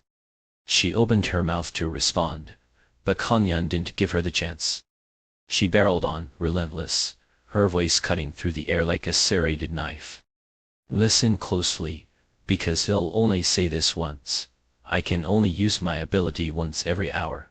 For me, living beings are far more potent than the dead, and humans are the most powerful of all. But during the absorption, both I and my prey are immobilized for 10 minutes. If either of us moves, whether voluntarily or not, the process fails, and I have to wait another hour to try again. But in the early stages, I need so much energy, I can't afford to lose even an hour." So that was it. Since eating the chicken kangi, Han Yun had been stalling for time. Suddenly, Marcy let out a sharp exclamation, her voice slicing through the tension like a knife. "That's why you did attack us earlier. It was that you didn't want to, you just couldn't. If anyone had noticed something was off, you'd have exposed yourself and wasted your chance." The words had barely left her mouth when Lizzie muttered a low, venomous curse under his breath. Exactly, Kong Yun replied, her voice carrying a faint, almost smug amusement. Lin Sanju couldn't see her face. She could imagine the sly smile curling her lips. I was waiting for one of you to be alone, but things didn't quite go as planned. You're awfully generous, laying all your cards on the table, Lin Sanju said, her voice laced with skepticism, a bitter laugh escaping her lips. And why not? Kong Yun's tone turned sharp, defiant. The worst that can happen is I die. Do you think I'm afraid of death? If you kill me, you'll get to see my husband again. I'd even thank you for it. Lin Sanju faltered, caught off guard by the rawness of those words. Before she could respond, another shriek erupted from the employee room behind her, louder and more frenzied than before. What was that? Kong Yun's voice came again, tinged with curiosity, even a hint of unease. Nothing, Lin Sanju snapped, unwilling to give her anything. Probably just someone dying. Kong Yun laughed, a low, mirthless sound that sent a shiver down Lin Sanju's spine. Alright, let's hope we never meet again. And with that, her footsteps retreated, the sound fading as she moved toward the elevator. Moments later, silence enveloped the space once more. Lin Sanju exhaled, the tension draining from her body in a rush. Despite her earlier bravado, the relief was palpable. The three of them returned to the makeshift sleeping area in the supermarket, the towels spread out like a poor imitation of comfort. Lin Sanju wiped her face with a trembling hand and collapsed onto her bed, her limbs heavy with exhaustion.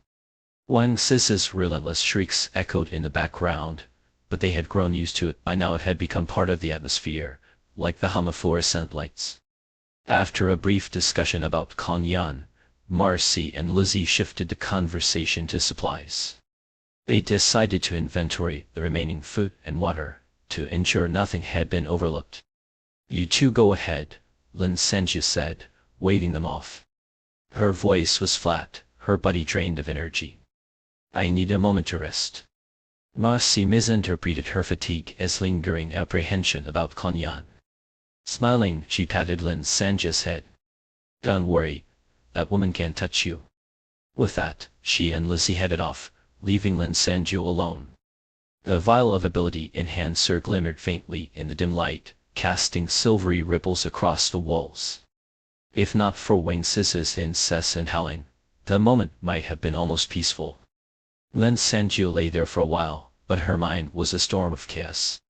Faces and memories jostled for space in her thoughts. Renan, the new world, her abilities, her dead parents, Zhu Mei, Kong Yun. It was as if her brain had become a crowded marketplace, each thought clamoring for attention.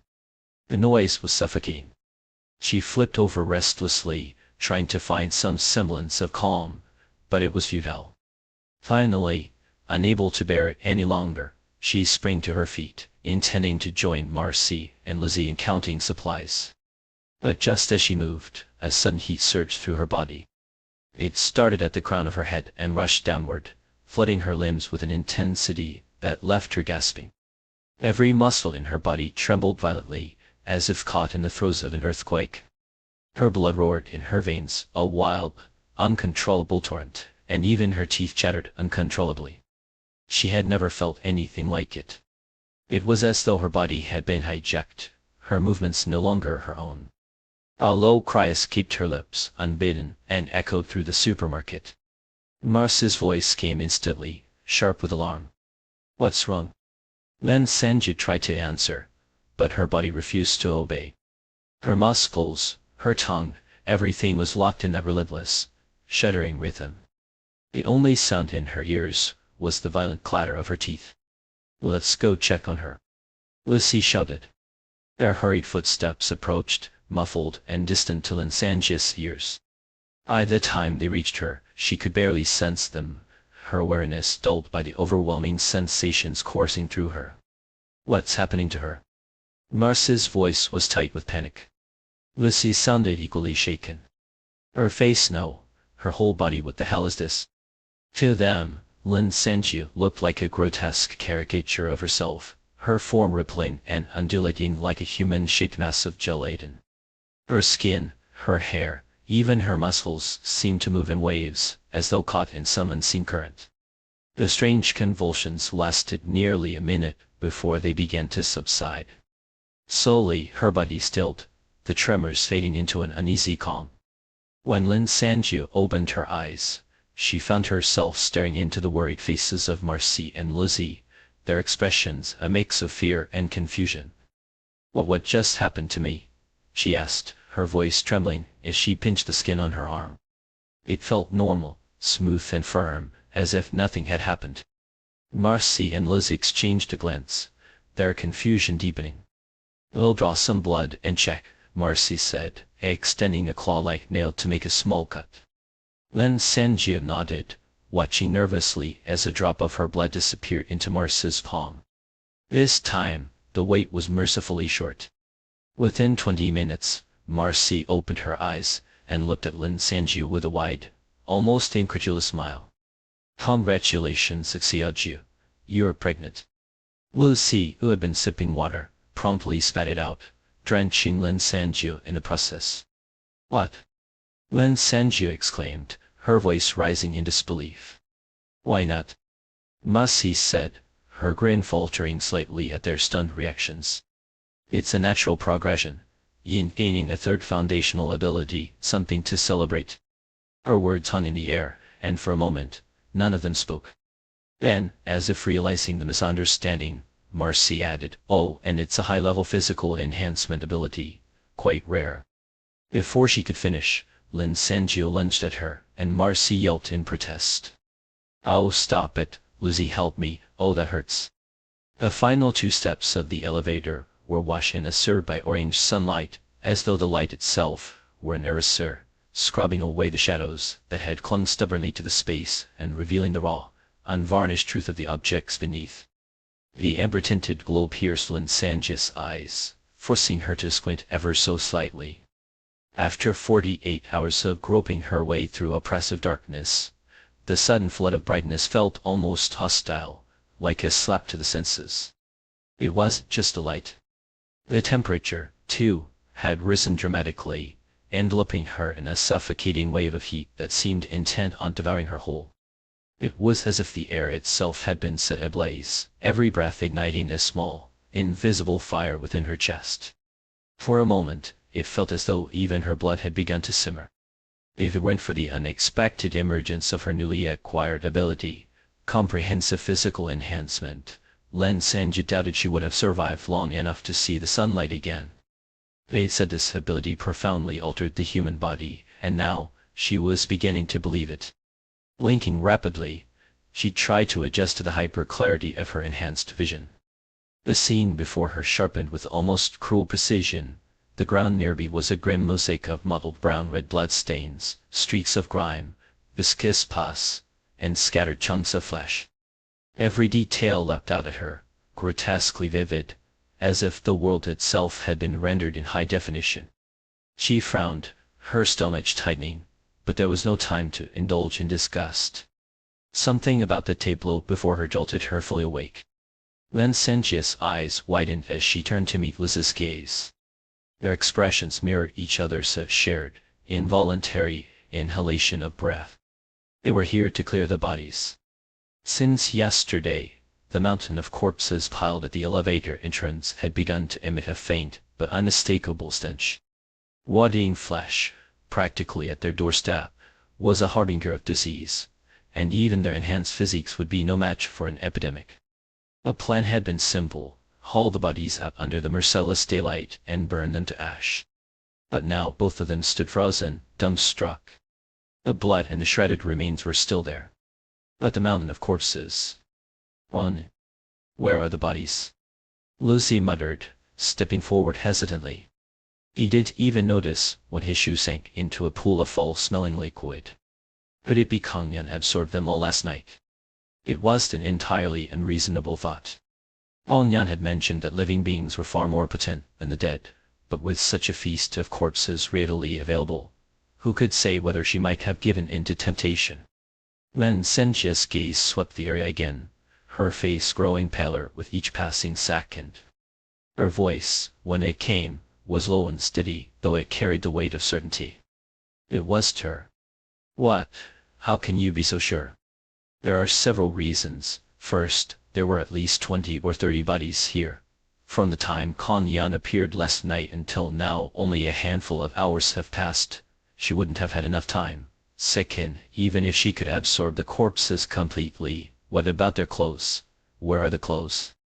Lan Zhenjie forced herself to stay calm, to keep her eyes from drifting toward the street outside. Through the towering glass doors of the shopping mall, the road beyond was clearly visible, a chaotic snarl of abandoned vehicles. And third, look outside. Lucy narrowed his eyes, activating his eagle vision to scrutinize the scene. Almost instantly, he understood what Lan Zhenjie meant. His breath caught. Last night, when they had passed the traffic jam, many of the cars had been occupied. Faces had pressed against windows. Desperate hands had pounded on glass, pleading for rescue. But now the vehicles were empty. Not a single soul remained. Some windows were shattered, some doors hung open.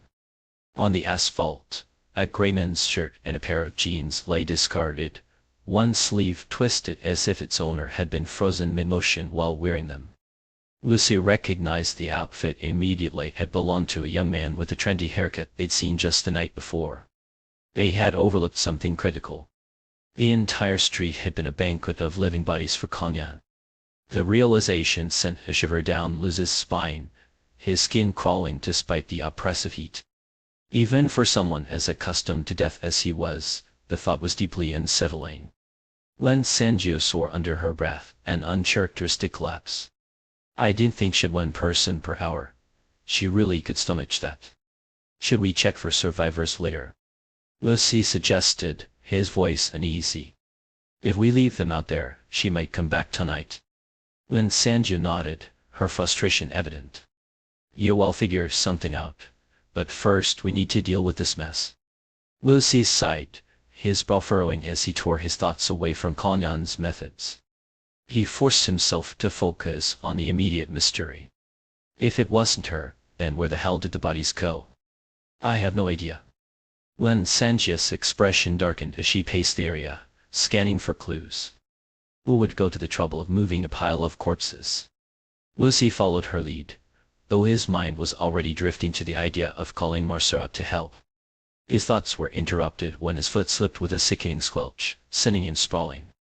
He landed hard in the rancid pool of blood, letting out a strangled cry of revulsion. The object that had caused his fall skidded across the floor, coming to rest a few feet away. Lan Zhenjie's eyes landed on it, and her stomach churned violently.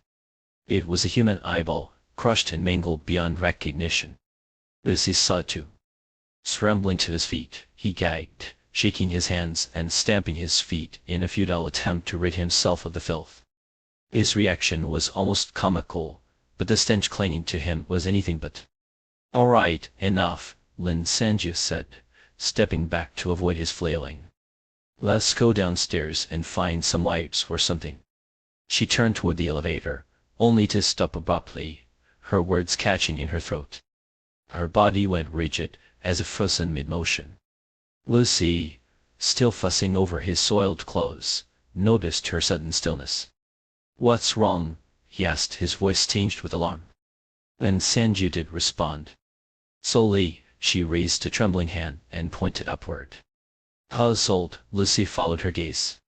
For a moment, he saw nothing unusual. The sunlight streamed in through the mall's glass ceiling, a molten cascade of gold that illuminated the glossy tiles, the verdant leaves of potted plants, and the metallic sheen of shopfront handles. The heat had warped some of the plastic fixtures, twisting them into strange, modern, art-like shapes. It would have been almost beautiful, were it not for the oppressive, lethal temperature. And then he saw it. Wait, how is that still intact? Lucy blurted, his voice cracking with disbelief. He was referring to the tropical plant displayed at the center of the mall, towering jungle of greenery that stretched across 5 floors. No plant, no matter how resilient, should have survived this infernal heat. Yet there it stood, lush and vibrant, as though mocking the charred, skeletal remains of the trees just beyond the glass walls. The contrast was stark. Outside, The street trees were little more than brittle blackened husks, their leaves reduced to ash. Inside, the tropical plants seemed to thrive, their leaves glistening with an almost unnatural vitality. Lin Sanju stared at the verdant anomaly, her mind racing. Two inexplicable phenomena in rapid succession were too much to ignore.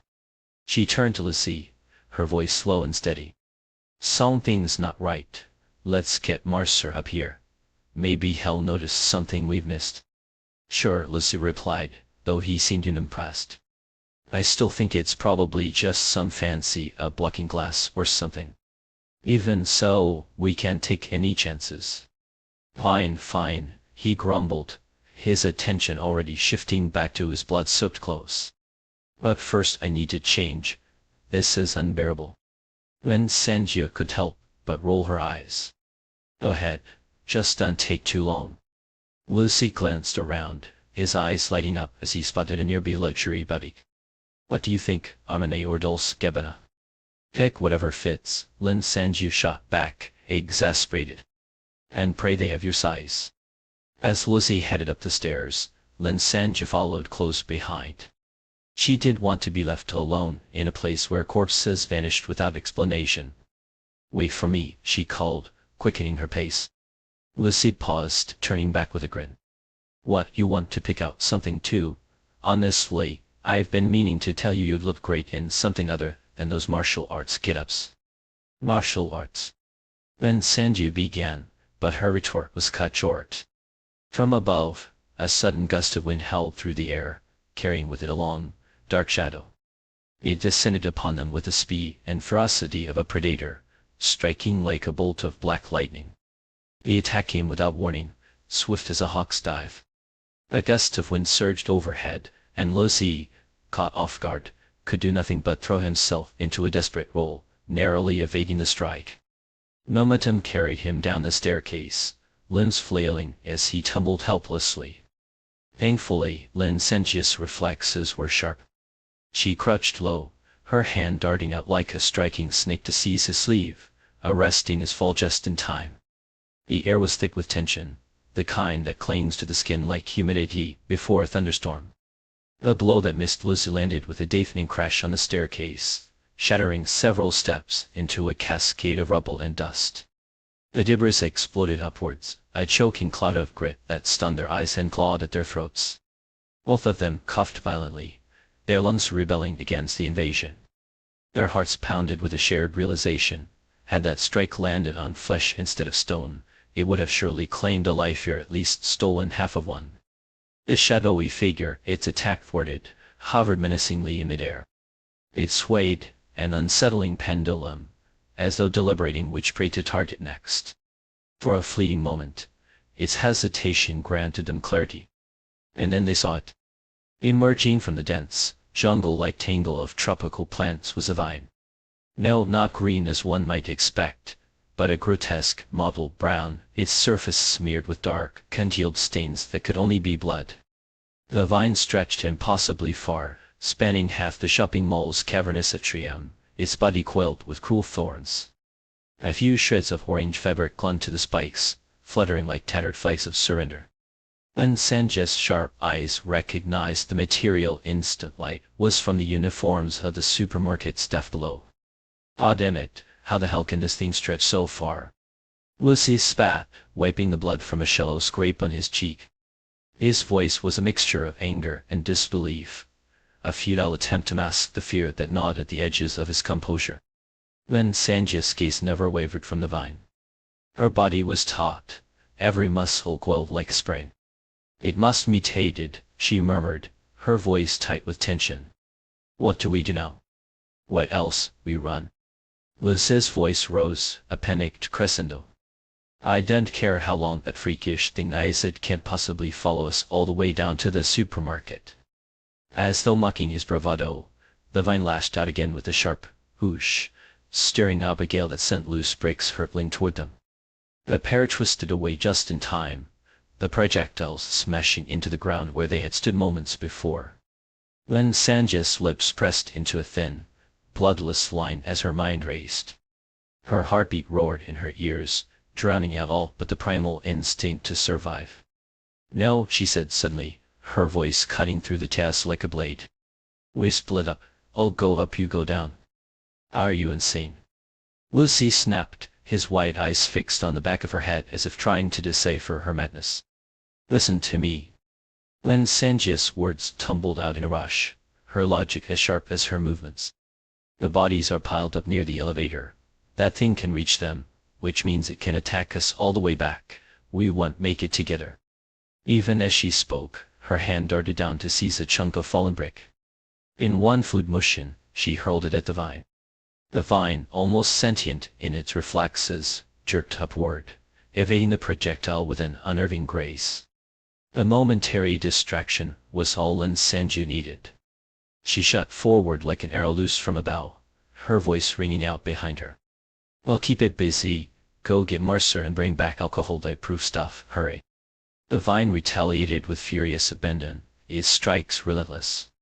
Lin Sanju dodged and weaved, her movements a precarious dance on the edge of disaster. She was nearly at the top of the staircase when a final, vicious swipe grazed her leg. Her pants tore with a sickening sound, and a thin line of blood welled up from the fresh wound.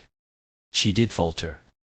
With a desperate roll, she flung herself onto the second floor, scrambling for cover behind the doorway of a nearby shop. From below, Lucy watched her with a mixture of awe and dread, his heart sinking and soaring in equal measure. He understood her strategy now, though it did little to soothe his nerves. "You're out of your mind," he shouted, his voice cracking with a raw edge.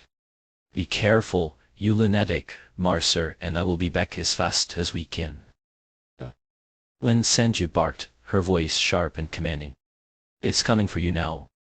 The vine hesitated, its movements almost contemplative. Lucy didn't wait to find out what it would decide. He turned and bolted, his enhanced physical abilities propelling him toward the elevator with inhuman speed.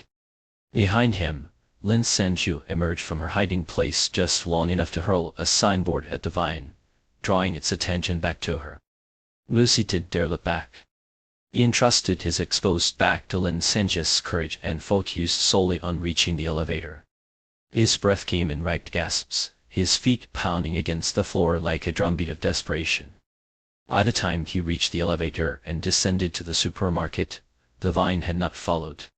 He had barely taken a few steps when he nearly collided with Mercer, who was rushing out with a look of alarm.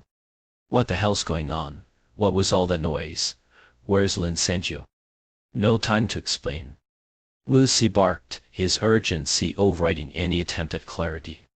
"We need alcohol-proof, whiskey, vodka, anything strong." Despite her bewilderment, Mercer moved quickly. Within minutes, the two of them had filled several shopping bags with bottles of liquor. "Got a lighter?" Lucy asked, his voice tight with determination. Mercer nodded. "Yeah, but what are we burning?" Lucy's lips twisted into a grim smile. "The landscaping," he muttered, already leading the charge back toward the elevator.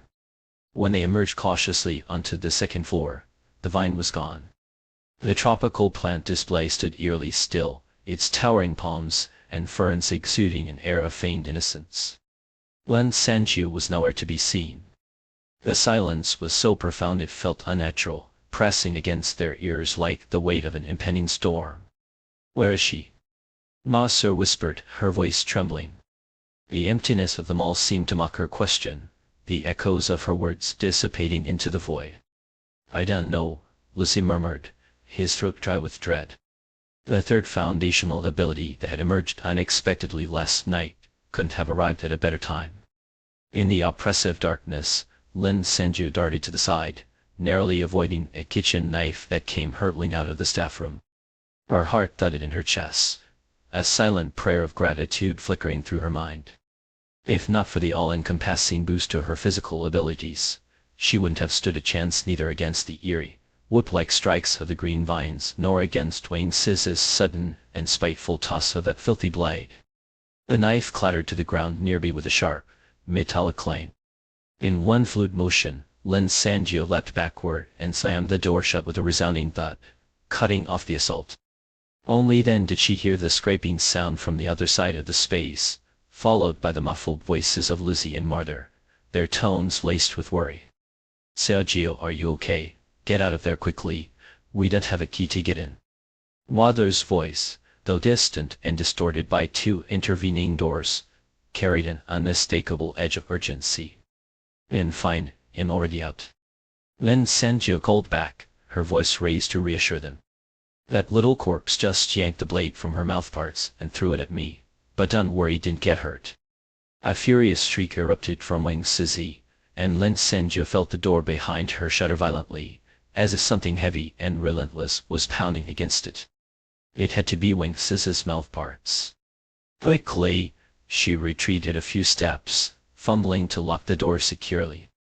Only when the enraged screeches were muffled behind the barrier did she dare to fish a lighter out of her pocket, flicking it on to illuminate her surroundings. Ever since she had gained her enhanced physical abilities, her vision in the dark had sharpened considerably. Even in near total darkness, she could make out 6 or 7/10 of her surroundings, no longer flailing blindly like a moth desperate for light. But it was precisely this newfound clarity that had landed her in trouble earlier. In her haste to return to the supermarket, she had paused to survey her surroundings. She had simply darted through the first door she saw, only to come face to face with Wang Zizi's desiccated, grotesquely distorted visage. Now that she was temporarily safe, Lin Senju decided to take advantage of the lighter's glow to explore the area. As her gaze swept across the room, she involuntarily held her breath. A mere 10 paces away stood row upon row of towering shelves, each reaching nearly to the ceiling. These shelves were unlike the ones in the supermarket. They were colossal, industrial, and laden with neatly packaged boxes. Most of the boxes appeared to contain food and beverages. Suppressing the surge of excitement that threatened to overwhelm her, Lin Senju jogged to the nearest shelf. She couldn't resist running her hand gently over a box of bottled water, the cool plastic smooth under her fingertips. Just last night, after her newfound ability had awakened, the three of them had gone back to the supermarket to take stock of their remaining supplies. Though the store still held a decent amount of inventory after the chaos of the past few days, their small group's steady consumption had whittled it down to what would last no more than 2 weeks. "No wonder we couldn't find the storage room anywhere," Lin Senju muttered under her breath, a wry smile lighting up her face. "Turns out it was hidden here all along, with a dried-up corpse as its guardian." She made a mental note. Once she found a way back, they'd need to plan to move everything from this warehouse to safety. The pink plastic casing of the bottled water gleamed faintly in the lighter's glow, silent and unassuming. Parched from the earlier confrontation, Lin Senju tore open a box, retrieved a bottle, and took a long, refreshing sip. The cool liquid slid down her throat, invigorating her. From the other side of the staff room, Martha and Liz's voices rose again, faint but insistent. "Sergio, what's your situation? Can you find a way back?" Fine," Lin Senju called back, her voice steady and brimming with a quiet confidence. "I found the supermarket's storage room." She sank down onto the floor by the staff room door, allowing herself a brief moment to rest. "Don't worry about me, I'll find a way back." Their muffled voices carried a few more words of caution before fading into silence. Lin Senju clicked the lighter off, plunging the warehouse back into a thick, impenetrable darkness. Wang Zizi must be plotting her next move by now, Lin Senju thought, taking another sip of water. The coolness spread through her chest, grounding her. That little corpse was not to be underestimated. Earlier, as she had fumbled noisily with the keys to unlock the door, Wang Zizi had remained unnervingly silent, holding her breath. Lin Senju had realized she was opening the staff room's back door until the stench of decay hit her, a warning that had come just in time to avoid Wang Zizi's ambush. Now, both routes back to the supermarket were blocked by formidable obstacles. The hall was overrun with a sinister, unpredictable forest of vines, while the staff corridor meant facing Wang Zizi again. Between two evils, choose the lesser. After what felt like an eternity, Lin Senju finally made up her mind. Rising silently in the darkness, she set aside the lighter, water bottle, and other miscellaneous items. Rubbing her hands together, she exhaled softly, steeling herself. It was time to see just how powerful this newfound physical enhancement truly was. The key slid into the lock with a faint metallic click, and as she turned it to the right, the mechanism emitted a sound so soft it was almost imperceptible. Yet in the oppressive silence, it seemed deafening. When Sissy could possibly have missed it? Sure enough, as if to confirm her suspicion, a low, guttural murmur emanated from the room. Lin Sanjia could feel something moving closer to the door. She did speak. Instead, she turned the door knob ever so slightly, allowing the door to creak open just wide enough for a person to slip through. The dense darkness beyond remained still, as if even the air had ceased to stir. Then, in a blur of motion, a slender, shadowy appendage shot through the gap like a striking snake, aiming directly for the space behind the doorknob. The speed was blinding, and even with her enhanced reflexes, Lin Sanjia would have struggled to dodge it. But the attack, so certain in its precision, struck nothing but empty air. Wang Sis's voice, eerily human after so long, broke the silence. Her mouthparts swept back and forth through the doorway, searching. It was as if Lin Sanjia had vanished into thin air. After a moment's hesitation, Wang Sissy took a cautious step forward, her voice adopting the sack-sharing tone of a child. "Sister, where are you? Sissy doesn't want to fight. Let me go, okay?" No response. Beyond the half-open door, the darkness remained impenetrable, devoid of sound or movement, as if Lin Sanjia had never been there at all. A skeletal hand, so desiccated it barely resembled something human, reached tentatively through the gap, as if to push the door further open. But after a moment's pause, the hand withdrew. Then, slowly, a grotesque figure began to squeeze through the narrow opening. Wang Sissy. In the days since they'd last encountered her, she had deteriorated further. Her shrunken, leathery skin clung to her bones, and her chest bore a deep, concave imprint from where Lizzie had kicked her. She was barely recognizable as human anymore. The narrow doorframe posed no obstacle to her emaciated form. Sister, I'm out now. Please don't hurt me, okay?" Her milky, unseeing eyes roved across the warehouse, but no trace of Lin Sanjia could be found. "Sissy just wants to go home to find Mummy." Her mouthparts twitched restlessly in the air, as if trying to pinpoint the source of the living scent she could faintly detect. A hunter nodded her, sharp and insistent, making her movements jittery and erratic. Her voice, still in that cloying, childlike tone, trembled with a hint of desperation. "Sister, if you won't come out, I'll take that as a yes. Sissy will leave now, going home." But even as the words lingered in the air, her mouthparts darted suddenly toward the back of the door, the only plausible hiding place. The metallic sheen of her weapon-like appendage glinted briefly before striking nothing but empty space.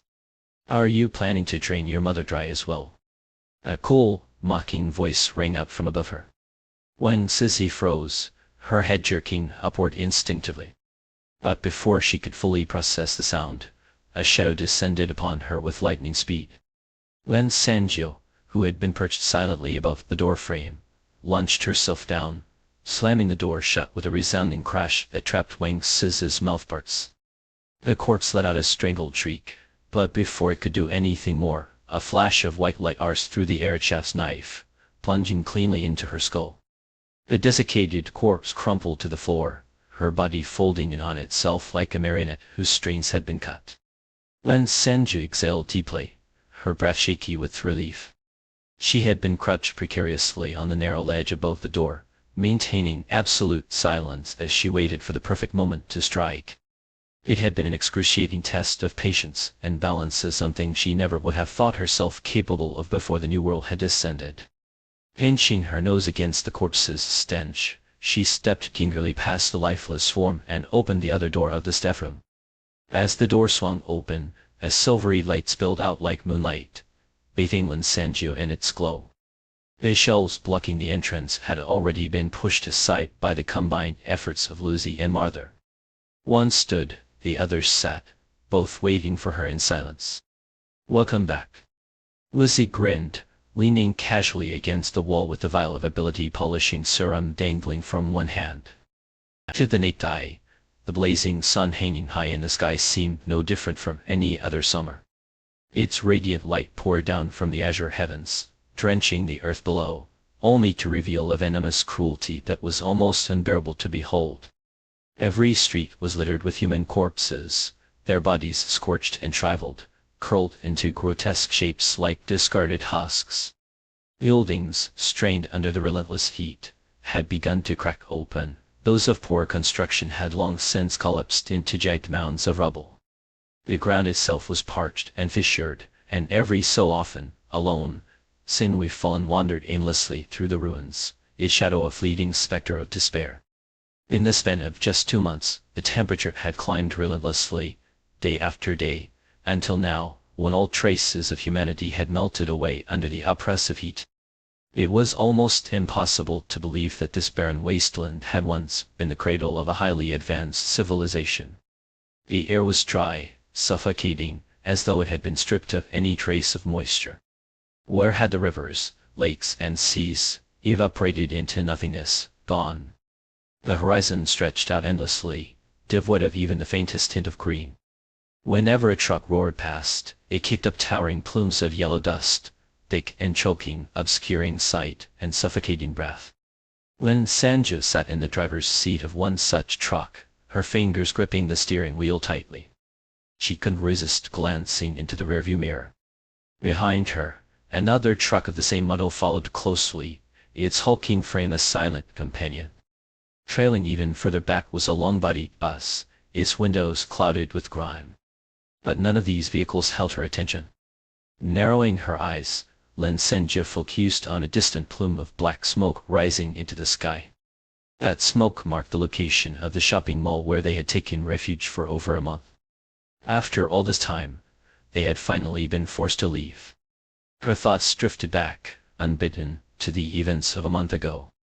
When Lin Senju had stumbled upon the supermarket's fully stocked warehouse, the three of them had been ecstatic. There was no need to count. A single glance was enough to confirm that the supplies of food and water stored there could sustain them for at least 14 months. And living in the underground supermarket meant they were safe from the sun's merciless rays. It had seemed like the perfect sanctuary. The only issue was the small tropical forest in the mall's main hall. But humans, as always, are prone to seeking comfort.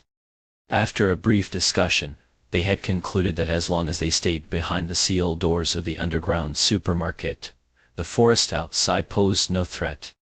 The past few days had been harrowing, draining them both physically and mentally.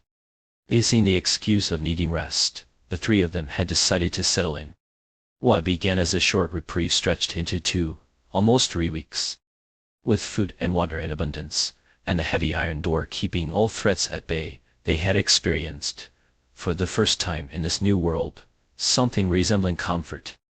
So much so that, a month later, Lin Senju had pinched her waist one day and realized, to her dismay, that she had gained weight. It was much, but it was enough to remind her of livestock fattened for slaughter. During this period, she had developed a single new skill, and her reflexes had dulled significantly. Without the constant presence of danger, there had even been several days when she had slipped straight through, lost in the dim, oppressive underground. This could go on. It was a slow death in disguise. After some deliberation, the three of them decided to venture out again not just to scout the surrounding area, but also to sharpen their dulled instincts. The plan was sound, but they had anticipated what awaited them. It was just past 4 in the afternoon when they opened the iron door. Yet, the elevator leading to the main hall was shrouded in impenetrable darkness. Lin Senju stared blankly ahead. "Is the sun setting earlier now?" she murmured. Luzu was at a loss for words. Suddenly, Marcy raised a trembling hand, pointing ahead. "Look," she cried. Lin Senju and Lucy followed her gaze, and what they saw made their blood run cold. The darkness cloaking the elevator shifted, as if sensing their presence. With that slight movement, a sliver of sunlight pierced through, revealing a tangle of green vines and leaves. It was only then that they realized the darkness outside was not a trick of the light, but a dense mass of vegetation, blocking their exit. And then, as if stirred by the scent of prey, the shadows began to move.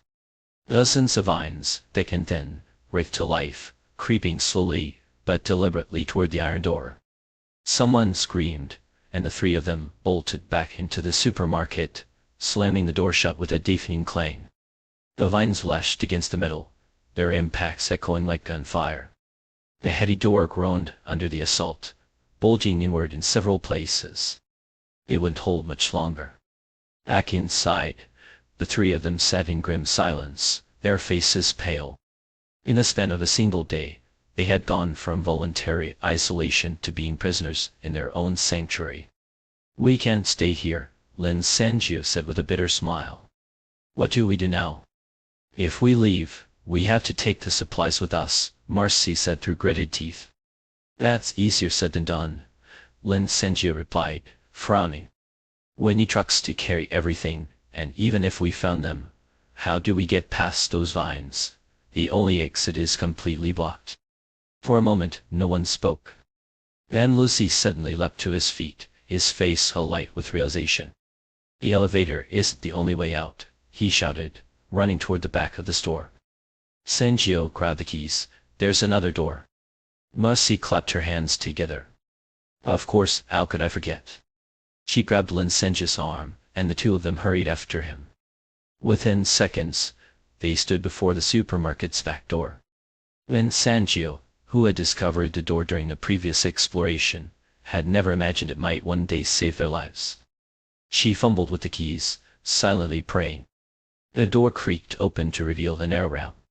Following it, they emerged behind the shopping mall, next to a row of massive dumpsters.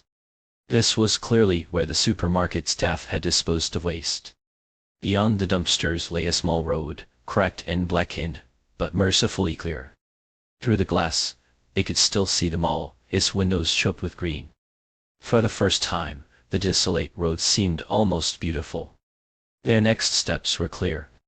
Finding vehicles was difficult. With most of the population dead, the city was littered with abandoned cars, many still with keys in the ignition.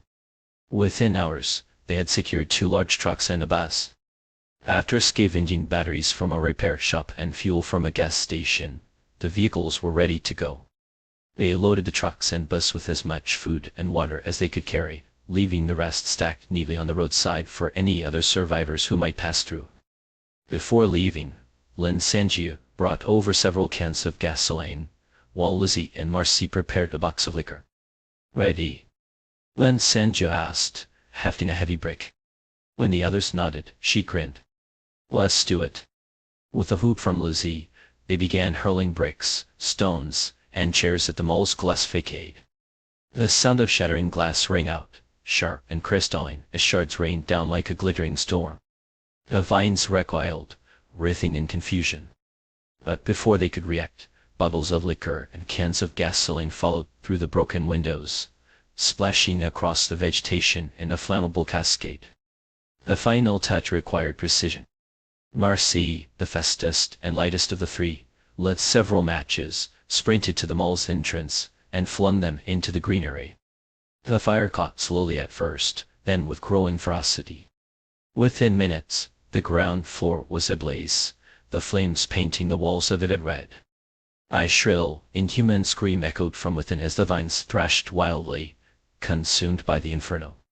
For the first time in weeks, Lin Sanjio felt a surge of exhilaration. Laughing, she waved to the others. "Let's get out of here." They ran, the fire roaring behind them. By the time they reached the next street, a deafening explosion shattered the air. The mall's glass roof collapsed, sending a cascade of fire and debris into the night. Their vehicles had been parked far enough away to avoid the blast. Each of them climbed into a driver's seat, and under the faint light of the remaining stars, they set off into the unknown. Shaking her head, Lin Sanjio forced the memories of the previous night aside. Her expression darkened as she glanced into the rearview mirror once more. Then her hand reached for the turn signal, and the truck began to slow, pulling over to the side of the road. Behind her, Liz's truck and Marcy's bus followed suit, coming to a stop. "What's going on? Why are we stopping?" Lucy called out, leaning out of his window. Lin Sanjia pushed open her door and stepped into the middle of the road, gripping a police baton tightly in her hand. The air was thick with yellow dust, staining her eyes and throat. "Someone's following us," she said, her voice low and tense. The sun blazed overhead, an unforgiving inferno scorching everything it touched. The moment they stepped out of the vehicle, the oppressive heat wrapped around them, like a suffocating shroud, making it almost impossible to draw a full breath. Even the wind, if one could call it that, offered no relief. Each gust carried with it the searing heat of a forge, as if molten coals were being hurled against their skin. As they disembarked, Lucy and Mercer instinctively grimaced, their brows furrowing as they raised hands to shield their noses and mouths. Ever since the vegetation had withered and died, the earth had turned to dust, its surface transforming into a barren wasteland. Waves of ochre sand, stirred up by relentless winds, swirled through the air, stinging their faces. The grit clung to their eyebrows and lashes, forcing them to squint against the onslaught. Mercer coughed violently as she tried to speak, her voice muffled by the sand that had invaded her throat. "Are you sure? I was at the back just now, but I didn't see another car behind us." Lin Sanjia, who had tied a t-shirt around her face as an improvised mask, fared slightly better than the others. Even so, the scalding grains of sand pelted her exposed skin, leaving it raw and tender. She winced but kept her voice steady, low. "And sure, that car's been tailing us for a while. The sandstorm makes it hard to see and it's keeping its distance, but wait, it's here." No sooner had the words left her lips than a plume of dust rose in the distance. Out of the swirling haze, a Citroën emerged, its exterior so filthy that its original color was indistinguishable. The vehicle charged forward, its tires kicking up a frenzy of grit. But as soon as the driver spotted the three large vehicles parked ahead, along with Lin Sanjia and her companions standing defiantly in the middle of the road, the Citroën screeched to a halt. Its front wheels swerved in a desperate attempt to turn around, the driver clearly intent on escape. Yet escape was not so easily achieved. Lin Sanjia broke into a sprint, her movements swift and predatory, and in a single, fluid leap, she landed squarely on the car's hood. The impact caused the vehicle's nose to dip, its suspension groaning under the sudden weight. Inside, the driver shouted something indistinct, his voice muffled by the glass and the roar of the wind. "Out of the car!" Lin Sanjia barked, her voice cutting through the chaos like a blade. She clung to the hood as the Citroën lurched and swayed, her body taut and unyielding. Behind her, Lucy and Mercer had closed in, forming a tight perimeter around the vehicle. The car sputtered to a stop, its engine falling silent. Through the grimy windshield, Lin Sanjia could barely make out the figure in Sadia's silhouette, ambiguous and indistinct. Man or woman, young or old, it was impossible to tell. She rapped the windshield sharply with her baton, her patience thinning. "I set out." The driver's door creaked open, and a man emerged, his appearance as disheveled as his vehicle. He was young, perhaps in his mid-twenties, with a stocky frame and coarse, sun-darkened skin. His round, fleshy face glistened with sweat, and his white shirt had long since turned a dingy shade of yellow-brown. The ill-fitting suit he wore, though once of decent quality, hung awkwardly on his frame, the pant legs rolled up to reveal a pair of mismatched socks, gray and threadbare. "Who are you? Why have you been following us?" Mercer demanded, her tone sharp, her expression a mask of suspicion. The man's beady eyes darted nervously between them, his Adam's apple bobbing as he swallowed hard. "I didn't mean to," he stammered. "It was on purpose." Lucy let out a derisive snort. "So you unintentionally followed us for miles, is that what you're saying?" Lin Sanjia slid off the hood, landing with a quiet thud. She stood before the man, her baton still in hand, her silence more intimidating than words. The man flinched, retreating a few steps as if her very presence burnt him.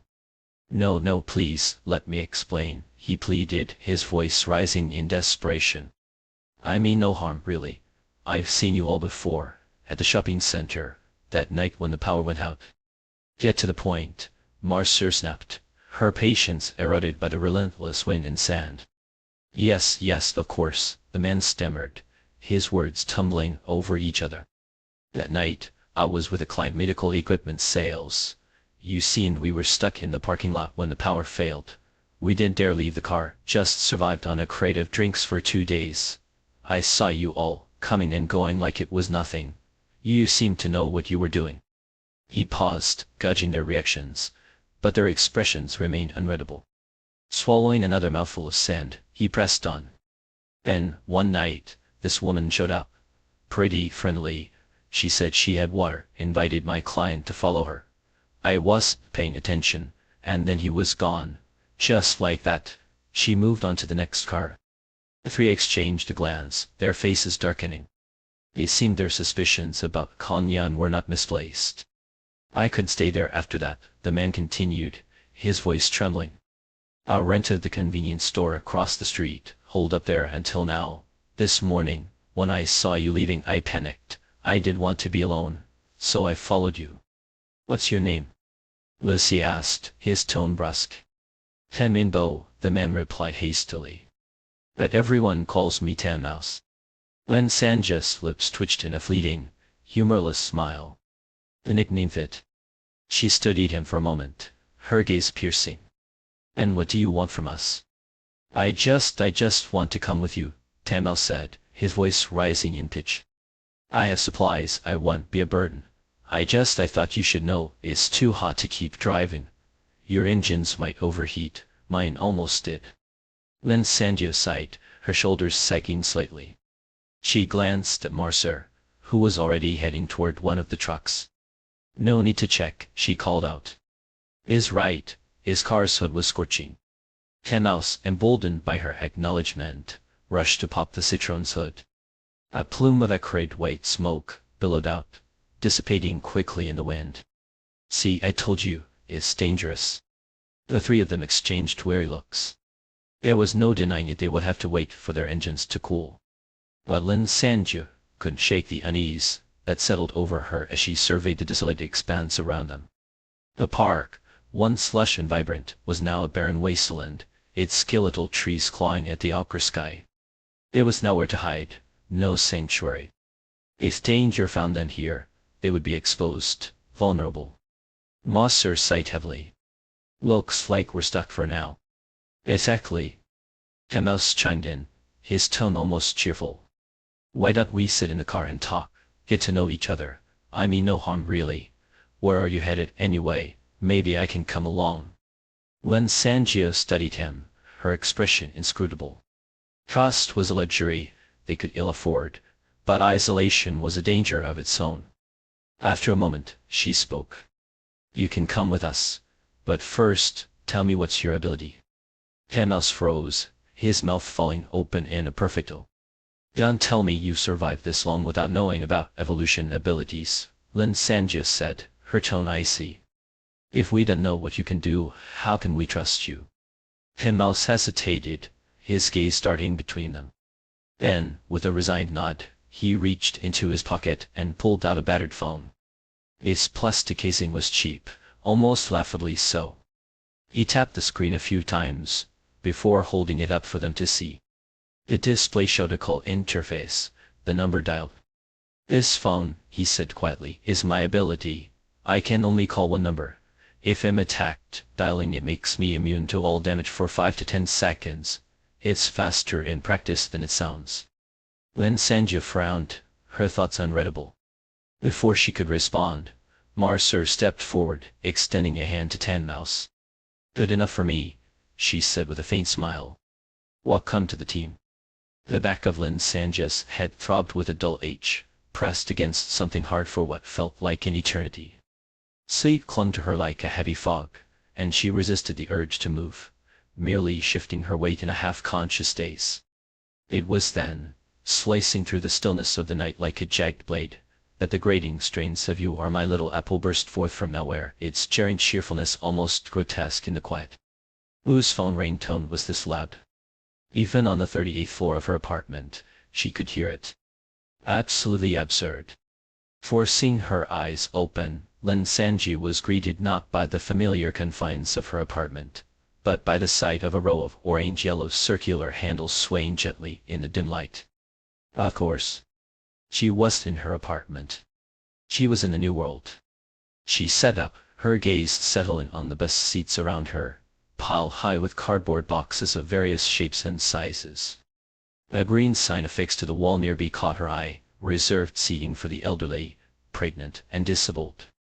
The faint glimmer of starlight outside the window etched its letters into sharp relief, a rare moment of clarity in the murky night. Above the exit door hung what seemed to be a route map, though only the number was legible.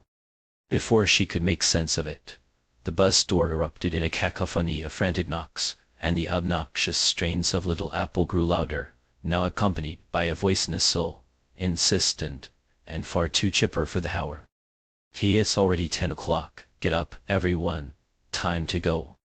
Lin Sanji rubbed her eyes, the haze of memory creeping back into her consciousness like the tide reclaiming the shore. Wait. She had agreed to let Rat join them earlier that afternoon. Afterward, they'd all piled into the bus, chatting and snacking for hours. Despite his skittish demeanor, Rat had proven surprisingly meticulous. To conserve energy for the night's journey, they decided to rest early. Rat, the only one with a working phone, had volunteered to set an alarm for 10 o'clock sharp. Snapping out of her reverie, Lin Sanji sprang to her feet and pressed a button near the driver's seat. The bus door hissed open, revealing Rat in his ill-fitting suit, his face a mixture of eagerness and apology. She glared at him, her voice sharp with irritation. Turn it off already. Do you want to attract a fallen seed, and does it have to be so damn loud? Oh, all right. Rat fumbled with his phone, silencing the music in a flurry of clumsy taps. The sudden quiet was almost jarring, a vacuum where the noise had been. He grinned sheepishly. What about Miss Marcy and Luz, are they up yet? They're in the back, Lin Sanji replied curtly. Even as she spoke, Marcy shuffled forward, yawning and rinsing her mouth with a bottle of water before slumping into the driver's seat, her eyes still half shut. Luz gave Rat a brief nod, rubbing his eyes as he trudged toward the truck, his movements lethargic and unsteady. They all looked exhausted. Lin Sanji stifled a yawn of her own, the weight of fatigue pressing down on her once more. Rat, however, seemed immune to weariness. He darted around the vehicles, inspecting the engines, with a diligence that bordered on obsessive. Satisfied that everything was in working order, he clapped his hands together, his voice brimming with enthusiasm. All right, we're good to go. After a quick wash and a few moments to gather herself, Lin Sanji climbed into the truck. The motion of the vehicle, the hum of the engine beneath her, gradually chased away the remnants of sleep. Fully awake now, she reached for the map beside her, tracing a route toward the industrial district on the city's western outskirts. The western suburbs were a sprawling labyrinth of factories and processing plants, a self-contained ecosystem with dormitories, canteens, and resources aplenty. If they could make it there, they'd have access to backup power, supplies, and most importantly, shelter. Behind her, 3 vehicles followed in a loose formation, their headlights cutting through the darkness. Lin Sanji could help, but acknowledged that bringing Rat along had been the right decision. Not only was he adept at vehicle maintenance, but had also unearthed a set of walkie-talkies from the bus, allowing the convoy to stay in contact during the drive, a small but invaluable comfort. The crackle of the walkie-talkie interrupted her thoughts. Luz's voice came through, light and teasing. Hey, Sanji, how much farther to the factory district? Depends on the road conditions, she replied, glancing at the map. If we're not blocked by abandoned cars, we should be there in an hour. Once we cross this hill, we'll see the sign. Her words were cut short by a low, grumbling noise from her stomach. She froze, silently cursing her buddy's betrayal. Luz caught it immediately, his laughter ringing out over the walkie-talkie. Was that your stomach? Should we pull over and let you take care of that? I'm awful snicker following Marcy, no doubt. And just hungry. Lin Sanji shot back, her tone half amused, half exasperated. And you lose, I bet you don't have a girlfriend. She reached for a packet of cookies, tearing it open and biting into one with a vengeance, ignoring the latter that continued to echo through the walkie-talkie. The journey was, thus far, uneventful. Most of the abandoned vehicles had been neatly pushed to the roadside, and even when the path was obstructed, the sandy erosion of the pavement blurred the line between road and sidewalk, allowing them to maneuver around the obstacles. The convoy pressed on, the shortcut proving surprisingly navigable. "I think I heard a bang just now." Marce's voice broke the relative silence, tinged with concern. "Did anyone else hear it?" Watt was quick to respond, his tone anxious. "Miss Marcy, could it be your engine? Where did the sound come from?" "I'm not sure. It was faint, but it's gone now." "Well, if it happens again, you'll check your engine," Rat offered. Lin Sanju glanced in the rearview mirror, her eyes sweeping over the vehicles behind her. The bus, following directly behind the second truck, seemed fine. She could just make out Marcy in the driver's seat, her silhouette calm and steady. Dismissing her unease, Lin Sanju rolled down the window, letting the searing night wind whip through the cabin. Her long hair billowed around her, a dark banner against the oppressive heat. What happened next unfolded with the surreal clarity of a nightmare, each moment etched into her memory with cruel precision. Without warning, the walkie-talkie erupted with a shout. Luce's voice, high-pitched and frantic, though his words were indecipherable. A chill shot through Lin Sanju, her breath catching in her throat. She barely had time to form a question when a screech of brakes tore through the air, followed by the sickening crunch of metal colliding with metal. Her heart plummeted. She whipped her head around, the wind tearing at her face, and what she saw stopped her breath entirely. Luce's truck had veered sharply, coming to a halt sideways in the middle of the road. The bus behind it, unable to stop in time, plowed into its cab with a deafening crash, a plume of smoke rising from the wreckage. Through the shattered windshield, Lin Sanju saw Luce's body hurled from the driver's seat, suspended in midair like a grotesque marionette. A long, spear-like appendage pierced through his abdomen, its other end disappearing into the depths of the truck. It all happened in an instant too fast to comprehend, too horrific to process. Lin Sanju screamed, slamming on the brakes and throwing open the door. She bolted toward the wreckage, her feet barely touching the ground. Before she could reach him, the bus cab erupted in a fiery explosion. The blast sent shards of glass and metal hurtling through the air, cutting into her exposed skin like 1,000 tiny blades. She was thrown to the ground, her body a patchwork of stinging wounds, but the pain barely registered. Her eyes were fixed on the scene before her, fragments of flesh and tufts of unmistakable red hair scattered amidst the debris. This could be real. This had to be some kind of sick joke. Behind her, the Citroën at the rear of the convoy skidded to a halt, narrowly avoiding the carnage. Rat stumbled out, his face ashen, his voice trembling. What happened? How did this? Lin Sanju didn't answer. She pushed herself to her feet, her eyes blazing, and started toward the wreckage again. Rat grabbed her arm, his grip firm despite his shaking hands. "Sanju, stop, you need to calm down." His words were cut off as a shadow loomed over them. Rat looked up, his expression shifting from confusion to terror. The truck Lin Sanju had abandoned, left without its parking brake engaged, was rolling toward them. Its massive frame bore down on them, with the inevitability of an avalanche. Rat released her, turning to run, but it was too late. The truck's hulking mass engulfed them both, the world dissolving into darkness and steel. The first round. Total annihilation. In the suffocating darkness, Lin Sanju's head throbbed faintly, pressed against something unyielding and cold. She had been lying like this for what felt like an eternity, too exhausted to move, her body weighted by a drowsy haze. Half conscious, she shifted slightly, seeking relief. But in the next moment, she jolted upright, her breath ragged and shallow, as though she had been dragged from the depths of a nightmare. Her trembling hands caught her attention, pale and unsteady in the dim light. Am I dead? Did we all die? The questions tumbled through her mind, jagged and disjointed, until she turned her head, almost afraid of what she might see. There they were, Marcer and Lizzie, sprawled on the ground not far from her, their faces twisted in uneasy grimaces, as if locked in the throes of their own private horrors. Despite their stillness, the rhythmic rise and fall of their chests confirmed what she needed to know: they were alive. For now. So it was all a dream. Lin Sengju pushed herself off the ground, her limbs sluggish, her body still cloaked in the icy residue of dread.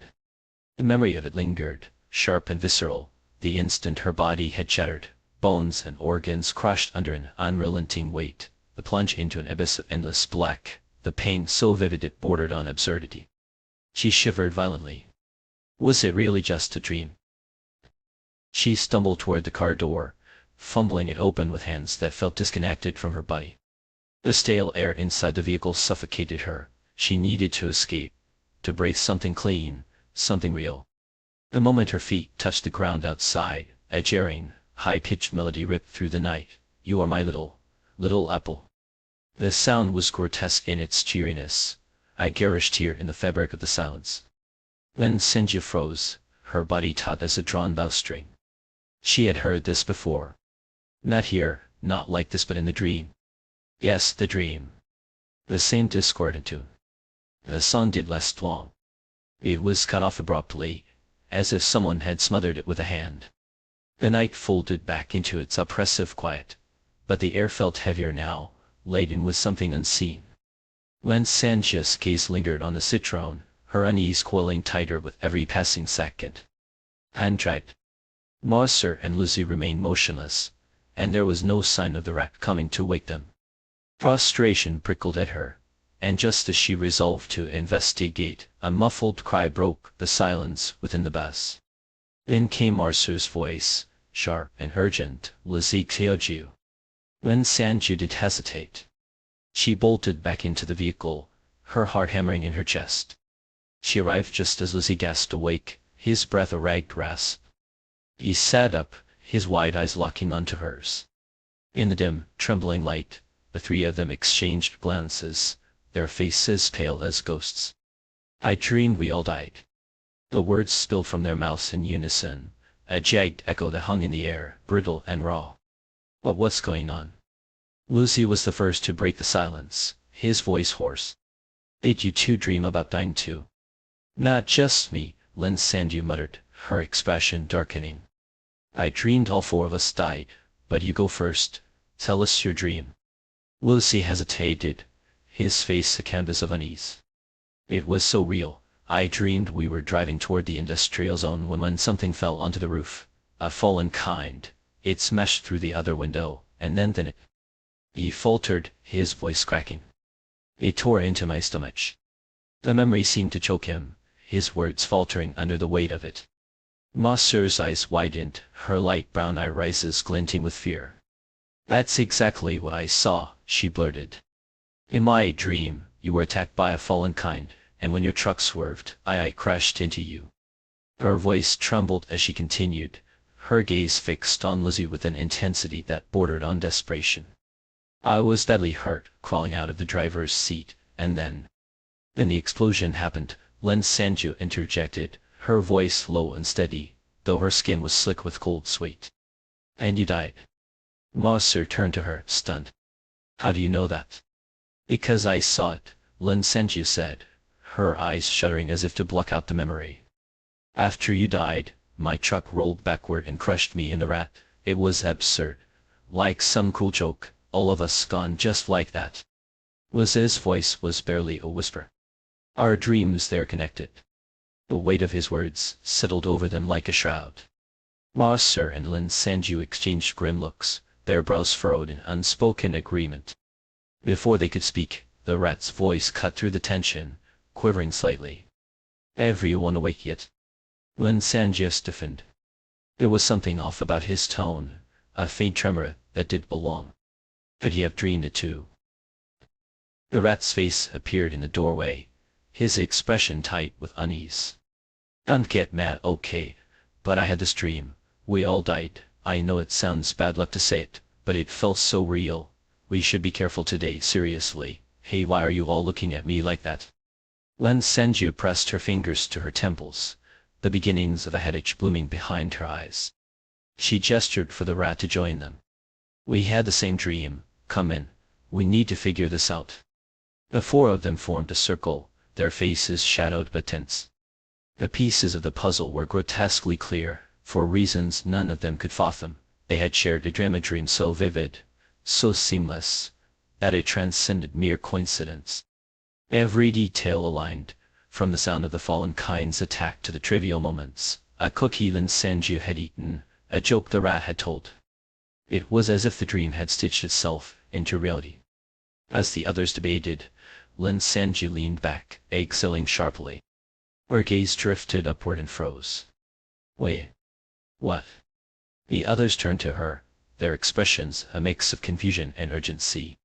She pointed to the bus route display above the door. Sir, what route is this bus?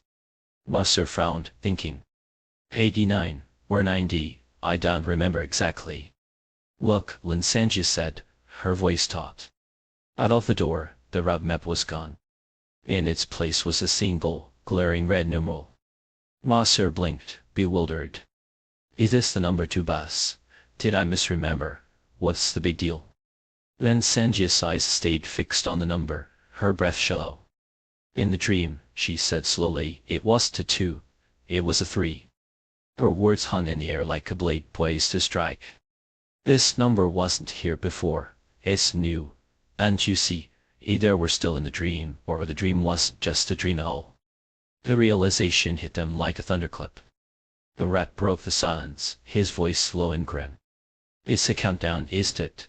First 3, now 2, we've got 2 chances left. For the first time, Lin Sanju saw something in the rat she had before.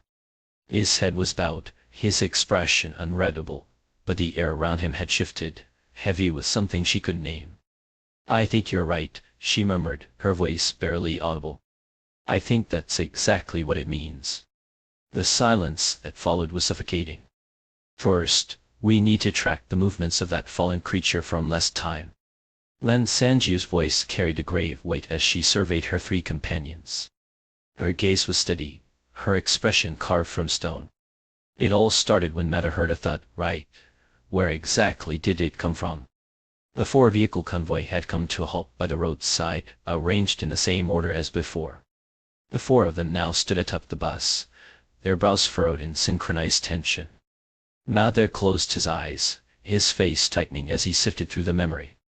I was driving at the time.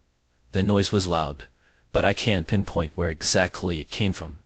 However, I'm certain it was nearby. It sounded distant, away from the driver's seat. That would place it somewhere toward the mid or rear section of the bus.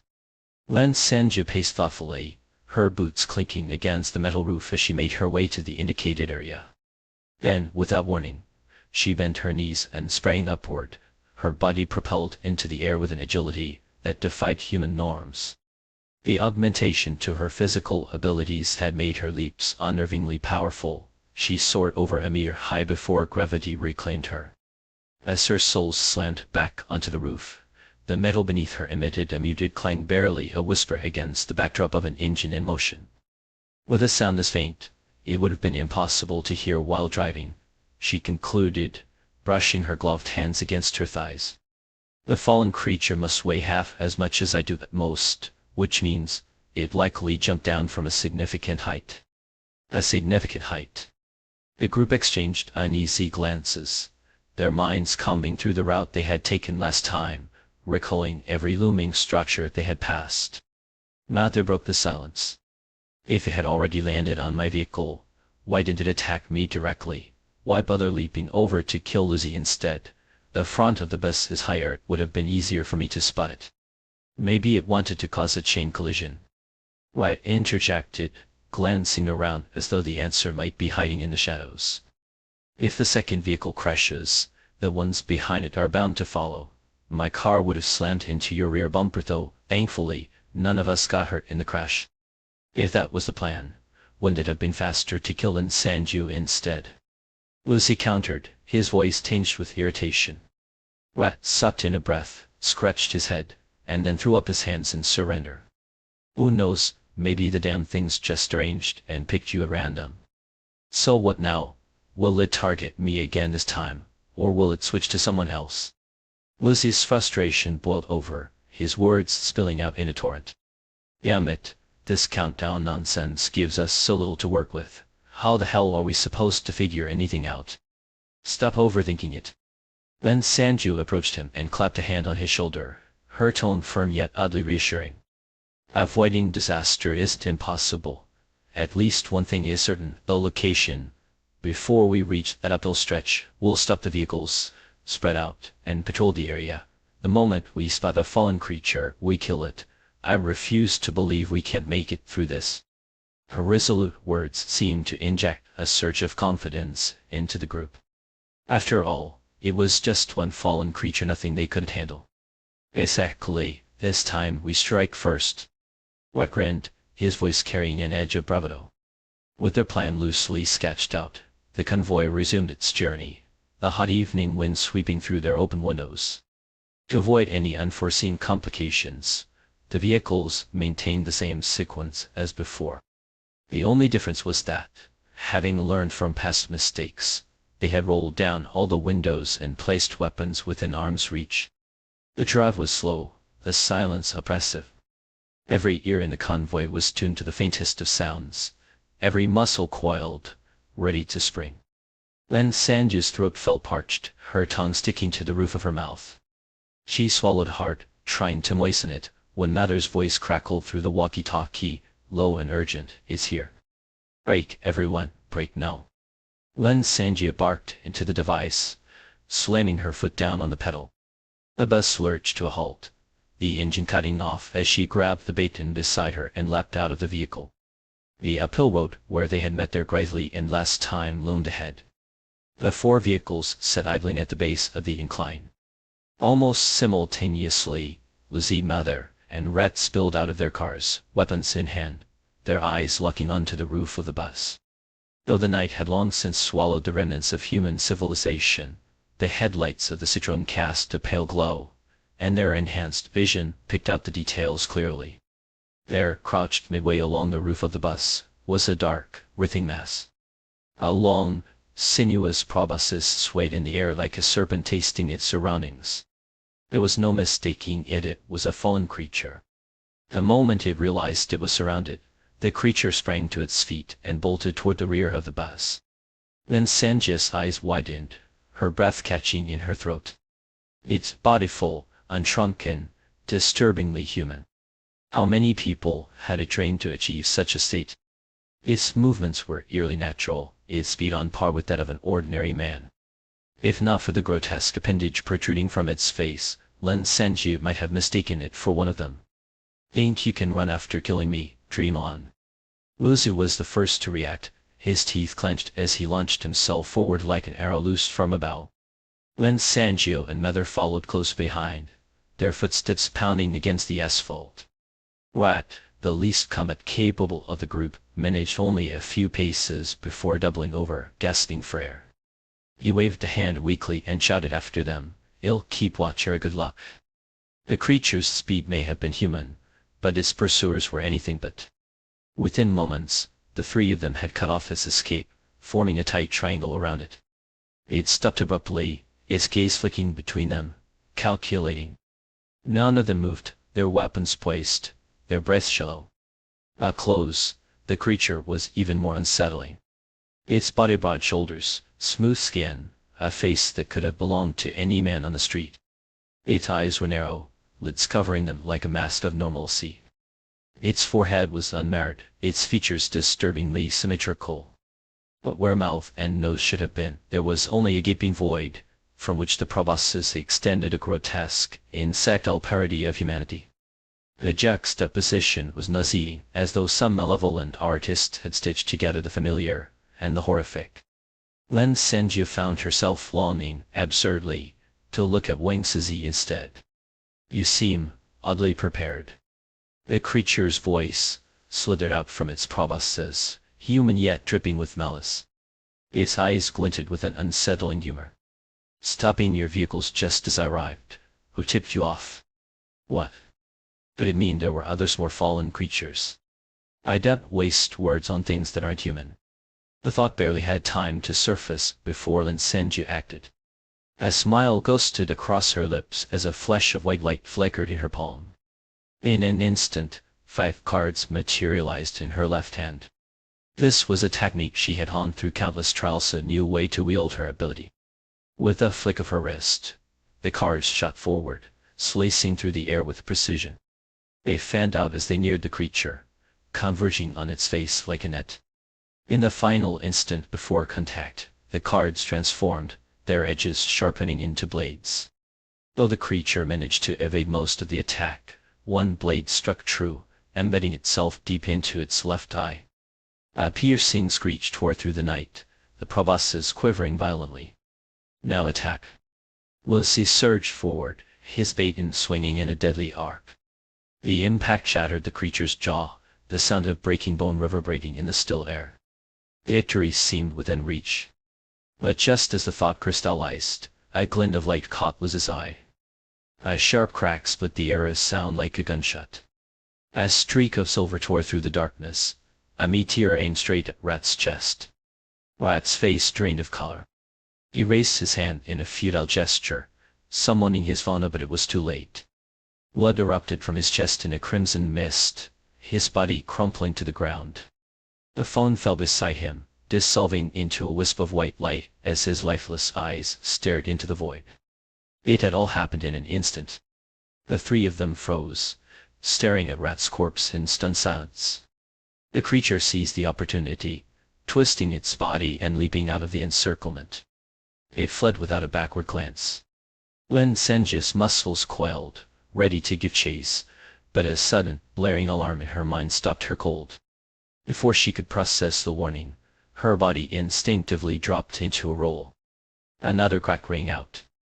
A bullet tore through the space she had just vacated, leaving a smoldering hole in the ground. She understood immediately. We're being sniped, find cover now. Mother and Lizzie dove behind the bus, while Lin Sanju crouched behind the Citroen. Their breaths came in ragged gasps, the night swallowing the echoes of the gunfire. Silence returned, heavy and oppressive. Rat's dead, Mother whispered, his voice trembling with disbelief. Must have been that creature's accomplice, Lin Sanju muttered, her heart pounding so violently it felt as though it might burst from her chest. What rotten luck running into a fallen creature with a sniper for backup. Lucy shook his head, his expression dark. No, it wasn't a fallen creature. I saw it in the right, near the building. There were floating metallic points of light. The bullet that hit Rat came from one of those metallic points of light. The others stared at him, their eyes wide. That's an evolved ability, isn't it? There was no doubt. Only humans could possess evolved abilities. Lys's jaw tightened. Exactly, some evolved scum must have teamed up with the fallen creature. Lin Sanju struggled to wrap her mind around it. Teamed up, what could they possibly gain from? Her words were cut off by a heavy thud from above. Her head snapped up instinctively.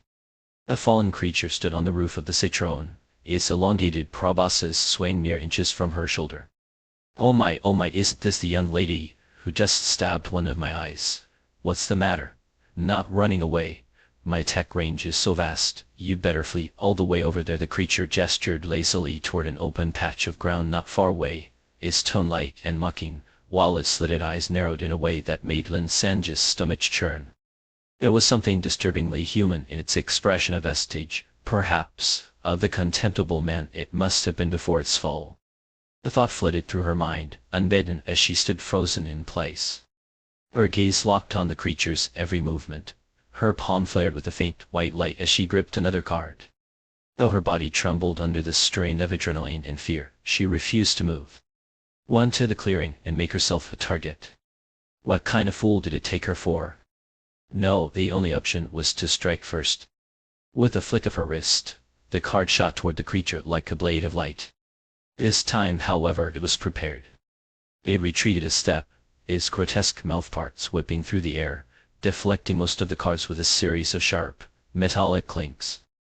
Only one managed to slip through its defenses, and Lin Sanju swiftly recalled it to her hand. But as her eyes darted over the card, a curse slipped through her mind. The remaining card was, of all things, the black cloth, meant to pair with her blades as a tool for obscuring the enemy's vision. Useless without the blades, which now lay scattered across the ground. Unless she physically retrieved them, there was no way to recall them. Despite her efforts over the past month to stockpile useful items as cards, her current hand was a cruel joke, blunt objects and implements of little use in a fight like this. The creature's lone eye contracted as it noticed the card in her hand. It stepped to the edge of the car roof it had perched upon and let out a low, grating chuckle that sent a shiver down her spine. Just as Lin Sanju braced herself for another taunt, its mouth parts lashed forward without warning, a blur of movement aimed straight at her. In that split second, she realized how little distance separated them.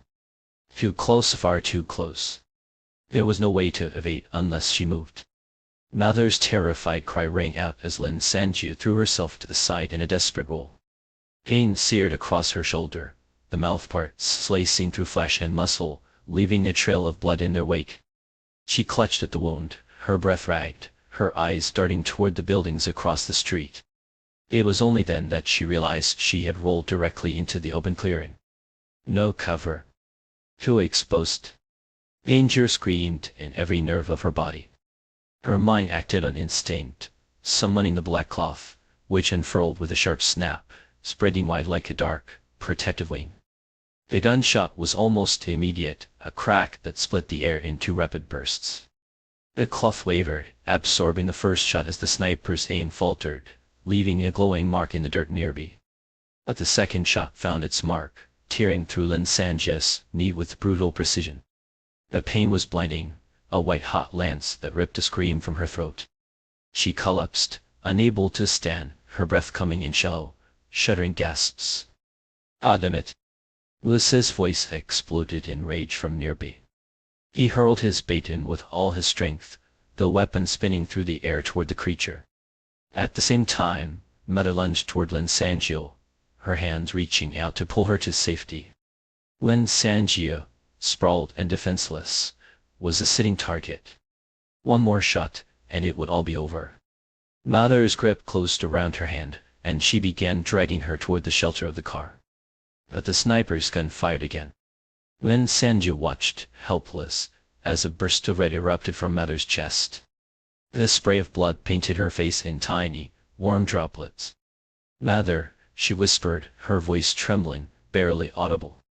Mother's light brown eyes, white and glassy, reflected Lin Sanju's own pale, stricken face.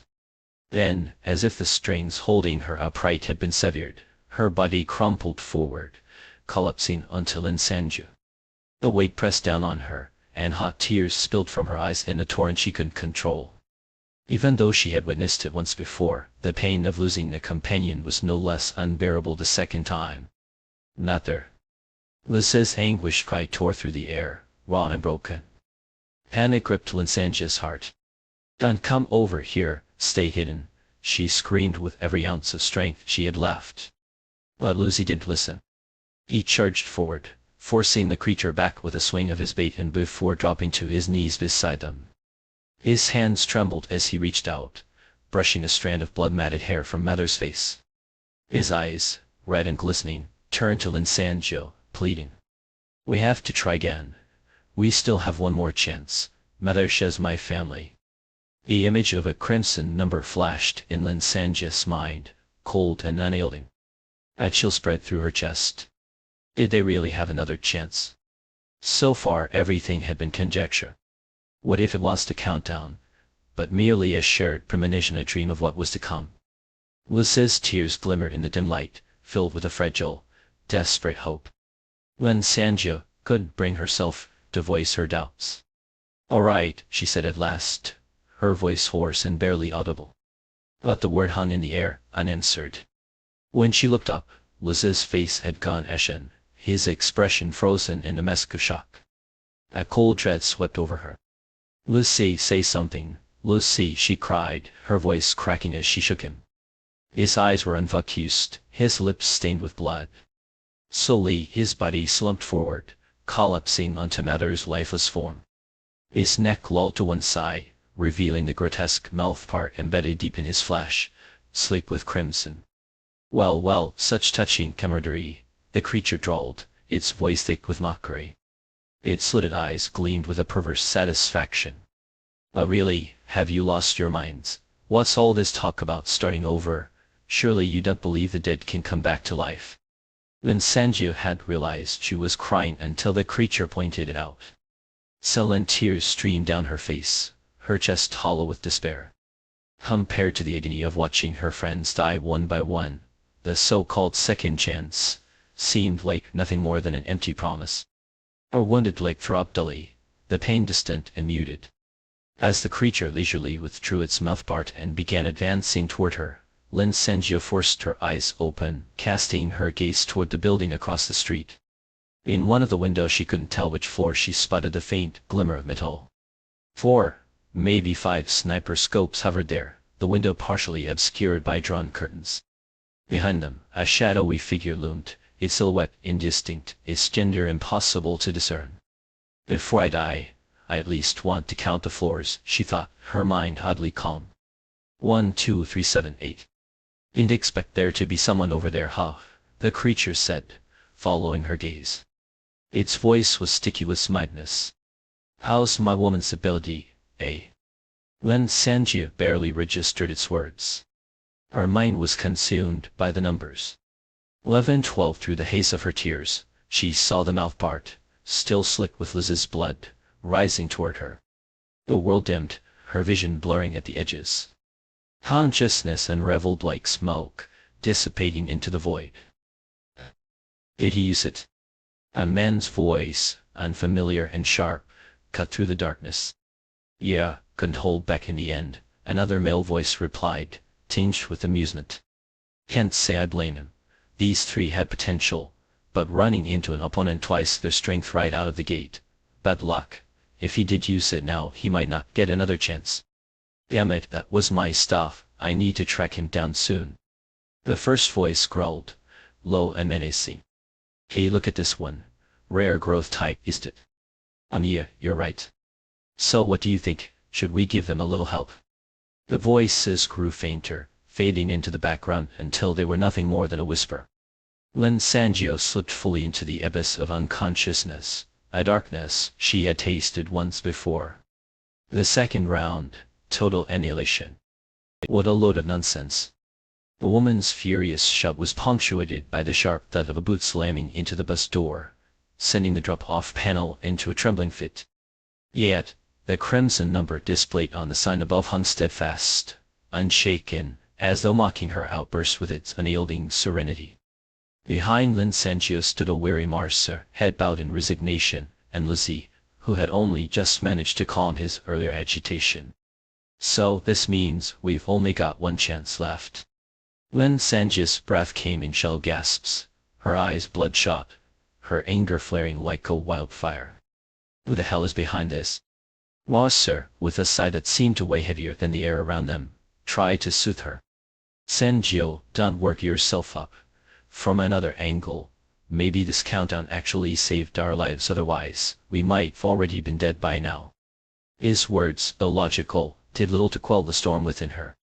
Lin Sanjio felt as though she had been played, strung along like a puppet on invisible strings. Her hands clenched tightly around the fabric of her pants, knuckles pale with the effort to suppress her fury. After a long pause, she abruptly stood. I need some air. Lucy rubbed his temples as if warding off a headache, his exhaustion etched into every line of his face.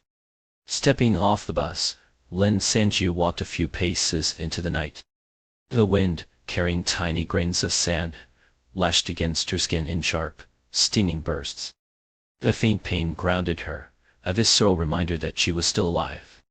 Around her, the silence was profound, so deep it seemed to press against her ears. In the absence of any sound, she could almost hear the blood coursing through her veins. It was unsettling.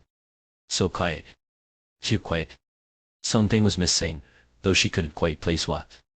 Her gaze drifted to the battered citron parked not far away, its grime-coated surface reflecting faintly under the pale moonlight. Wait, was this the time when Field Mouse usually came to wake them up? His obnoxious ringtone should pierce the stillness by now. Why hadn't they heard it? Could he still be asleep? A flicker of unease sparked in her chest as she quickened her steps toward the citron. Field Mouse, are you awake? She called up, her voice tinged with worry. No response came from within the car. Frowning, Lin Sanjia wiped at the dusty window with her sleeve, leaning in to peer inside. The passenger seat had been reclined into a makeshift bed, surrounded by the detritus of a haphazard existence, half-eaten food wrappers, empty drained bottles, and a few crumpled, filthy articles of clothing. But Field Mouse himself was conspicuously absent. Her heart tightened as she scanned the surrounding area, circling the convoy in search of any sign of him. The landscape was barren, stripped of life, with trees long reduced to ash. The emptiness stretched endlessly, offering no place to hide. Yet, after 2 full laps, she hadn't even found a single footprint. It was then that the sound of car doors opening drew her attention. Lucy and Marcer had emerged, their conversation low but urgent. Lin Sanjia hurried over, her voice rising. Field Mouse is in the car. He's gone. Should we go look for him? They froze, clearly unprepared for this revelation. Marcer opened his mouth to speak, but before he could utter a word, a languid voice drifted down from above. I would bother looking. You won't find him. The 3 of them instinctively recoiled, their heads snapping upward. Against the backdrop of a colossal, silver-white moon, 2 figures perched atop the bison, standing, the other seated. The night wind swirled around them, carrying with it a heat that seemed out of place, as though the air itself had been scorched. Their faces were obscured, their features swallowed by shadow, leaving only their silhouettes etched in the moonlight. The seated figure swung one leg lazily over the edge of the bus, his posture exuding an almost theatrical nonchalance. His voice, laced with a mocking lilt, drifted down again. Why the stares? Do you think him handsome or something? For a moment, none of them could find their voices. Then Sanjia forced herself to speak, her words stumbling out. Did you take Field? A sharp, derisive snort cut her off. The standing figure shifted, stepping forward with deliberate menace. Then, without warning, he leapt from the bus, his movement a blur as he landed heavily on the ground below. The impact sent up a plume of dust, the sound reverberating like a thunderclap. The man was massive, his physique a study in raw power, muscles coiled and taut like those of a predator poised to strike. Strapped to his back was a long, slightly curved blade, its resemblance to a katana unmistakable. Yet it lacked a sheath, and Lin Sanjia couldn't fathom how it was secured in place. The naked steel gleamed faintly, catching the sparse light of the moon. For an evolved human, such a leap was hardly extraordinary. But there was something about this man, something primal and unrelenting, that set every nerve in Lin Sanjia's body alight with alarm. Her instincts screamed at her, a cacophony of warnings she couldn't ignore. The man's lips curled into a slow, predatory grin, baring teeth that seemed more suited to a beast than a man. It was a smile that promised violence, a harbinger of something dark and inescapable. And then it hit them. A wave of pressure, tangible and suffocating, crashed over them with the force of a tidal wave. It was for not entirely but something deeper, more visceral. The air itself seemed to thin, stolen from their lungs by the sheer weight of the man's presence. For a moment, all 3 of them forgot how to breathe. Marcer was the first to falter, collapsing to the ground with a thud, his face ashen. Lucy, drenched in cold sweat, sank to one knee, his defiance crumbling under the strain. Lin Sanjia felt as though an iron grip had closed around her heart. Every muscle in her body quivered as she fought to remain upright, her instincts screaming at her to flee. But she couldn't, she wouldn't. Her pride and fear locked in a battle that left her paralyzed. This feeling, it was like a rabbit caught in the gaze of a mountain lion. A hopeless, crushing sense of inferiority swept over her. They weren't even on the same rung of the food chain. Her keen intuition flared to life, every cell in her body screaming the same command, run. Just as she was about to give in, to turn and bolt, the seated man leapt down from the bus with an almost ethereal grace. His landing was soft, like a spring breeze stirring the petals of a pear blossom, brushing against Lin Sanjia's cheek and dispelling some of the suffocating tension.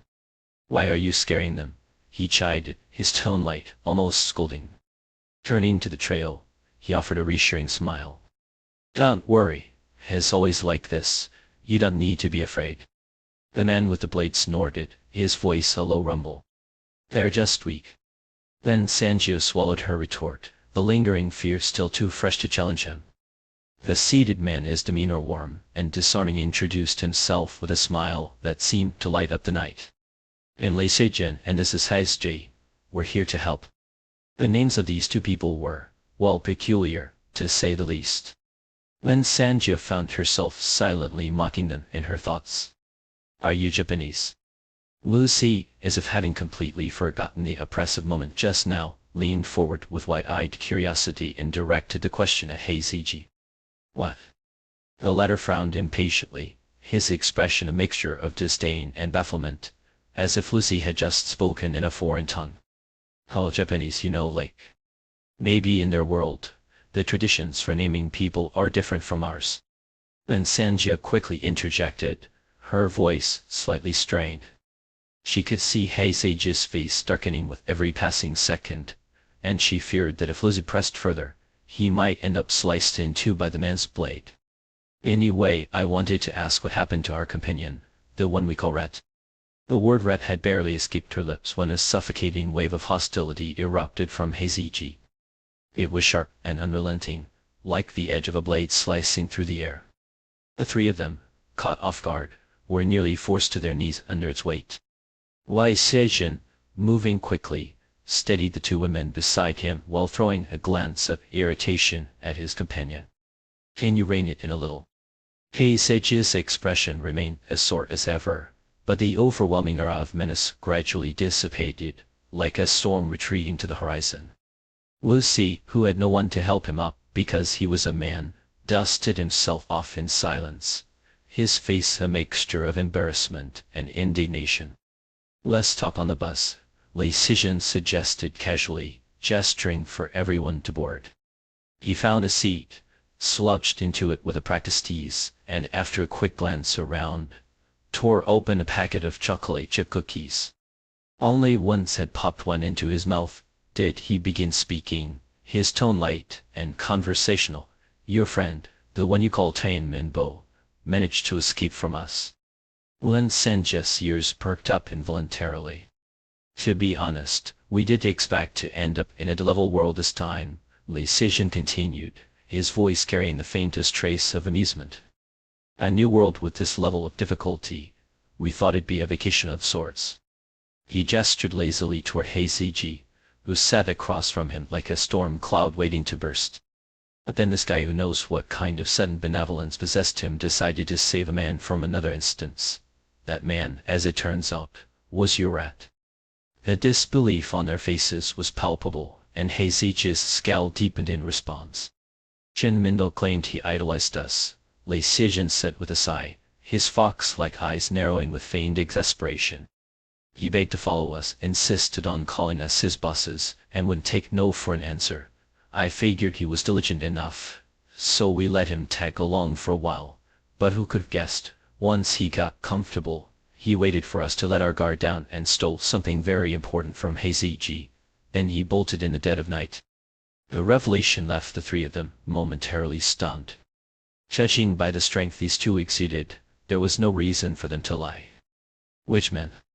Then Sanju clenched her fists, her mind racing. She turned to Lizzie and Marcy with a wry smile that barely masked her frustration.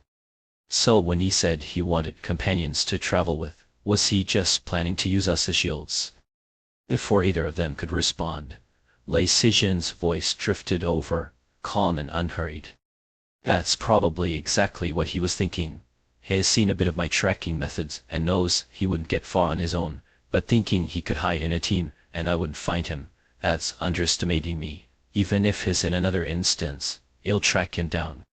Marcy adjusted her crimson hair, her expression puzzled. And where is he now? Why isn't he with us in this instance? Lei Sejin didn't answer immediately. Instead, he glanced at Heiseiji, who finally broke his silence.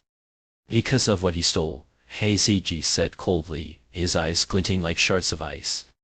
It's a special item I went to great lengths to acquire. It allows its user to forcibly exit an instance. The weight of his words hung heavily in the air.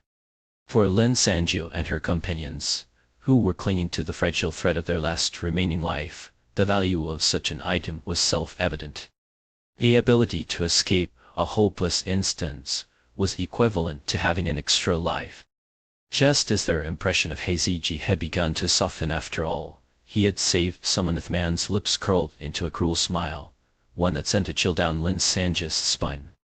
Once I get it back, I'll personally throw him into an level instance. His tone was deceptively calm, but it carried the latent menace of a predator poised to strike. Lin Sanjiu couldn't suppress the shiver that ran through her. The item has limited uses 15 in total. Otherwise, he would have abandoned you long ago, Lei Sijin added with a sigh, his eyes narrowing in mock pity. Shields are easy enough to find, after all. The casual cruelty of his words ignited a spark of anger in Lizzie.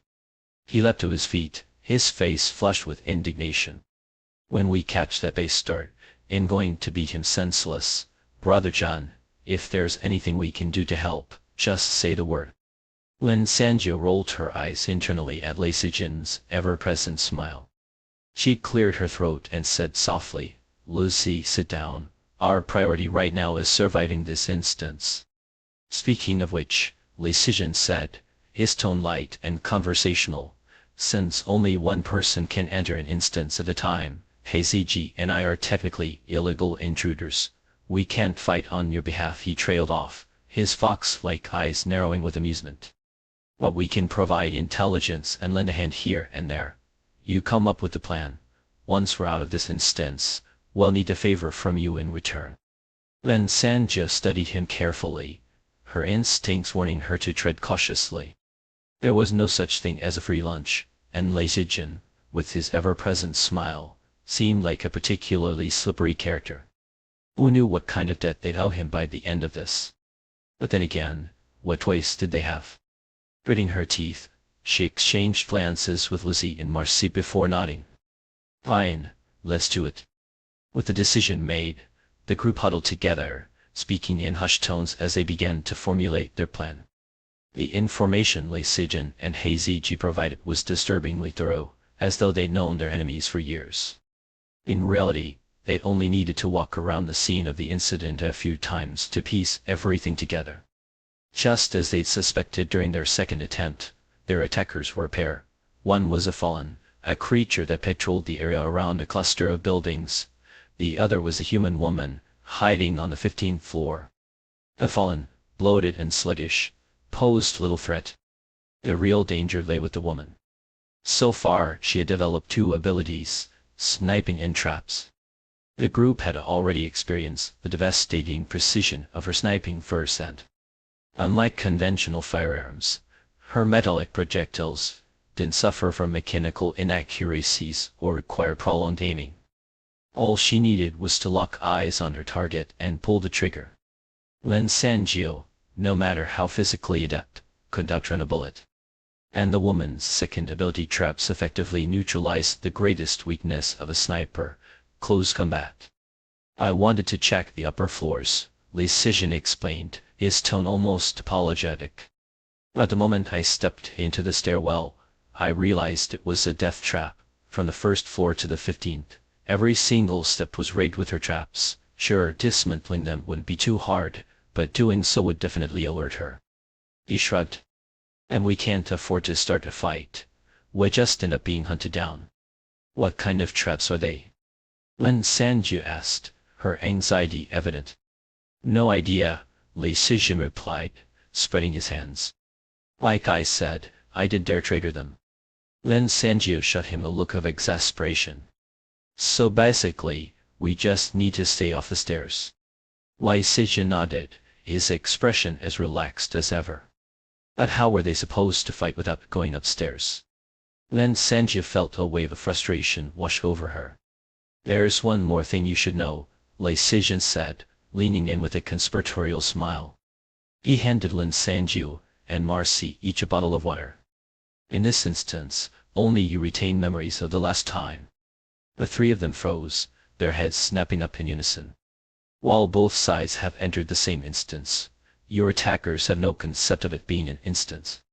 Lei Sijin explained, his voice gaining a subtle edge of excitement. They're simply continuing what they intended to do on the day they entered Hunt, which means your actions today will catch them off guard. With a well-thought-out plan, you can turn the tables entirely. Perhaps it was his calm, assured tone, or perhaps it was the clarity of his reasoning, but the faint sense of dread that had been gnawing at their hearts began to dissipate. Once Lei Sijin had laid everything out, he nudged Hazy Ji, who had been dozing off, and the two of them disembarked. Now it's up to us. Watching their figures disappear into the distance, Lin Sanji turned to Lizzie and Marcy, her eyes alight with determination. We're going to survive this. The first 2 times he had driven this route, it had taken him no more than 20 minutes. Tonight, Lizzie had been walking for nearly an hour. According to Lei Sijin's intelligence, the Fallen One often prowled near the building it called home, preying on lone pedestrians. Yet despite circling within 500 meters of the building multiple times, Lizzie had caught so much as a glimpse of the creature. Seems like the bastard's pretty cautious. Lin Sanji's voice crackled through the walkie-talkie, thoughtful yet tinged with irritation. Doesn't stray far, does it? Fine, get closer, but remember when you spot it, hide yourself properly. You know what to do, right? Lucy grunted in affirmation. Wax, I've done this before. Good, stay in touch. Clicking off the comms, Lucy tucked the device into his pocket and began his approach toward the Fallen One's building. His eagle sight ability was dialed up to its maximum. Within this radius, even the slightest anomaly would not escape his notice. Sailing slowly, he felt his pulse thud against his ribs, relentless and insistent. Tonight's operation rested squarely on his shoulders. The pressure was suffocating, a quailing weight that tightened with every step. As he edged closer to the building, vigilant for cover to shield his movements, he couldn't help but recall the lessons carved into him during his year in the war world. There, he had learned to move like a shadow, to disappear into the folds of the landscape. Tonight, those skills served him well.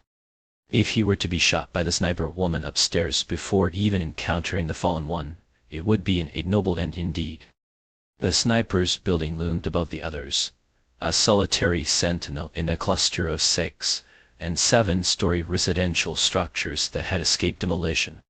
The street below, once bustling with small shops, now lay desolate as if death itself had swept through and turned every trace of life to ash. Suddenly, a man's silhouette emerged from a corner, dragging a long, distorted shadow behind him. His gait was slow, deliberate, and entirely without warning. Ulysses' heart jolted. Instinctively, he ducked behind a signboard coated in a thin film of yellow dust. From this distance, the Fallen One shouldn't be able to hear him. Lucy carefully switched on the walkie-talkie. I've spotted it, he whispered, his voice as low as the hum of a distant engine. Senjio, are you sure the sniper upstairs is his woman? Absolutely, Lin Sanjio replied, her confidence unshaken.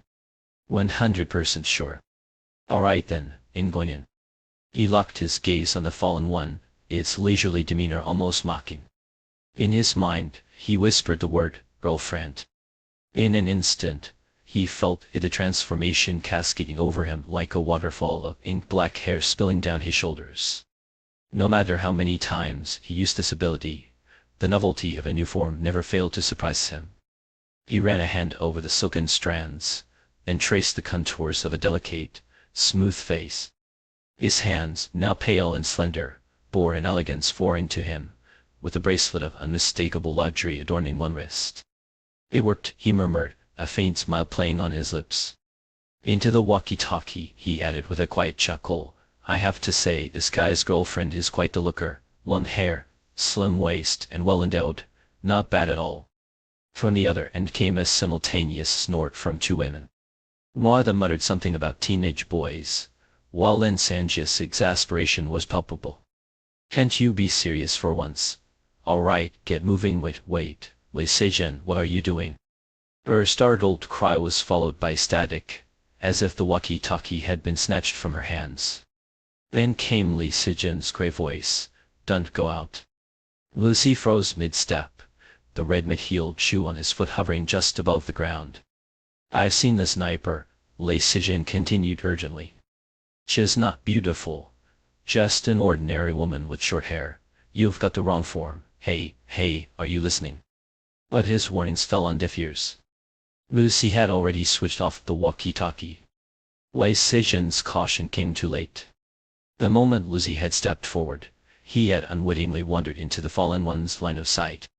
Even as Lei Sijin's voice crackled through the combs, the creature's gaze locked onto him, and its entire demeanor shifted. With a burst of frenetic energy, it charged toward him, its excitement almost palpable. At this speed, it would be face to face in less than 10 seconds. Suppressing the surge of panic clawing at his chest, Lucy stood his ground, quickly stowing the walkie-talkie. Then, adopting the trembling voice of a frightened woman, he let out a sharp, high-pitched cry. The effect was immediate. The fallen one skidded to a halt mere meters away, its elongated proboscis twitching as its grotesque face contorted in shock. Mayu, it rasped, disbelief etched into every syllable. Lucy lifted his head slowly, his borrowed face streaked with tears, a picture of fragile, heart-wrenching beauty. The fallen one's next words confirmed everything. Lin Sanji's intelligence had been spot on, albeit with an ironic twist. Mayu, what are you doing here? Where's your boyfriend? Shit. That was the only word that came to Liz's mind. His ability had one critical flaw, one even Lin Sanji did know about. For the transformation to work, he had to name a relationship. But the form he took wasn't determined by objective reality, it was shaped by the target's perception. In this case, the fallen one clearly didn't consider the sniper upstairs to be his girlfriend. No, that title belonged to this Mayu, a woman who apparently already had a boyfriend. I'll admit, I hate people who mess around with relationships, Lucy seethed internally. Upwardly, though, his expression remained one of trembling vulnerability. I lost him a long time ago, he stammered, his voice quivering. But what happened to you? The fallen one's eyes narrowed as it scrutinized him, then broke into a grin, the kind that made one's skin crawl. I evolved on myself a new ability by demodification. Don't let the looks fool you, I'm stronger than ever. Was this training in the art of deception paid off? Even as he listened to the creature's nonsense, he maintained his act, shrinking back as if in fear. His gaze flitted away from the creature's proboscis, and he sniffled, the world is so terrifying now. What about your dad? The fallen one asked casually, though its tone betrayed a flicker of interest. A man as rich as him must have had some contingency plans, right? And did you evolve? What's your ability? Ah, so that's your angle, Lucy thought, a cold smile curling in the recesses of his mind. Our family, we had an underground bunker, stocked with food and water, he said, his voice hesitant, his eyes darting nervously. I've been hiding there this whole time. If you need it, you could come too. The fallen one showed no reaction to the mention of food and water, just as Lucy had anticipated. He pressed on. As for abilities aside from adapting to high temperatures, I don't think I've evolved much. This time, the creature's expression shifted. Disappointment flickered across its face, only to be replaced by something darker, more insidious. Its lower eyelids twitched, and its lips curled into a sinister smile. No evolution, huh? Then how'd you manage to survive out here on your own? Before Lizzie could answer, the fallen one continued, its tone turning almost jovial. I've got an idea, you come back with me. I'll protect you, how about that? The half-smile on its face deepened, dripping with malice. So what's the plan? Train me dry in one go. Or keep me as your personal livestock? Liz's thoughts were sharp, venomous. Awkwardly, though, he let his face light up with gratitude, his voice trembling with relief. That would be wonderful. Thank you so much, I'll go with you. The fallen one adjusted its tattered clothing, then gestured for him to lead the way, its mockery of chivalry almost laughable. Lucy offered a shy, girlish smile in return and began walking. The fallen one followed close behind. Their footsteps echoed through the empty street, slow and deliberate, a duet of sound in the hollow silence of the night. Mayu, do you remember? A fallen one said suddenly, its voice breaking the stillness. The first time we met. Liz's heart skipped a beat. His transformation granted him no insight into the memories of the person he mimicked. He could only murmur a vague meow. The moment I saw you, I knew you were the only woman worthy of me, the creature said, a wistful nostalgia creeping into its tone. Those days we spent together, they were the best of my life. You remember, don't you? Yes, Lucy stammered. You loved the beach. We went everywhere, Boracay, the Maldives, Tahiti. Now that I think about it, it feels like a dream. Its voice softened, then darkened. If only your father had torn us apart. Sure, you took a lot of money from me, but I truly loved you. Lucy's mind raced, grasping for a response. Finally, he let out a faint sob. I understand. You. The creature's voice rose, sharp and accusatory. Then why did you end up with that rich boy? You and your father both thought I wasn't good enough for you, didn't you? The sudden outburst startled Lucy, but the creature quickly laughed, a chilling sound that sent a shiver down his spine. Mayu, you have no idea how happy I am that the world turned out this way. The air behind him shifted, a subtle disturbance followed by the faintest whisper of wind. Lucy had been on edge, every nerve attuned to his surroundings. The moment he felt the attack, he dropped low, his body twisting to the side. A long, shadowy appendage swept past where his head had been just moments before. The fallen one froze, stunned that its strike had missed. Lucy straightened, a cold smile curling his lips. He kicked off the red mid-heels, his stance shifting into one of readiness. The soft soles of his borrowed feet pressed against the asphalt, still warm from the day's heat, the sensation grounding him. You dodged that, the fallen one growled. Yes, all that freeloading's made you soft, Lucy shot back, his voice dripping with mockery. Before the words had fully left his mouth, the creature's proboscis lashed out again, this time with even greater force.